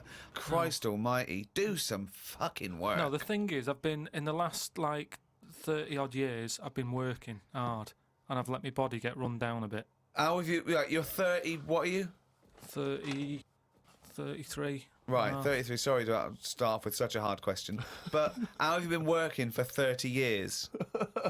Well, I just have. I sort of I got on with it. At 3? At 3? No, I'm Well, you just didn't saying. go on with anything at school, did you? Because you were just pitching about. Yeah. You weren't working Yeah. out there. What was the first job you got? How old were you? I was 15. Right, okay, so you've been working for 15 years then. Okay, good, Yeah, but I right. had my paper round when I was 10, didn't I? And that was hard graft. That's why I'm bald and that. Getting up at 4:30. It all adds up, doesn't it? All adds up. So anyway, I kicked my height when I was a kid. He always says this, like it's a classic story that everyone should know. Everyone and knows also that. the phrase "kicking my own height." Yeah. No, but- Explain what you mean. Just kicked my height when I was a Kick kid. your. No one understands. You kicked Carl. your leg up to the kicked me height that like- you were at that time. Yeah. Yeah. So I if kicked you were, my height. It's not a well-known phrase. You can't just go, "I kicked my height." so you're 4.5 foot and you've put your toe up into the air 4.5 feet by kicking. Yeah, but I landed on my back. Right, okay. Imagine seeing that in the playground. They go, get Carl Pilkington to kick his height. I bet he falls over like a It fucking wasn't in the penguin. playground. My dad got me to do it in the garden. Brilliant. But why did He you fall sold over? tickets, the neighbours were cracking up. Yeah. Why did you fall over? Did you hit I just yourself didn't, in the I didn't head? have kicked my height. I mean, my leg got high up, but I was that chuffed that I got that high. I didn't think of putting my leg down again. What did it look like? What the fuck did that look like? He's got to think it all through. I thought it was automatic. In like, It stayed there. You sort of stay balanced. Christ But you didn't almighty. think, well, I'm loving this. This is brilliant, but what should I do now? I got my leg up. I'll just keep it up. Whoa! It looked like a Hitler salute with his leg. What were you doing? So anyway, I landed on my back, Yeah. and I did some damage, I think. And it's because Definitely. of that. You sure you didn't land on your head? And it's because of that, all them years and what have you. Yeah. I've had like a trapped nerve in my leg. Right. So I thought, right, now's the time to have it done. Because when you get older, I mean, it was the kidney stone thing. Once you've sort of looked at, death and what have you, it just makes you think, got to start looking after Do you your think you body. could die of the slightly bad leg that you've had for 15 years? Well, it Do you just think that'll eventually kill you? well, it could do if I can't run away from danger quick enough. Right. Again, you're thinking of Jurassic Park coming true. Well, whatever then. I'm just saying, you've got Yeah. to look after yourself. If there's anyone listening, could out always there hop. who's got a problem, get it sorted. I'll tell you what, That's all though, I'm saying. if you have to fight off danger and you kick them, put the leg back down immediately after. So anyway, I went to see this fella, to like a professional leg rubber, Professional leg rubber. Yeah. and he sort of said a few things that were quite interesting. Remember that time when we had a chat on the last lot of podcasts? I said, "Am I in charge of my brain, or is my brain in charge of me?" Yeah, do you remember what I said? That's the most stupid thing you've ever said.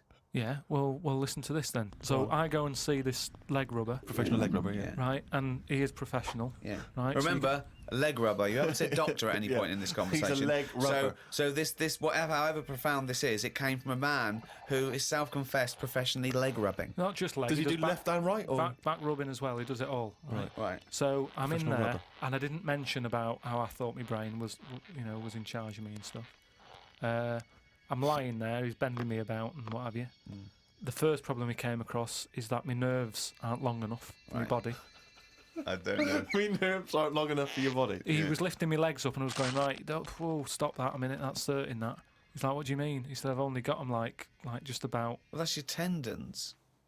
No, but your nerves are in your legs as well. And your tendons don't hurt, it's your nerves that kick in. It's your nerves that make you Well, go, yeah, that but they hurts." hurt because your tendons are being overstretched. Well, I'm just telling you what he said. Right, so he lifted the leg up and I went, right, Was stop this doing above a that. laundrette, this surgery? No, it's a proper place. He had like towels and all that on the... Oh, okay. Oh, he's got towels Oh, there. okay, yeah. Yeah. So, Definitely a laundrette. so I'm lying there. Other people's towels. He's got towels, underpants, yeah, bras. halfway through he said, you haven't got 20p, have you, for the dryer? Okay. So I'm lying there and he lifts the leg up Yeah. and I'm like, oh, that hurts a lot.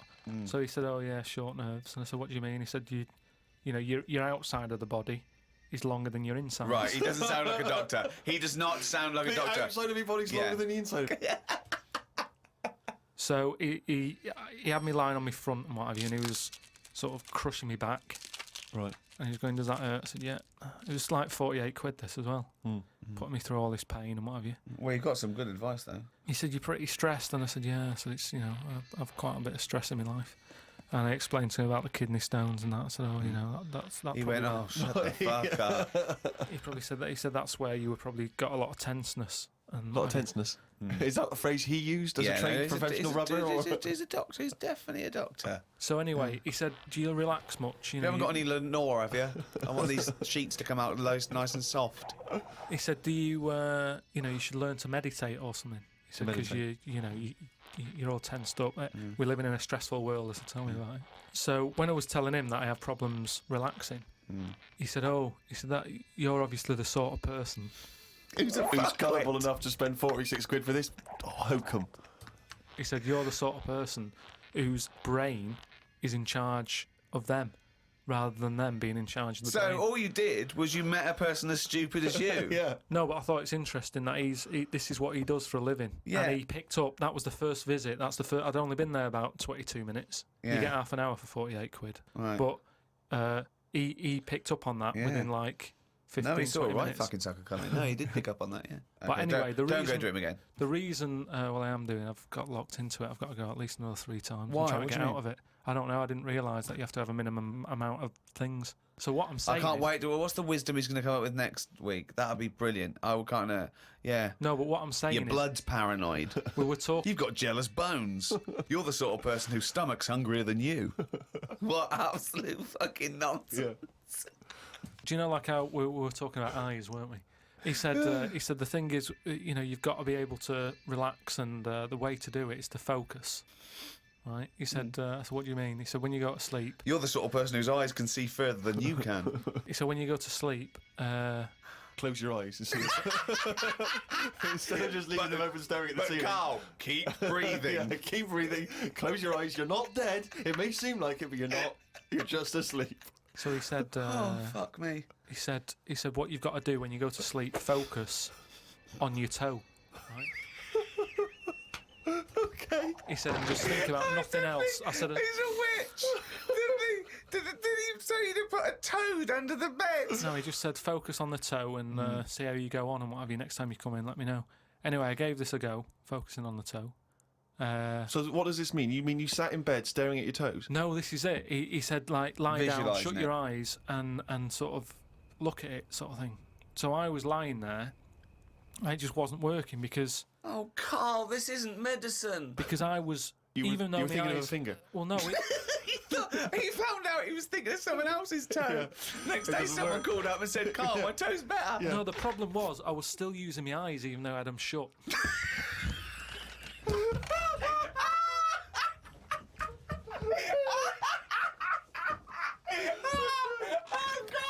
Oh God! Just when I think he could never come up with something stupid, he pulls that one out of the bag. Right. So what does that mean? Oh God! You were still sleeping with them in a shot. What does that mean? I was straining them. I had them shut, but I was sort of looking down at my foot. You were trying to see through your eyelids at your toe. Well, I was looking down, so I'm thinking that's where the foot is. Because of that, I was straining them and they were stinging, so I had to pack it in. I'm gonna die! I am going to die! Why, out of interest though, and this will sound naive, why don't we remember the very early moments of our lives? Why is it? Is it because it would be too harrowing to remember the point at which we sort of born? Because I don't really remember anything from those first few years. Why is it? Is it just because the brain's not fully formed at that moment? I don't know. The memory's not sufficiently developed? I honestly It's got to be trauma, hasn't it? It's the things... Again, we were talking about me being younger, and the youngest I could remember back to was 1978. How old were you then? Uh, When were you born? 72. And it What, was you summer holidays. couldn't remember earlier than 6? You Um, can remember back to about 2 or 3, most people. What? No way. No way. My mum and dad don't even remember them. Because you're not doing anything. This is what I'm saying. Mum and Dad don't even remember me then! That's That's amazing. Because Oh, God. they pinpoint They remember things. all the Tic Tacs they've ever yeah, eaten. yeah. Do you remember when Carl was 6? Of course I do. 5? Yeah. 4? Yeah. 3? No. 2? No. Because you're not doing anything, are you? My mum and dad don't even remember So, me then. and it's weird. I remember must have been about 2 sitting on a potty surrounded by Lego. I remember that. Very strong image I have of that. No, I don't remember that. No, you No, wouldn't remember that, were you? Would you No, weren't you there, weren't were there. you? What do you mean? What, you don't remember Steve sitting on a potty surrounded by Lego? No, I mean, I can't remember having a potty. I remember having one of them. I'm not suggesting you have the you same used to go memory. in a fucking litter tray. Now I know why. To eat a Tic Tac while you're having a shit. But okay, so what is your very first memory? The one that cropped up the other day was having my eyes sort of glued together by. Gangsters. Where's the fucking Tic Tacs? No, I was, lost the old truck for you. when I was on holiday and I slept near the window and the window was open. And I used to wake up in the morning with my eyes shut. My mum and dad thought I was having a lovely lie in. I just couldn't open my eyes. But whoa, I don't understand. Why were they? I'm gonna burst. Whoa. What do you mean? Why were they glued? Why were they? What do you mean they were glued? Wait, but why didn't you say, Mum, Dad, I'm not asleep. My eyes are glued together. It's just that you get a build-up on Yeah. the eyelashes. Yeah, yeah. And it all. But when they came in and you could sense them looking I didn't know at they you. were there.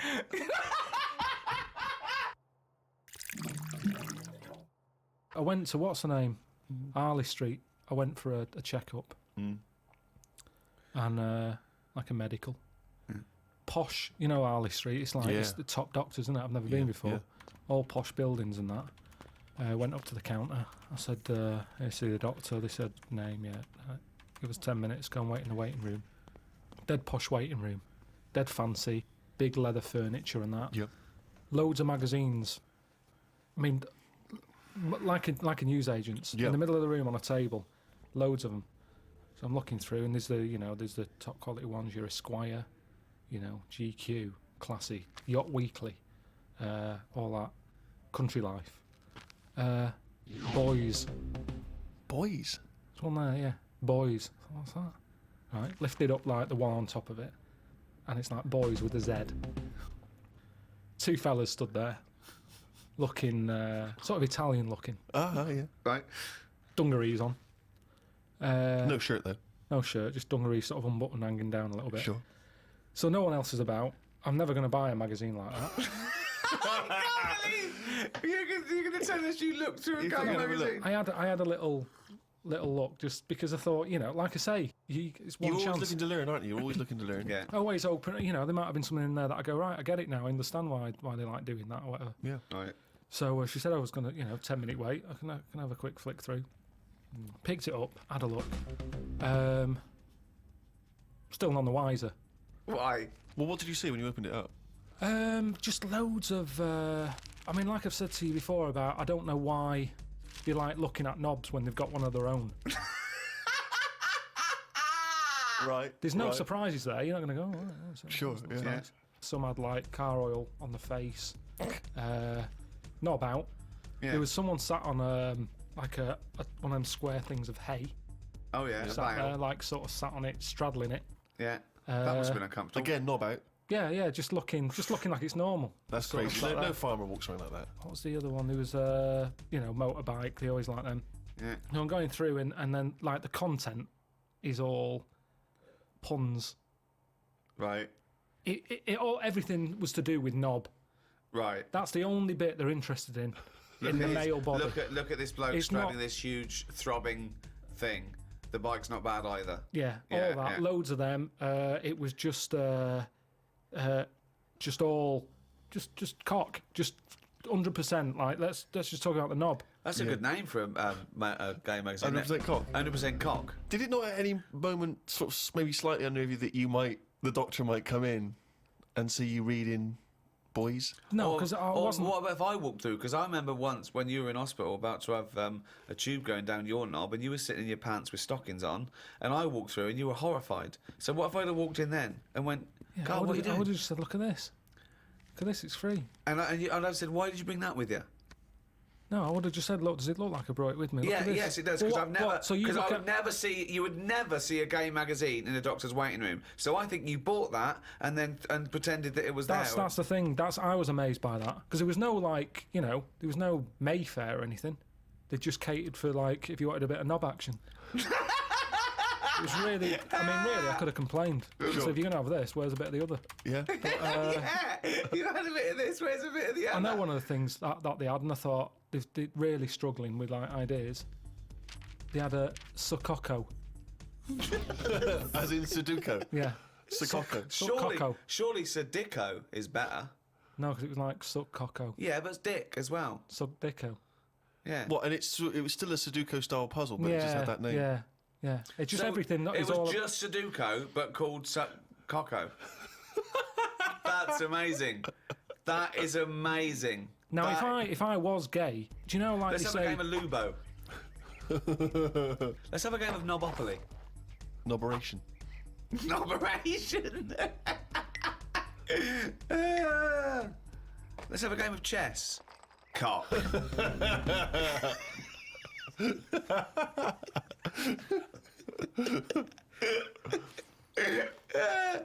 Let's have a game of fuckaroo. Well, that works for either sex. Yeah, that's true. That's how we spend our Okay then, Christmases. fuck a poo. Oh, God. Sometimes I find a theory that he said in gobbledygook, but it's true. I think that I think he's been dealt a bad hand in the brain department. Do you know what I mean? Yeah. Thoughts, Carl? Well, your brain's in 2 bits, isn't it? Yeah. And I wonder if one half is really good, the other half's messing it up. Yeah. That's how That I could be feel the case. sometimes. That could be the case. Yeah. Well, it is split into 2. Yeah, and they are responsible for different things. Yeah. It's like these sort of families where there's a kind of really bright kid and then a sort of wayward child who just gets into drugs and stuff. Sort of like that up there Yeah. in your head. Because you have quite sort of out there nebulous thoughts, and you've got a lot of common sense, haven't you? And just having that other sense of, like, this is dodgy. What spider sense? Just that sense where you just go, I don't know why, but something's telling me we shouldn't be here. And you go, all right, let's go. And you move from it, and you don't know what that is. Yeah. You don't know what's decided that. You know, it's like when you're lost. A part of my brain's got me lost, but then there's another bit that I don't know what it is, where they go left. And you do, and then you go, So remember that time when you called me and I said I don't know where I am, and I couldn't concentrate. think of that. I called him. I went, Carl, what are you doing? He went, I don't know where I am. What do you mean you didn't know where you were? What you? I got lost. I went in London wandering. you got yeah, lost? Yeah. And I went wandering, and then I It's was when like, he first moved into his new place. He was walking back from his old place to his new place, and he didn't know where he was. He How tried can to you take a ever short. really get lost in London? Though I'm just as a cabbie. well, yeah, I don't want to do that because you feel bad pulling one over and then saying, where am I? Yeah, they don't appreciate that, do they? But I found my way back, didn't I? Yeah. But you told me 20 one minutes. time that you much prefer getting lost. You love wandering around and getting lost. Yeah, You said go- that's much better. go Yeah, around it the was a cold cul-de-sac. day. It was a cold day. I just wanted to be at home. I had things to do. There's a time and place to be lost. Well, go on. Well, a place What's you the don't place? know. What's and the place to be lost? Somewhere you don't know. Right, good. Okay, And the specific. time? The time. Time when you're not in a rush. Right. But that time I was in a rush, and I was And- cold. So a typical argument in your head is what? I'm lost. I'll do one side of the brain. You do the other side of the brain. Okay, in your head. Okay. Carl, What? this isn't where we should be. You want to go home, didn't you? This isn't your house, because it's a field. You live in a house, don't you? Why are we standing in a field? This isn't your house. You're meant to going home, but you've walked into a field.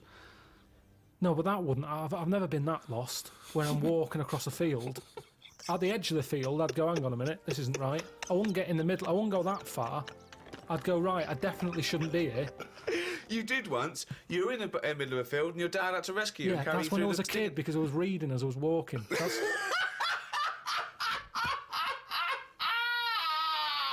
And he never read again. but there's another sense. I was in the middle of nettles there. Yeah. I'd walked. It was at my brother's wedding in Cornwall, and I was walking near a cliff edge. Reading a book. And okay, so walking. Carl, I know you're enjoying this book. Can I have a word with you? Just look past the book a minute. There's a big drop. Yeah. Well, that's what happened, and then Right. that's when my other senses went, hang on a minute, I'm being stung. Load of nettles and stuff. And I just had to wait there for ages until my dad sort of thought, where's Carl? I was there for about an hour and a half. He's read a book.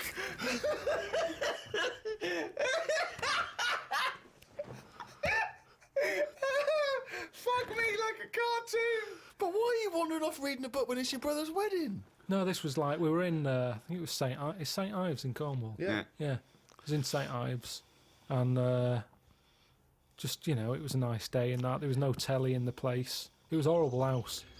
It was haunted, actually. No, honestly. No, not honestly. It wasn't haunted. There's no such thing as ghosts. So you saying honestly it was haunted means fuck all. It's the weirdest place and weirdest sensation I've ever had. I spoke to a woman called Mrs. Battersby, Right. who sat on my bed keeping me up all night. My mum came up, she said, you look shattered. I said, yeah, I haven't had a kip all night. She said, why? I said, I've been talking to Mrs. Battersby. She said, who's that? I said, no, some old woman. Now, I can't remember it now, but that's what I did then. And then... Sorry. So Mrs. Battersby didn't exist. Is that what you're saying? She was the ghost. yeah. Wasn't the landlady. No, there's no landlady. It's a big house, about 12 bedrooms in it. Right. Dead cheap to stay there because it was a wreck. My Were mum you and dad ill? went Were out you one ill? night. Did you have flu at the No, time? I had nothing like that. I just... So you were sitting up, but you were awake, and you were having a conversation with Mrs. Battersby. What did she look like? I can't remember. I can't even remember having the chat now. Right, But so- at the time, I was like, oh, she just doesn't shut up. Chatting all night. So you don't remember this happening? Or you do remember it happening? No, I remember that, like, if I see my mum now and I mention St. Ives, she'll go, oh, yeah, Mrs. Battersby. She remembers coming in, because she was older than me, wasn't she? So to Who? her, my mum. Was she? How old was Mrs. Battersby? She was older than both She of you. was old because I'm calling her Mrs. Battersby. If she was my age, I'd probably say, oh, it's Susan or whatever. Right, sure, You Miss call older Miss people Battersby. by the surname, don't you? Yeah. Anyway, so she kept How me old up all were you? night. You know, I'm thinking of pictures at the wedding. Why do you have to go through other things to just have a memory? How old do you reckon you were? I don't understand why you haven't got direct access to your memories. How old do you reckon you were? Your mum was older, though, yeah? You must have a vague idea of when this I'm event thinking was. about it now. I'm thinking. I'm Okay. picturing the picture of myself at this wedding. Okay. And how old are you? What are you doing? How tall were I'd say you? I look about. How were you? I'd say I look about 7 or 8. Looking at the picture. Right, okay. Yeah. Right, okay. So Mrs. Battersby is chatting away to you. You don't remember what she said, but you do remember having the conversation. No, he doesn't remember it I at don't all. remember the chat now. Well, then So- why are you telling? It's You not must your remember it memory. because you're telling us about It's not it. your Because it's a memory. memory. My mum's reminded me of it. Yeah, but all it says is, this is so far removed. This is hearsay that your mum said you spoke to a ghost once, and you don't even remember the ghost. Mrs. Battersby. No, Yeah, you no, but remember you the don't name remember only because her. your mum reminded you of In a it. court of law, if there was a ghost court, they go hearsay, thrown out of court. Right. You yeah. don't have a memory of Mrs. No, Battersby. look, I know that when I was a kid, Yeah. I ate a beetle. I ate a beetle because I thought it was licorice. Now, I can't remember that now. You can't remember that, but you know it happened because your mother told you it happened. Exactly. Right. But the fundamental thing is that we can believe. We can believe you ate a beetle, right? Because that is something that could happen in real life. But- what we're questioning is that you spoke to a ghost. I thought it was licorice. What sort of beetle was it? Just one of them standard beetles, just the black shiny one. Thing is, right, a couple of years ago, we were in the Ivy, and the food came, and there's a big blob of wasabi, right? It was like called an Oriental hors d'oeuvre, right? And I looked over at Carl, and he started going, drinking water. I said, what have you done? He said, I heard that. I said, that was a blob of wasabi. He said, I thought it was one mushy pea. That's a classy restaurant. They're serving one mushy pea. Well, they do that, don't they? Wow. Small portions. It's all trendy, isn't it? Yeah, I love the fact that it's exactly the same thing. But they've swapped beetle for wasabi Yeah. and licorice for pea. You see things, you see something, you It's a think... good job you remembered that anecdote, though, because he doesn't. Exactly, yeah. In years to come, we'll be going, ate some wasabi once. Did you? Yeah. Well, according to Ricky, I did, yeah. I was in the Ivy. I thought it were mushy pea. Huh? So hang on, I just want to go back to Mrs. Battersby because What you other- confidently said it was most haunted. It was the most haunted place, Yeah. but you've got no real evidence for it because even Even you claim you had this encounter, you don't even remember it. But you don't remember everything in life, But you do you? supposedly had a conversation with a ghost. I know, but I didn't know. When I was younger, I But you didn't think remember that the was a specifics ghost. of an ant walking around? Yeah, so you thought, so I see. If you'd have had the memory, it would just be a nice old lady on the end of your bed all night. Right. And then... Then when I mentioned it, my mum was saying, "What do you mean, Mrs. Battersby? Who's Mrs. Battersby?" Right. When you're a kid, you're not terrified, are you? No. Nothing scares I mean, you. I'm beginning to think, who the fuck is Mrs. Battersby, I must admit. But So, yeah, that was... but it was a weird place. I mean, there was no telly. All they had for sort of company was a calculator. Carl, you're Wow. the strangest little That's man that's ever extraordinary. lived. Company had a company. No. there goes Carl with his friend. What's his friend? Oh, it's a little... It's a Sanyo 4197G. I love that. That's amazing. Oh, calculator, do that boobs thing again. My mum and dad used to go out. I stayed in there. Just shots of him with his calculator on the beach. My only friend was a calculator. Oh, God. Just imagine shots of him in Vietnam just carrying Tommy. When the batteries died, they had to have a funeral for him. His barrels roll over the floor.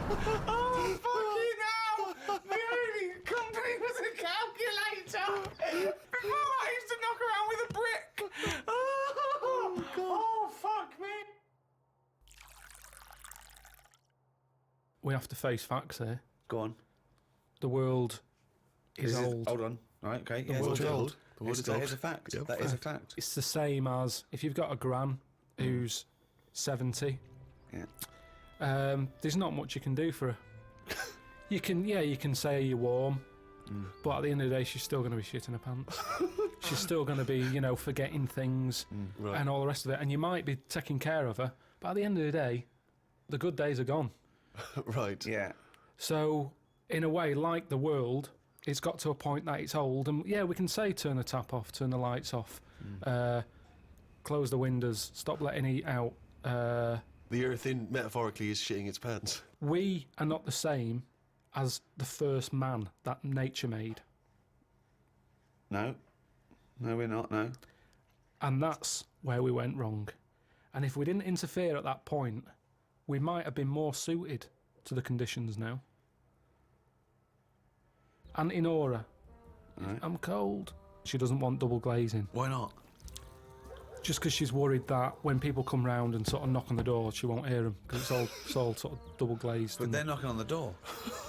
No, but she said that no, she didn't like a bell. It makes her jump too much. Well, That's how that goes. how do they get in now?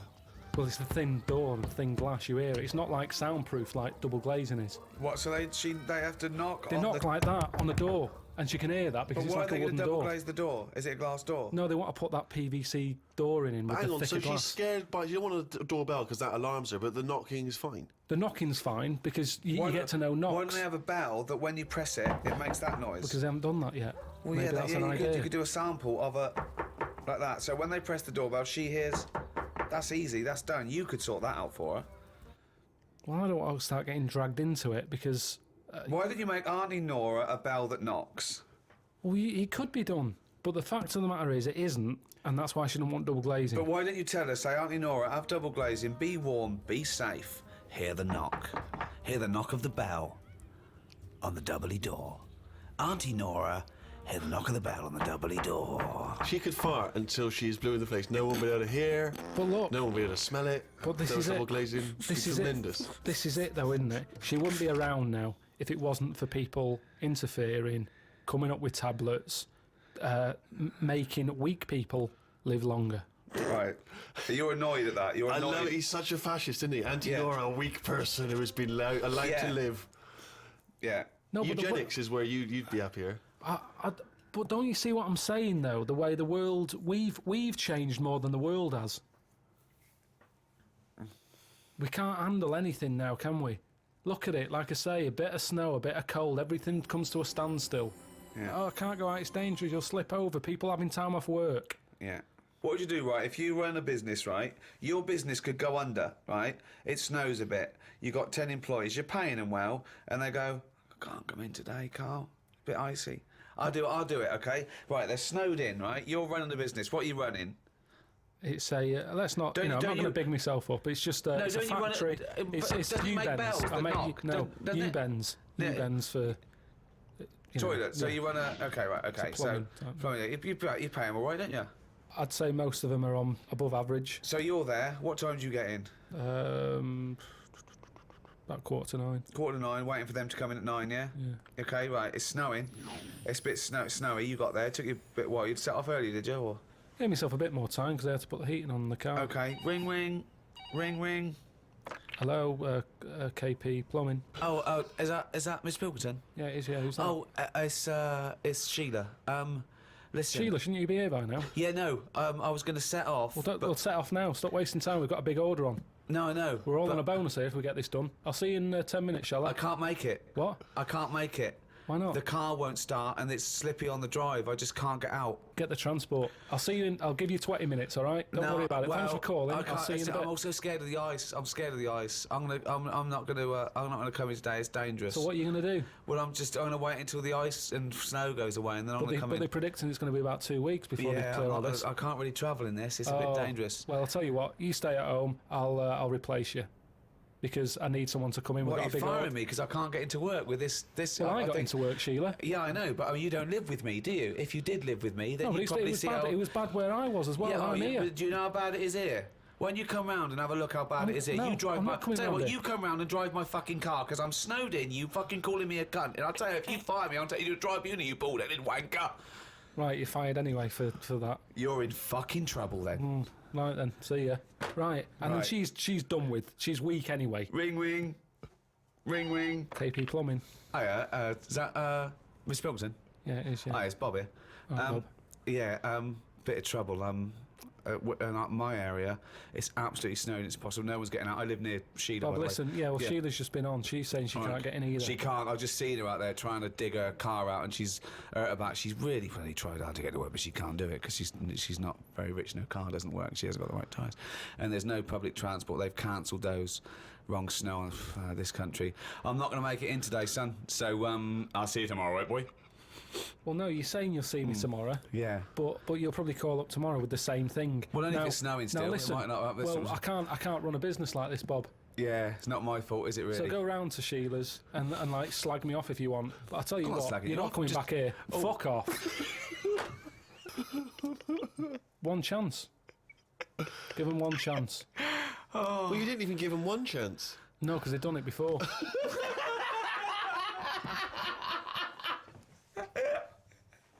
Oh, fucking hell. Just annoys me.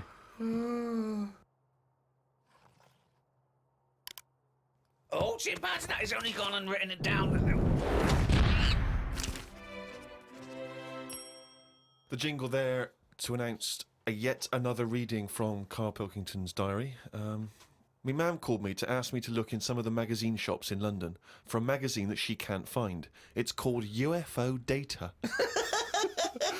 I said, I ain't heard of it. She said she's seen an advert for it in one of her ghost magazines. I love the fact that she can't even find the magazine about unidentified flying objects.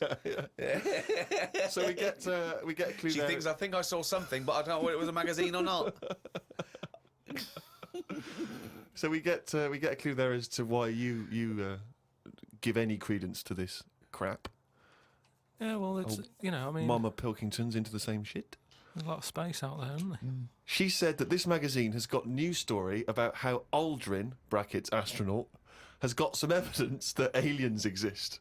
Yeah. I told her that I found out today that the days are about 36 minutes longer on Mars. We chatted about how this is how they are more advanced than us. Do you mean the Martians? Yeah, if they've got a longer day, that's more time that they're awake working on stuff. Right, yeah, we know that makes no difference at all. No, it does. Think about it. Think Yeah. about it. Look, think about it. 6 o'clock here. Yeah. People are going, see you tomorrow. I'm going home. They'll be going, another half hour. They've got a longer day. Productive. And that's why they're able to fly. That's why they're whizzing around. It adds up, doesn't it, over the years? Christ almighty, what drivel. Suzanne got in from work at 11:30. I told her about the UFOs in Mars. She said she's too tired to chat. I said, does it mean aliens will be more tired than us, or do they get more sleep? I got no answer. I love it when It Suzanne scares goes in. her. She never indulges No, you. it does she? scares her. Anything with ghosts and UFOs, she sort of. It doesn't ignores scare her, does it bores scare her. No, it freaks her out.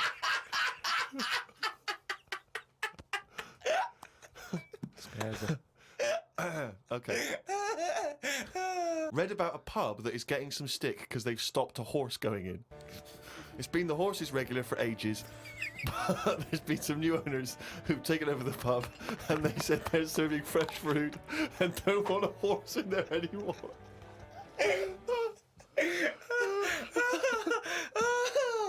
Oh, God. I met Suzanne after she finished work and we went for a brew in another cafe. God, Jesus. It's always having a brew in a cafe. It's like a sitcom. It is. Suzanne said I looked tired and fed up. She taught me some way to breathe that will relax me. I wasn't feeling that relaxed though because the person behind the counter was banging about making a coffee. Noise stresses me out. I wonder if less deaf people die of stress than people with working ears do. Oh, it's the theories. It's the It theories. is such a noisy world, though, isn't it? It is. London is noisy, very noisy. I think just everywhere, just noise in general. They were Yeah. saying how like every noise has been used at least 5 times or something. What do you mean? Because there's only so many noises in the world. I don't know what you're talking about. I don't know what you're talking about. No, there's only so many What noises. do you mean every noise has been used 5 times? I don't know what that means. I don't know what it means. Because Every noise once has been used at least 5 times. there's only so many noises. It's like a piano, isn't there? There's only so many notes. Yeah, And there's only so many noises. right. But because there's so much stuff, the same noises are being used again. I don't know what that means. By whom? Who's reusing the noise? By whatever. So a you'll have- woodpecker when it's woodpecking? Yeah. Some birds make noises that would sound like a Ford Escort, just because there's only so many noises that people can use. What is he talking about? Noises are a byproduct. Outside an instrument, Yeah. noises are a byproduct. A machine, they don't go, watch me make this noise, make this machine. It makes the noise it makes when it's doing But something. why does it make that noise? Why not pick another noise? They don't pick Well, the who's noise. picking the noise? A That's printing press makes the noise because it's the sound of the thing Yeah. going down. Yeah, You so know, the printing- a hammer makes that noise because that's what it does. No one's going, oh, can we make this make a different noise? No, it's a byproduct. I It's- know. So there's only so many noises. I don't know what you mean. When Stevenson's Rocker came and I went, can you make it go? It's that's the noise it made. I know, but then, say like a new frog comes out. Oh, what do you mean a new frog comes out? They find a new type of frog. Right. It makes a noise, and Yeah. they'll go, "Yeah, I knew it was going to sound like that." What are you talking Because about? there's only so many noises. No animal comes out and makes like a weird noise, and you go, "I've never heard that noise before." They go, "Oh, that sounds like a chicken," or "It sounds like a Ford Escort," or there's only so many What noises. frog sounds like a Ford Escort? Well, No, there but there'll be can't be some many animal. because you've used Ford Escort twice as an analogy here. So you're running out of noises. You've come up with chicken and escort so far. I can't explain But the problem it. is a Ford Escort sounds a bit like an Austin Allegro. So I don't know, yeah. And a chicken, you're ripping off the turkey, you cunt.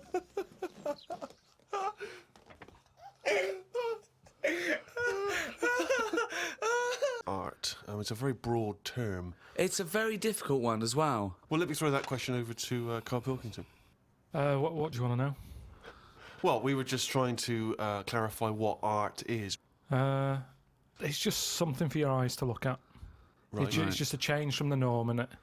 I mean, that's why I think most people have it. But then the problem is, I'd never buy a piece of art. I don't see the point in buying something because I know that my eyes will get bored of it eventually. Right. Have you got much art in your house? Yes. Yeah. Because it gives me pleasure, and I don't get tired of it. I don't get bored Do you of look it. at it every day? Well, it's there, isn't it? It just adds Yeah, but other things a are there. pleasure to Dust it. is there, but Surprisingly, I've not compared I think art I've to dust looked. as often as I perhaps should. But the thing about, and this I think may be intriguing to you, Damien Hirst, of course, is more of a conceptual artist like Tracy Emin, and a lot of what contemporary art does is followed on from a guy called Marcel Duchamp, who I'm sure you're familiar with.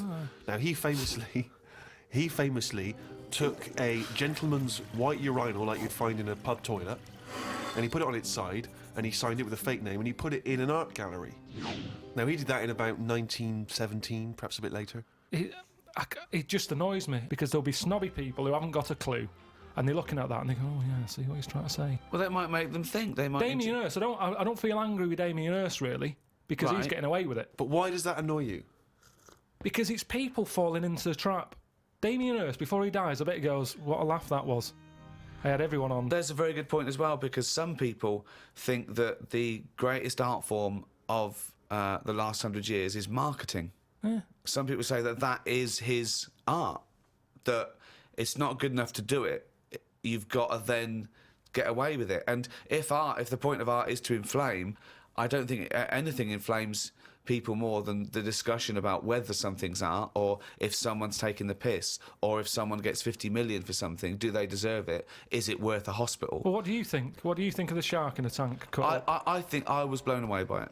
I thought the I'd shark never seen tank anything like it before. It was sort of spectacular because it is so huge and so vast, and to have put a shark, you know, in formaldehyde and to have hung it in an art gallery, it's very striking when you see it. Yeah, it's it a is. remarkable achievement. But what is he? Is he an artist or a fishmonger?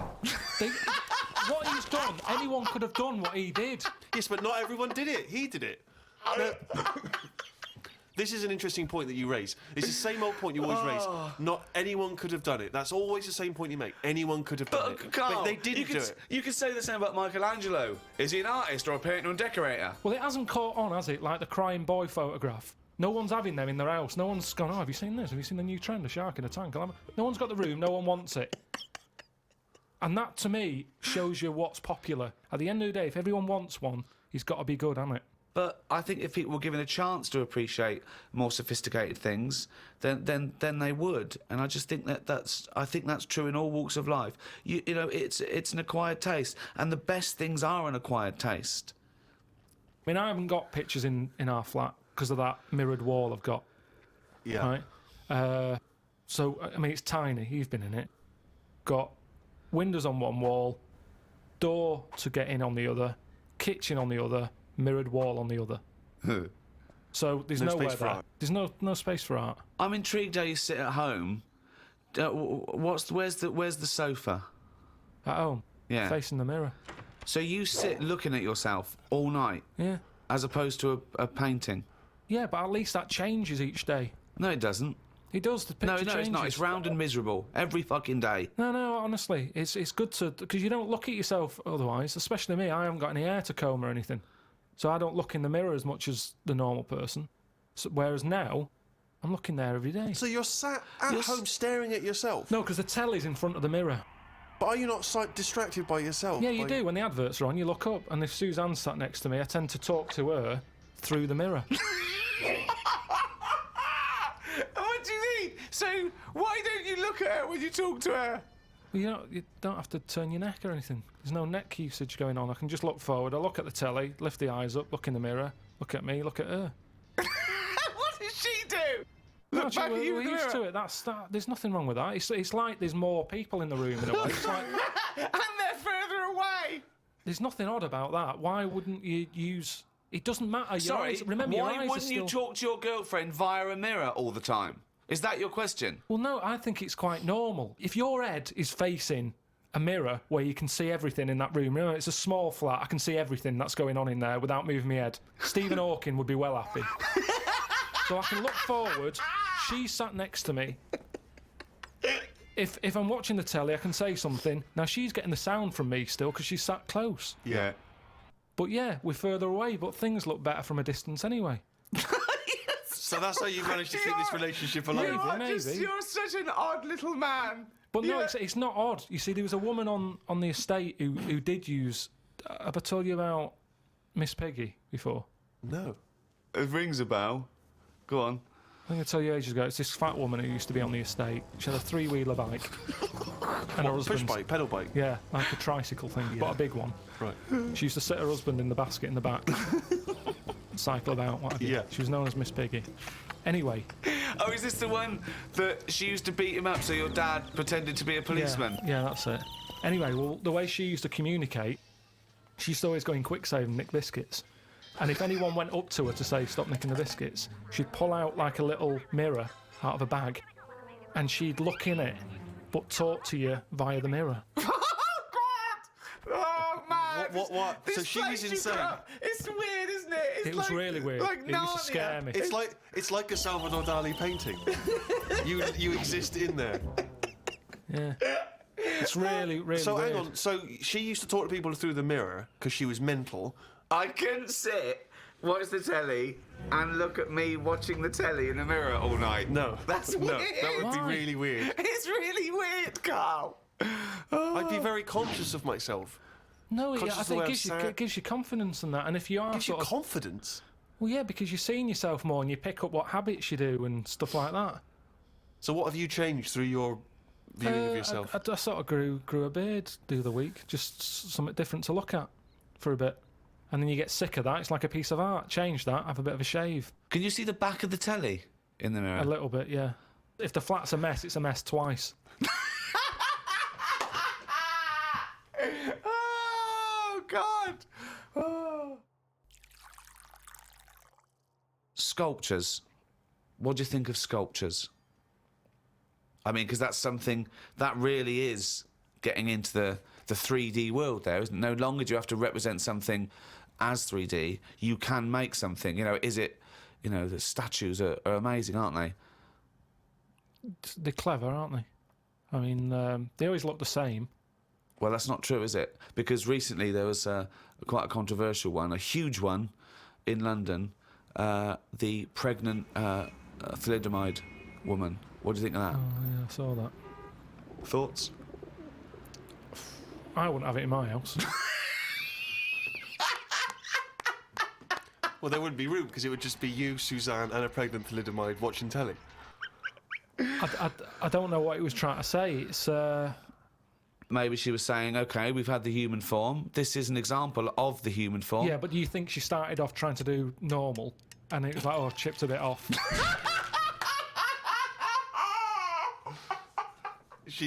One of the arms got chipped Well, off. it makes you wonder, doesn't it? And why, you see that square, Trafalgar Square, you've got that. Nelson's column, he's got one arm and a leg missing or something and a patch over his eye. Then you've got the thalidomide. Why can't they just do a full person?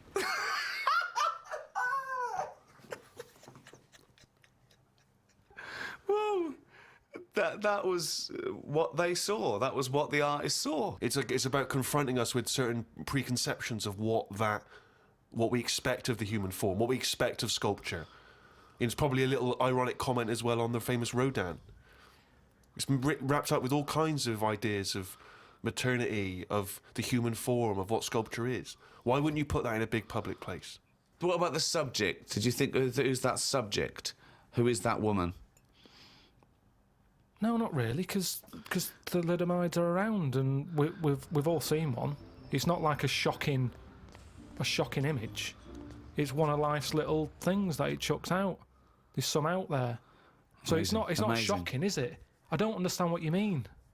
I think what I thought is it just goes to show we're sort of running out of ideas. What do you think of people who are so angry at art they try and censor it or they try and destroy it? Do you think art should ever be censored? It's where you put it. If it's in a gallery, then it doesn't have to be censored. If it's in Trafalgar Square, where everyone's wandering around having a nice time, you don't want a 12-foot cock. So it's all about where you put it. I think some art looks better because of where it is. Angel in the North, that's a bit of art, but it's a bit of a surprise, isn't it? You're driving along a miserable motorway. Yeah. Oh, what's that over there? Gives you something for your eyes to look at again. Motorways are the most boring place to drive. But you go, oh, look, there's a bit of art over there. Yeah, but Stick that then Angel again, in should the you be North. looking at art when you're going at 70 miles an hour along a motorway? Well, yeah, because it's really big. You can keep your eye on it and Look in the mirror. It's not a problem.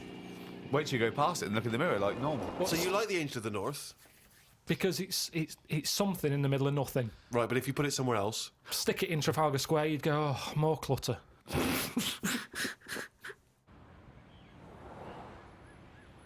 I remember we were shown the cartoon version of Animal Farm when we were about like 15, 16. We were discussing it afterwards about, Napoleon, oh yeah, great, oh yeah, communism versus, the poor proletariat and all this. And this bloke went, you lot make me sick. It was just a nice film about some animals. Brilliant. yeah. Perfect. What's your take on that, Carl? No, go on. What's your point? Because you can see the irony there, can't you? I haven't seen it. No. If you want to do a serious point, don't use animals. No? Well, I disagree with there because I think my favourite is probably Charles Dickens, and I think the greatest story ever told is A Christmas Carol, and there's only one way that could ever be improved, and that is a Muppet Christmas That's Carol. absolutely right. Yeah. So, and I think that you could, and I think people could take a lesson from that and maybe do other films with the Muppets. A Muppet Schindler's List. Yeah. I mean, Yeah. you could make it so moving, couldn't you? Schindler's List in space. Miss Piggy's Choice. Well, we talked about that. What? About things like that in art as well. Do you think that bringing something so serious to the masses, like films do, things like the Holocaust and like Sophie's Choice, where she has to choose which child lives and dies. Why did she have to pick? Well, because the Nazis were horrible, nasty, evil people. And which one did she pick? I don't think that's the point. I don't think that's the point. I love the idea that this is not a betting game. No, but I imagine this is like Deal No Deal. It's kind of you down to the last two. Which one you're going to go for? God. But why did you ask which one did she choose? Because even if he'd said the names, Robert and Alison, what difference would it make? You don't know the story. Why is No, it because that then you've I'd ask more. I'd ask more then. If you said Alison, I'd go, what was it with Alison? What did she have over Robert? That's what films are meant to do. You question it. Whenever I watch a film with Suzanne, I always say at the end, what was going on there? Oh, That's because you're an idiot. That's because you've just watched Muppet Christmas Carol and you can't understand why a frog's able to talk. I'm all for films with a good storyline. Yeah. Brilliant. That's a perfect point. One extraordinary point. He's gonna follow this up, mate. He's gonna follow He's got this up. something there. He's got Come something on, here. Carl. Go on then. What's your No. take on films? Films are really good. You can get lost in them. Right. And You like one with a good story? I mean, whenever anyone asks, it's always the same. It's Elephant Man. It's Kez. Mission Impossible 2. Mission Impossible 2. These are what you consider the great works No, I'm of just film saying art. these are ones that I've enjoyed recently. There's so many films that I haven't seen, yet you always say, oh, have you seen so-and-so? You What, love Mission it. Impossible 1? And there's good news for you. 3's out. That's true. One of the most striking art exhibitions that I ever attended, Carl, was an exhibition of outsider art. Something I'm sure you're very familiar with. Outsider art, of course, is work that is made by people who are often institutionalised for mental health problems, or they are just incredibly, the people who aren't in any way part of the art establishment. Well, right up to psychopathic murderers, clinically insane mass murderers would count as outsider art. I went to an outsider art exhibition in New York. It was incredible, and I bought a painting of this guy.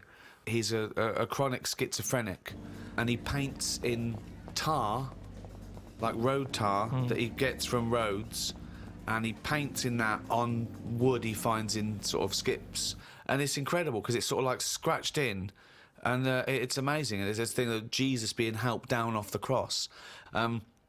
Admittedly, I was walking around there going, this is fucking mental, and James was going, you've got to stop saying that, because of course some of the people are mental. There was one bloke doing a sculpture of a skull, right? And underneath, it was like a little head with his teeth. Underneath, he'd put a sign that said "real teeth." Where did he get the real teeth from? What I think is interesting about that is how much therapy it provides for these often mentally unstable people, which is another important value of art, of course. People's self-expression, people being able to give a little piece of themselves through their work. Do you not see any value in that? How do you express yourself? Whistle. You whistle. Yeah, I found over Christmas I whistled a lot more than I usually do. And I think that was just freedom. What do you mean freedom? Sort of freedom. Expand on this point, if you would.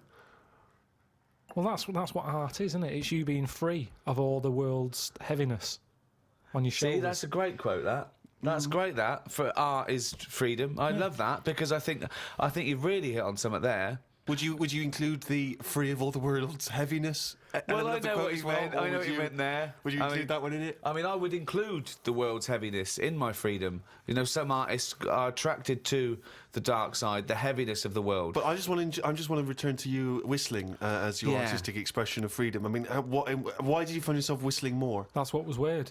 So just few take us days through a typical See, day. When would the whistling begin? So this was that you spent Christmas down in Kent with Suzanne and her parents. Yeah. Yeah. Could I suggest something?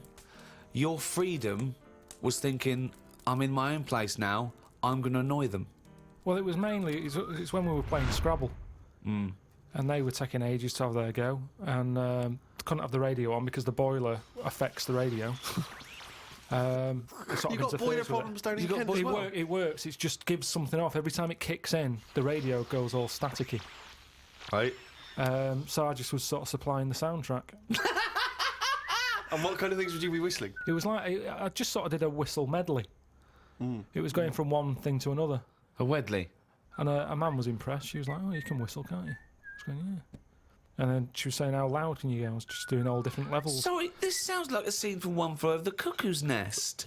The boiler's setting off the radio. I can whistle. Oh, you're good whistling, aren't you? Oh, yeah, Scrabble. Talk about outsider art. I love the fact that Carl's life is like living in a home It when is. you're in your 80s. Yeah. But you felt that this was your way of expressing yourself. I just found it odd because I don't whistle that much. I think just because I think I'm fed up most of the time when I'm in London, and you don't whistle when you're fed up. Whistling's a happy thing. You never get an angry man suddenly breaking into a Well, whistle. the people who aren't whistling are usually pissed off. But yeah, the bloke who's whistling, it's like, it's the least. He's the least annoyed person in the room when someone's whistling. Same as holding a drill. The only person that noise doesn't annoy is the bloke who's drilling. Everyone else wants to punch his face in. Same with whistling. Whistling, Goes to show there's no point in whistling. No, there is. No, there's not. Don't know. I mean, our window cleaner was known as that's how you knew he was there. He always whistled, and in the end, he fell off his ladder, broke his front teeth. Oh. Retired. What, because he couldn't whistle? That was it. It was like can't whistle, time. can't whistle, Well, yeah. can't clean windows. It's a bit tragic. Could he take along a whistle? Just pop that in his mouth. Yeah, I suppose he could have done. I didn't think of that. What about a flute? Or a recorder? Not London's burning again. Fucking clean the windows and then fuck off. He didn't really think this through, did he? He retired at the age of 28. And his whole family were bankrupt. With no teeth. Yeah. And just a Why, bucket and a why aren't squeegee. you working, Dad? Because I can't whistle. I can't whistle anymore. And if the day you give up whistling is the day I give up window cleaning. So you never whistle? No. I can't really whistle very well. No. I don't whistle, but I can whistle better than that. What, you did this for hours on end while playing Scrabble? About 2 hours. 2 hours? Put my word down. And then- this, sorry, can we just hear that again? Can we hear it? So you But were that whistling. is- You were whistling after you had your go as Oh, well. yeah. Fucking hell, Carl. But hang on, let's just hear a bit. That is Carl's self-expression. That is his artistic self-expression right there. A name, no tune, no nothing.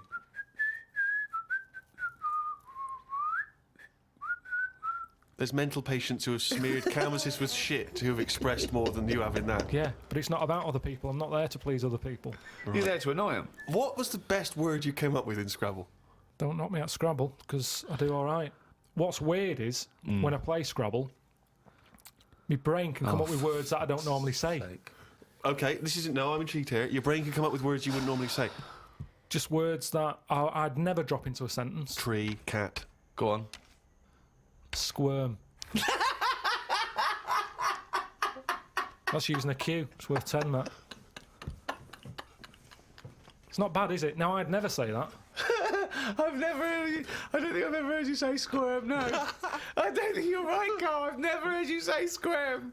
Weird, isn't it? Yeah, it is weird. And yet your brain popped that one out. And then, yeah, when it wasn't my go, just...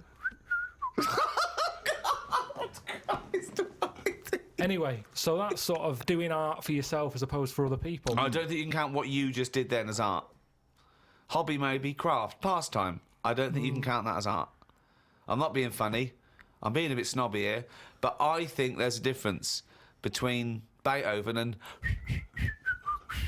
Squirm. There's a queue in that. Did this thing that if you could go into a flotation tank and you led a whole virtual life and it was the best life possible, you did exactly what you've always wanted. You became the person you wanted to be. You did the best things you could ever dream of doing, and you literally couldn't tell the difference. So it was your life, okay? And you lived your biological life out in that tank and died at 80 and had the best life any person could ever have. You could pre-program it. Would you get into that tank knowing what you know now, knowing that you would have the best life ever, with no heartache, no upset, no loved ones dying? So what's happening when I'm sort of having a packet of Munchies? Yeah.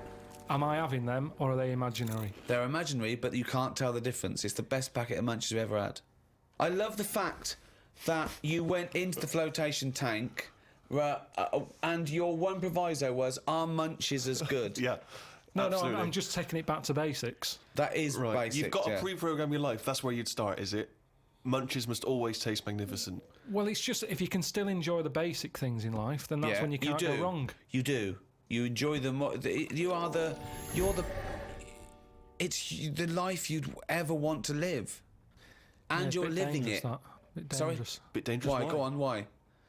Just, I don't know, because sometimes I think things don't happen for the best, right? Right. Sometimes you can sort of think, oh, I'll enjoy that if that happens. And then it doesn't happen, and you've had time to think about But what this would is have happened. perfect. No, this is built in, because whatever happens is for the best. So not only when you're in this flotation tank are you enjoying yourself, that things just keep getting better or staying So as you good. you never have a bad day. You never have a bad day. But how long would that last for before you go and fed up with this? Well, why would you get fed up with it? Because you do something else. It's the perfect life. Bear in mind, you're not aware that you're in the flotation tank. You've made that deal, but then once you're in there, you don't know. You're not aware of being in the flotation tank. You're living your life, and it's perfect. You're happy.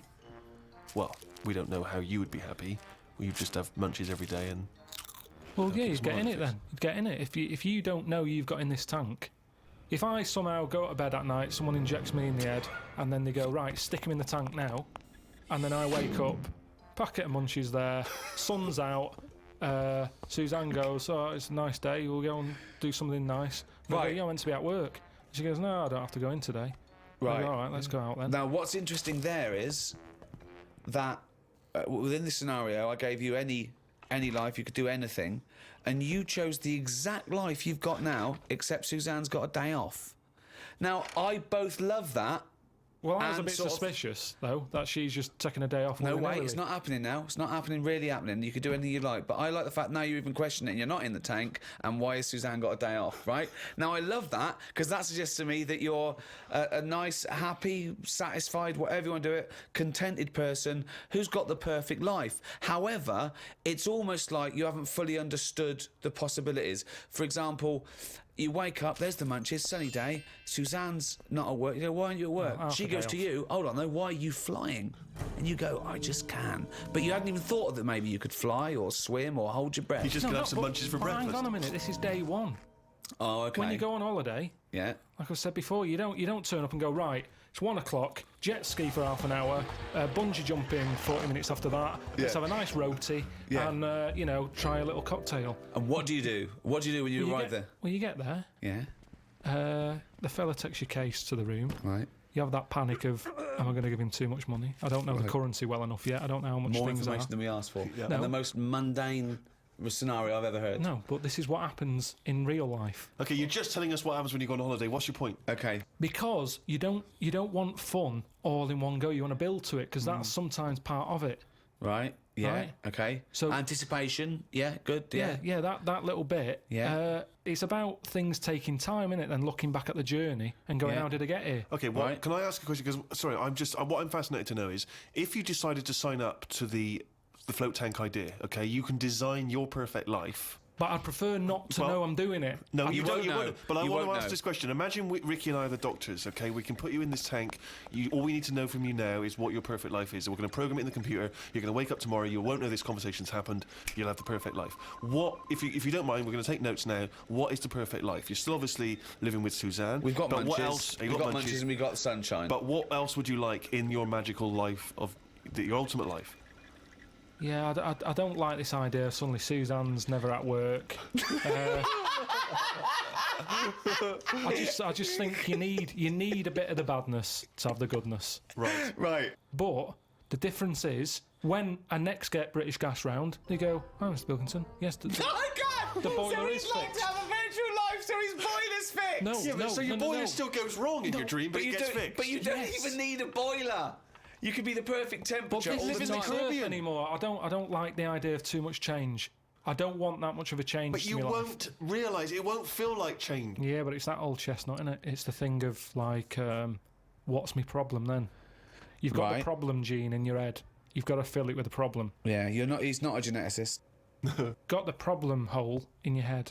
No, it's Got not. the problem hole in your head. Shut up, Ricky. Let him say what he means to say. He's got a said problem it. hole in his head. He's got a problem hole in his head. It's called his mouth. Yes. Right, that is your problem hole. So, if someone comes up and they go, "I've fixed your boiler," Sorry, could I just ask No, let him speak Let for- me ask one question, Steve. Is the problem hole different from the problem gene, or is that a new term for... You put things through the problem hole and they end up in the problem gene. You feed something in the problem hole.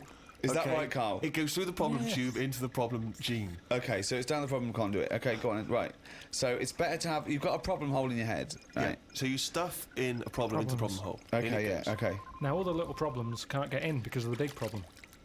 Right. Is that good or bad? It's a But good that's thing to not true, have. is The it? problem hole is a standard size on everyone. Right, no, but that's Shut not... up, Ricky. Let him explain. Now, Ricky, I'd say his problems are not even problems. Well, how big's his problem hole? Same size as mine. Same Right, size as okay. yours. But his problems are all little ones. They're like, you've got like a load of Skittles. I've got a big cream egg. Right, but why... Shut what- up! Let him but- speak. but He's just expanding on his idea. Why But do you what is keep his interrupting? problem? What is your problem that's so big Okay. compared to my little Skittles? Loads of problems. You get stressed out about things that I'm like, what's up with you? You get annoyed easily with stuff. People chewing loudly. Or someone breathing loudly. Or someone coughing. Whereas I'm like, that doesn't matter. Like you say, to you, the boiler is like, get it ripped out, put a new one in. It's not as easy as that. It is. And that's why the problem ball is growing. He's got a gene, a ball, and a hole. So the problem No ball- wonder there's no fucking room for a brain. Right, shut up. Let me ask. I want to clarify this.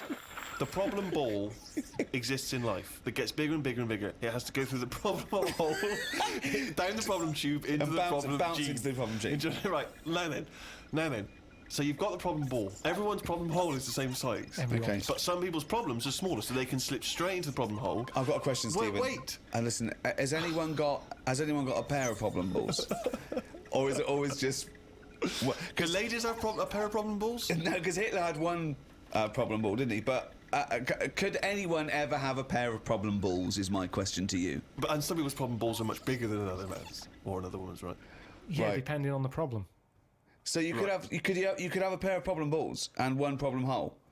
The way I'm If you saying went, it, if you okay, look, Listen. supposing I came to you and said, listen. But a man starving in a foreign country might have huge problem balls. He might have, but if I went to a doctor and said I've got a problem hole, and the doctor said, "Well, let me see it," and he said, "Well, let me see your problem hole," and hanging down in front of my problem hole was a huge pair of problem balls. What would he treat first? Is my question. Well, would he look into the problem hole? He said, he'd say, right, take your problem genes off. Right, I want to see your problem hole clearly. But he would put his hand or his finger into the problem hole to try and remove the problem He ball, would, wouldn't he? Or the problem- he could feel the problem balls, but he'd have to insert his finger in the problem hole, wouldn't he? Right. Okay, so Carl, go on then. I'll just get in a tank.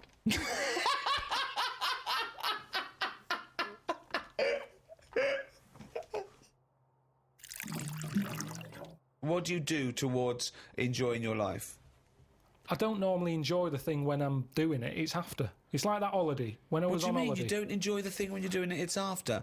What's an example of not enjoying the thing at the moment, but you do after? You didn't enjoy the holiday. Say but like you- the holiday. I've just So been you away. enjoyed coming off Hang on. holiday? What? I want to hear it. You enjoyed the holiday. You didn't enjoy the When holiday. I'm there, I had fleas biting me. Yeah. I had mosquitoes biting me.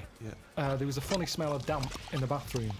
I was worrying, getting in the sea, thinking, is there stonefish in it? Right? Now, you've got all that going on. Yeah. When you get back, you forget about the damp smell. You forget Well, about you the fleas because the bites have gone. They're not as much of a problem. Yeah. So then your brain starts going, well, hang on, what did I enjoy? And you go, I enjoyed the dorada fish I had that I've never eaten. Yeah. That's an experience. At the time, I wasn't enjoying it because I'm thinking, when I get back, I'm going to have fleas on me again. Yeah. Now, when I get a menu given to me in a restaurant, Yeah. I go, right, what am I going to do here? Yeah. Right, well, when I came here, I thought I'd have some lamb chops. They've got lamb chops, great. Wonder how much to give you, because I quite fancy this pudding they've got. Right. Now, I have the lamb chops, it comes with extra veg. I eat it, I enjoy it. The pudding I wanted, it's gone out the window, I've got no room for it now. Yeah. But you enjoyed the lamb chops. You enjoyed that drops. You enjoyed. You can only get packed so much. If you're enjoying all your life all the time, there's no point in regretting anything. That's just greed. No, but I was looking forward to the pudding. Well, you shouldn't have eaten all the veg. Yeah, but I was enjoying it at that point. But then you take the pleasure that you had at that point. No, because I wanted a pudding. Yeah, but But you didn't want to put in, or you've had to put in. No, because I would have had it for the sake of having it. And then it's Yeah, ruined. but I don't know what the whinge is there. You had a lovely meal. You had some lovely lamb chops. You enjoyed the hour. Because when I read that they had like profiteroles on there, Yeah. I thought I fancy a couple of them. Yeah, And the chance has gone. I'm probably not coming back to this restaurant now. yeah, but you 'cause haven't missed a chance. You had the chance. You didn't want to take it because you were full up with lovely lamb. It's What's not like the you problem? didn't. I had a spicy sausage in the Caribbean. Right. Now, the problem was, I was enjoying it, but I thought this is the spiciest sausage I've ever eaten. Right. Now, I could only enjoy that the next day night when I knew that it's The gone next through day my body, there hasn't been a problem. So I go, that was a nice sausage, I'd have one of them again. Right. That was a nice sausage. But then the next time, surely you'd be enjoying it because you wouldn't have the trauma of the next night because you'd lived through it, and now you're just enjoying But the the lovely problem- spiciness and the sausaginess of the spicy sausage. Yeah, but the problem is, once you've enjoyed something, it's very difficult to replace what you got from that spicy sausage the first time. Then why are you looking forward to having another one? Because let me tell you, Go on. Auntie Nora, I've told you she prepares all her food, right? She's got them all in bags in a freezer, Monday, Tuesday, Wednesday, Thursday, Friday. Yeah. Right. Now, what she normally does, she makes a big pot of curry. Right. She goes, what I'll do, I'll pop that in the Monday bag and I'll pop it in the Thursday bag. It's the same curry. Now, she has it on the Monday. Yeah. She loves it. She thinks I got the mix just right there. The spices are good. The Yeah. chicken was tasty. I'm looking forward to Thursday. I'm looking forward to Thursday. I can't wait for Thursday. Yeah. Right. I'll call her up on the Thursday evening. I'll go, how was the curry that you had on Monday that you said you were having again on Thursday that you enjoyed? Didn't enjoy it. Why is that? Don't know. Just want the same. She was expecting too much. And that's the problem. If I had that spicy sausage again, it's never going to live up to it. So forget the spicy sausage. I've had it. I've experienced it. So you're if never someone another one? says, well, it depends. So do you have anything twice ever? Maybe not. But this is insane, Carl, But because aside from you and your Auntie Norma and presumably all the other Pilkington clan, or are all as weird as one another, why you phone her up and ask her what she's having for tea? I don't know. Yeah, that's one thing. What, and that then shows not you only what is that- happening on Monday, but what you're going to do on Thursday as well. I'll make a note of it in the Auntie Norma food diary. That's proof that you really aren't enjoying your life. now. Exactly. To go, right, oh, fucking Well, hell. what what else can do you say But to then other he's people? phoning her up again late on the Friday to find out how the Thursday curry went down. I know, exactly. Yeah. That's two calls that week. Unbelievable. Well, it's just Just good to- read her journal. Now, the question is it better to enjoy something once and not again than not at all? But you're an What do you idiot mean? because No, you're the that's only not the person who choice. experiences this. That's not the choice. That's not the choice for normal people. You can either never enjoy summer or only enjoy it once. You can enjoy things loads of times. you can't. That's what a hobby is. A hobby is enjoying things over and over again. I haven't got a hobby ever. That's why. I've had loads of hobbies in the past. I did the dancing, I did the boxing, I did... what else have I done? That is it. I think that's what. But that's what I'm saying now. I soon get bored. And it's like how you enjoy, I love Munchies, Yeah. but I always enjoy the last one more than... But that doesn't make sense. That goes totally counter to your argument. No, because it's from one packet. What? It's from one packet. What difference does that make? The So first you- one's surely so- your favourite. So it's hold on. not. So if you were to have one munchie, I'll go as a munchie, mate. You No. go, I'm not going to take one unless I can have all of them, particularly the last one.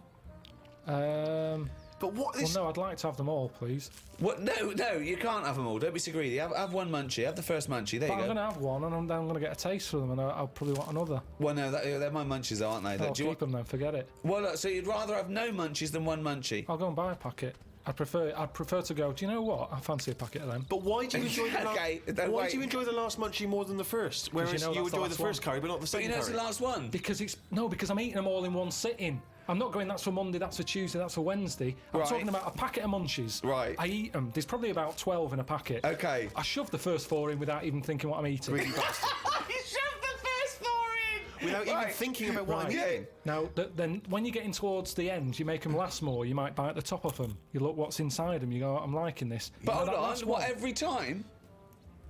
What, every time you buy a packet of Munchies? I Yeah. think? Yeah. So, hold on, though. You must enjoy a packet of Munchies regularly, then? Not as often as you think. They have I an don't offer on know. them. Well, No it's not opinion. as I think. I don't know. So tell me how often you enjoy a packet of Munchies.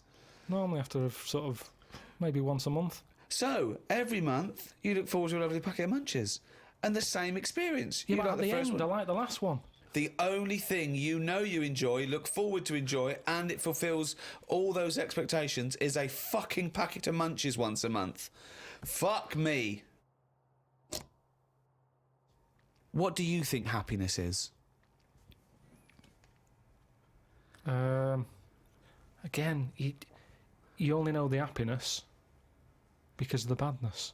You've got Well- to have a yin and a yang. Well, I know what you mean there. I agree with you on this because it's sort of no good to be handed it on a plate. I mean, just from my own experience, working for someone does feel better because you've got a pride and a satisfaction.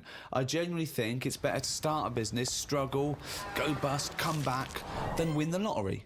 Yeah, I genuinely believe that. but you need the mixture, don't you?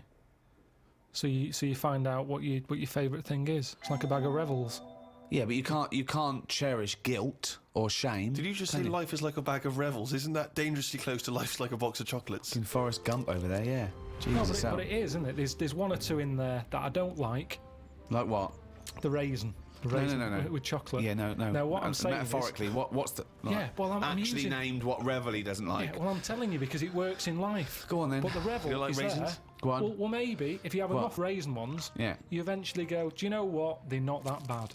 What? And that's the thing in life. What would you have written to Jim will fix it to fix for you? What would have given you pleasure as a kid? Dear Jim, can you fix it for me to do what?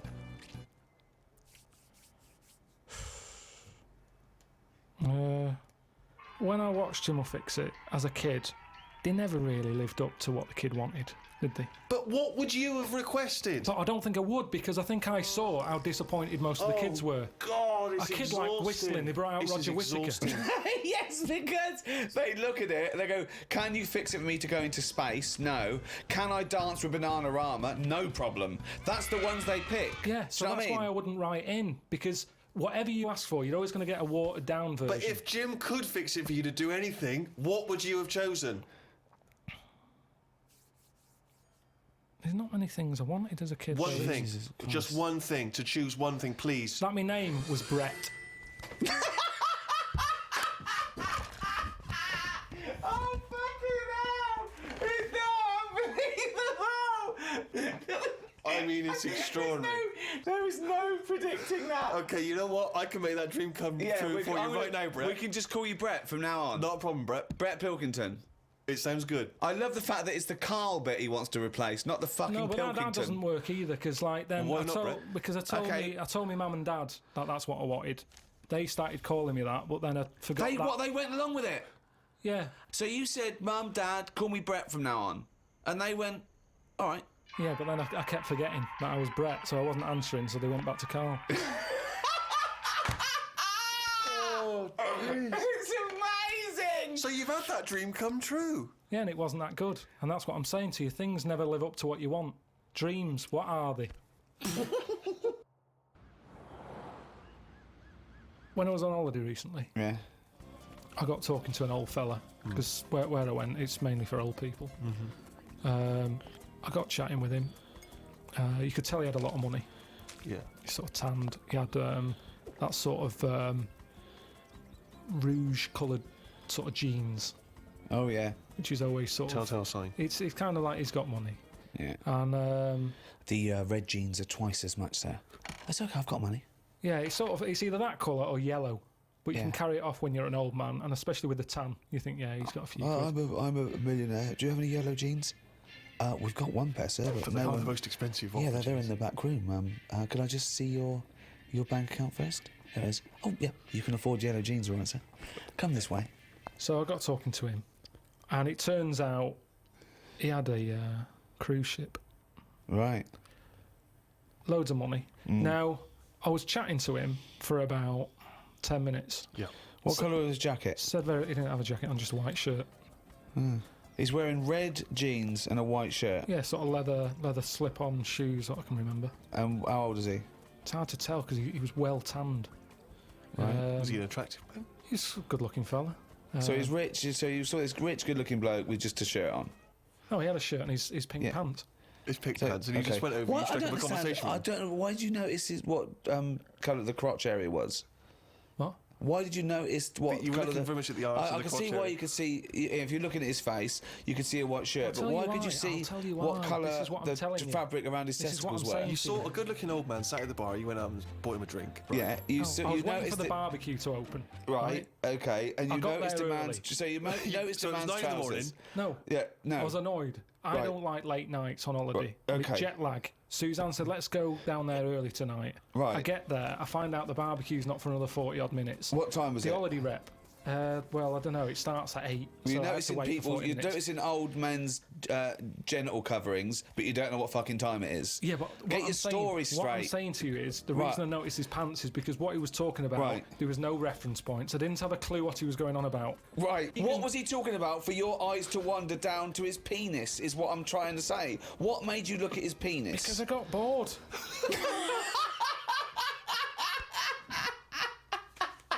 I didn't know. What I'm trying to say to you is reference points. I had no idea what what he was was he going on talking about. When you're talking to a stranger, aren't you meant to keep it Above the waist, looking at his bollocks, keep it to erect.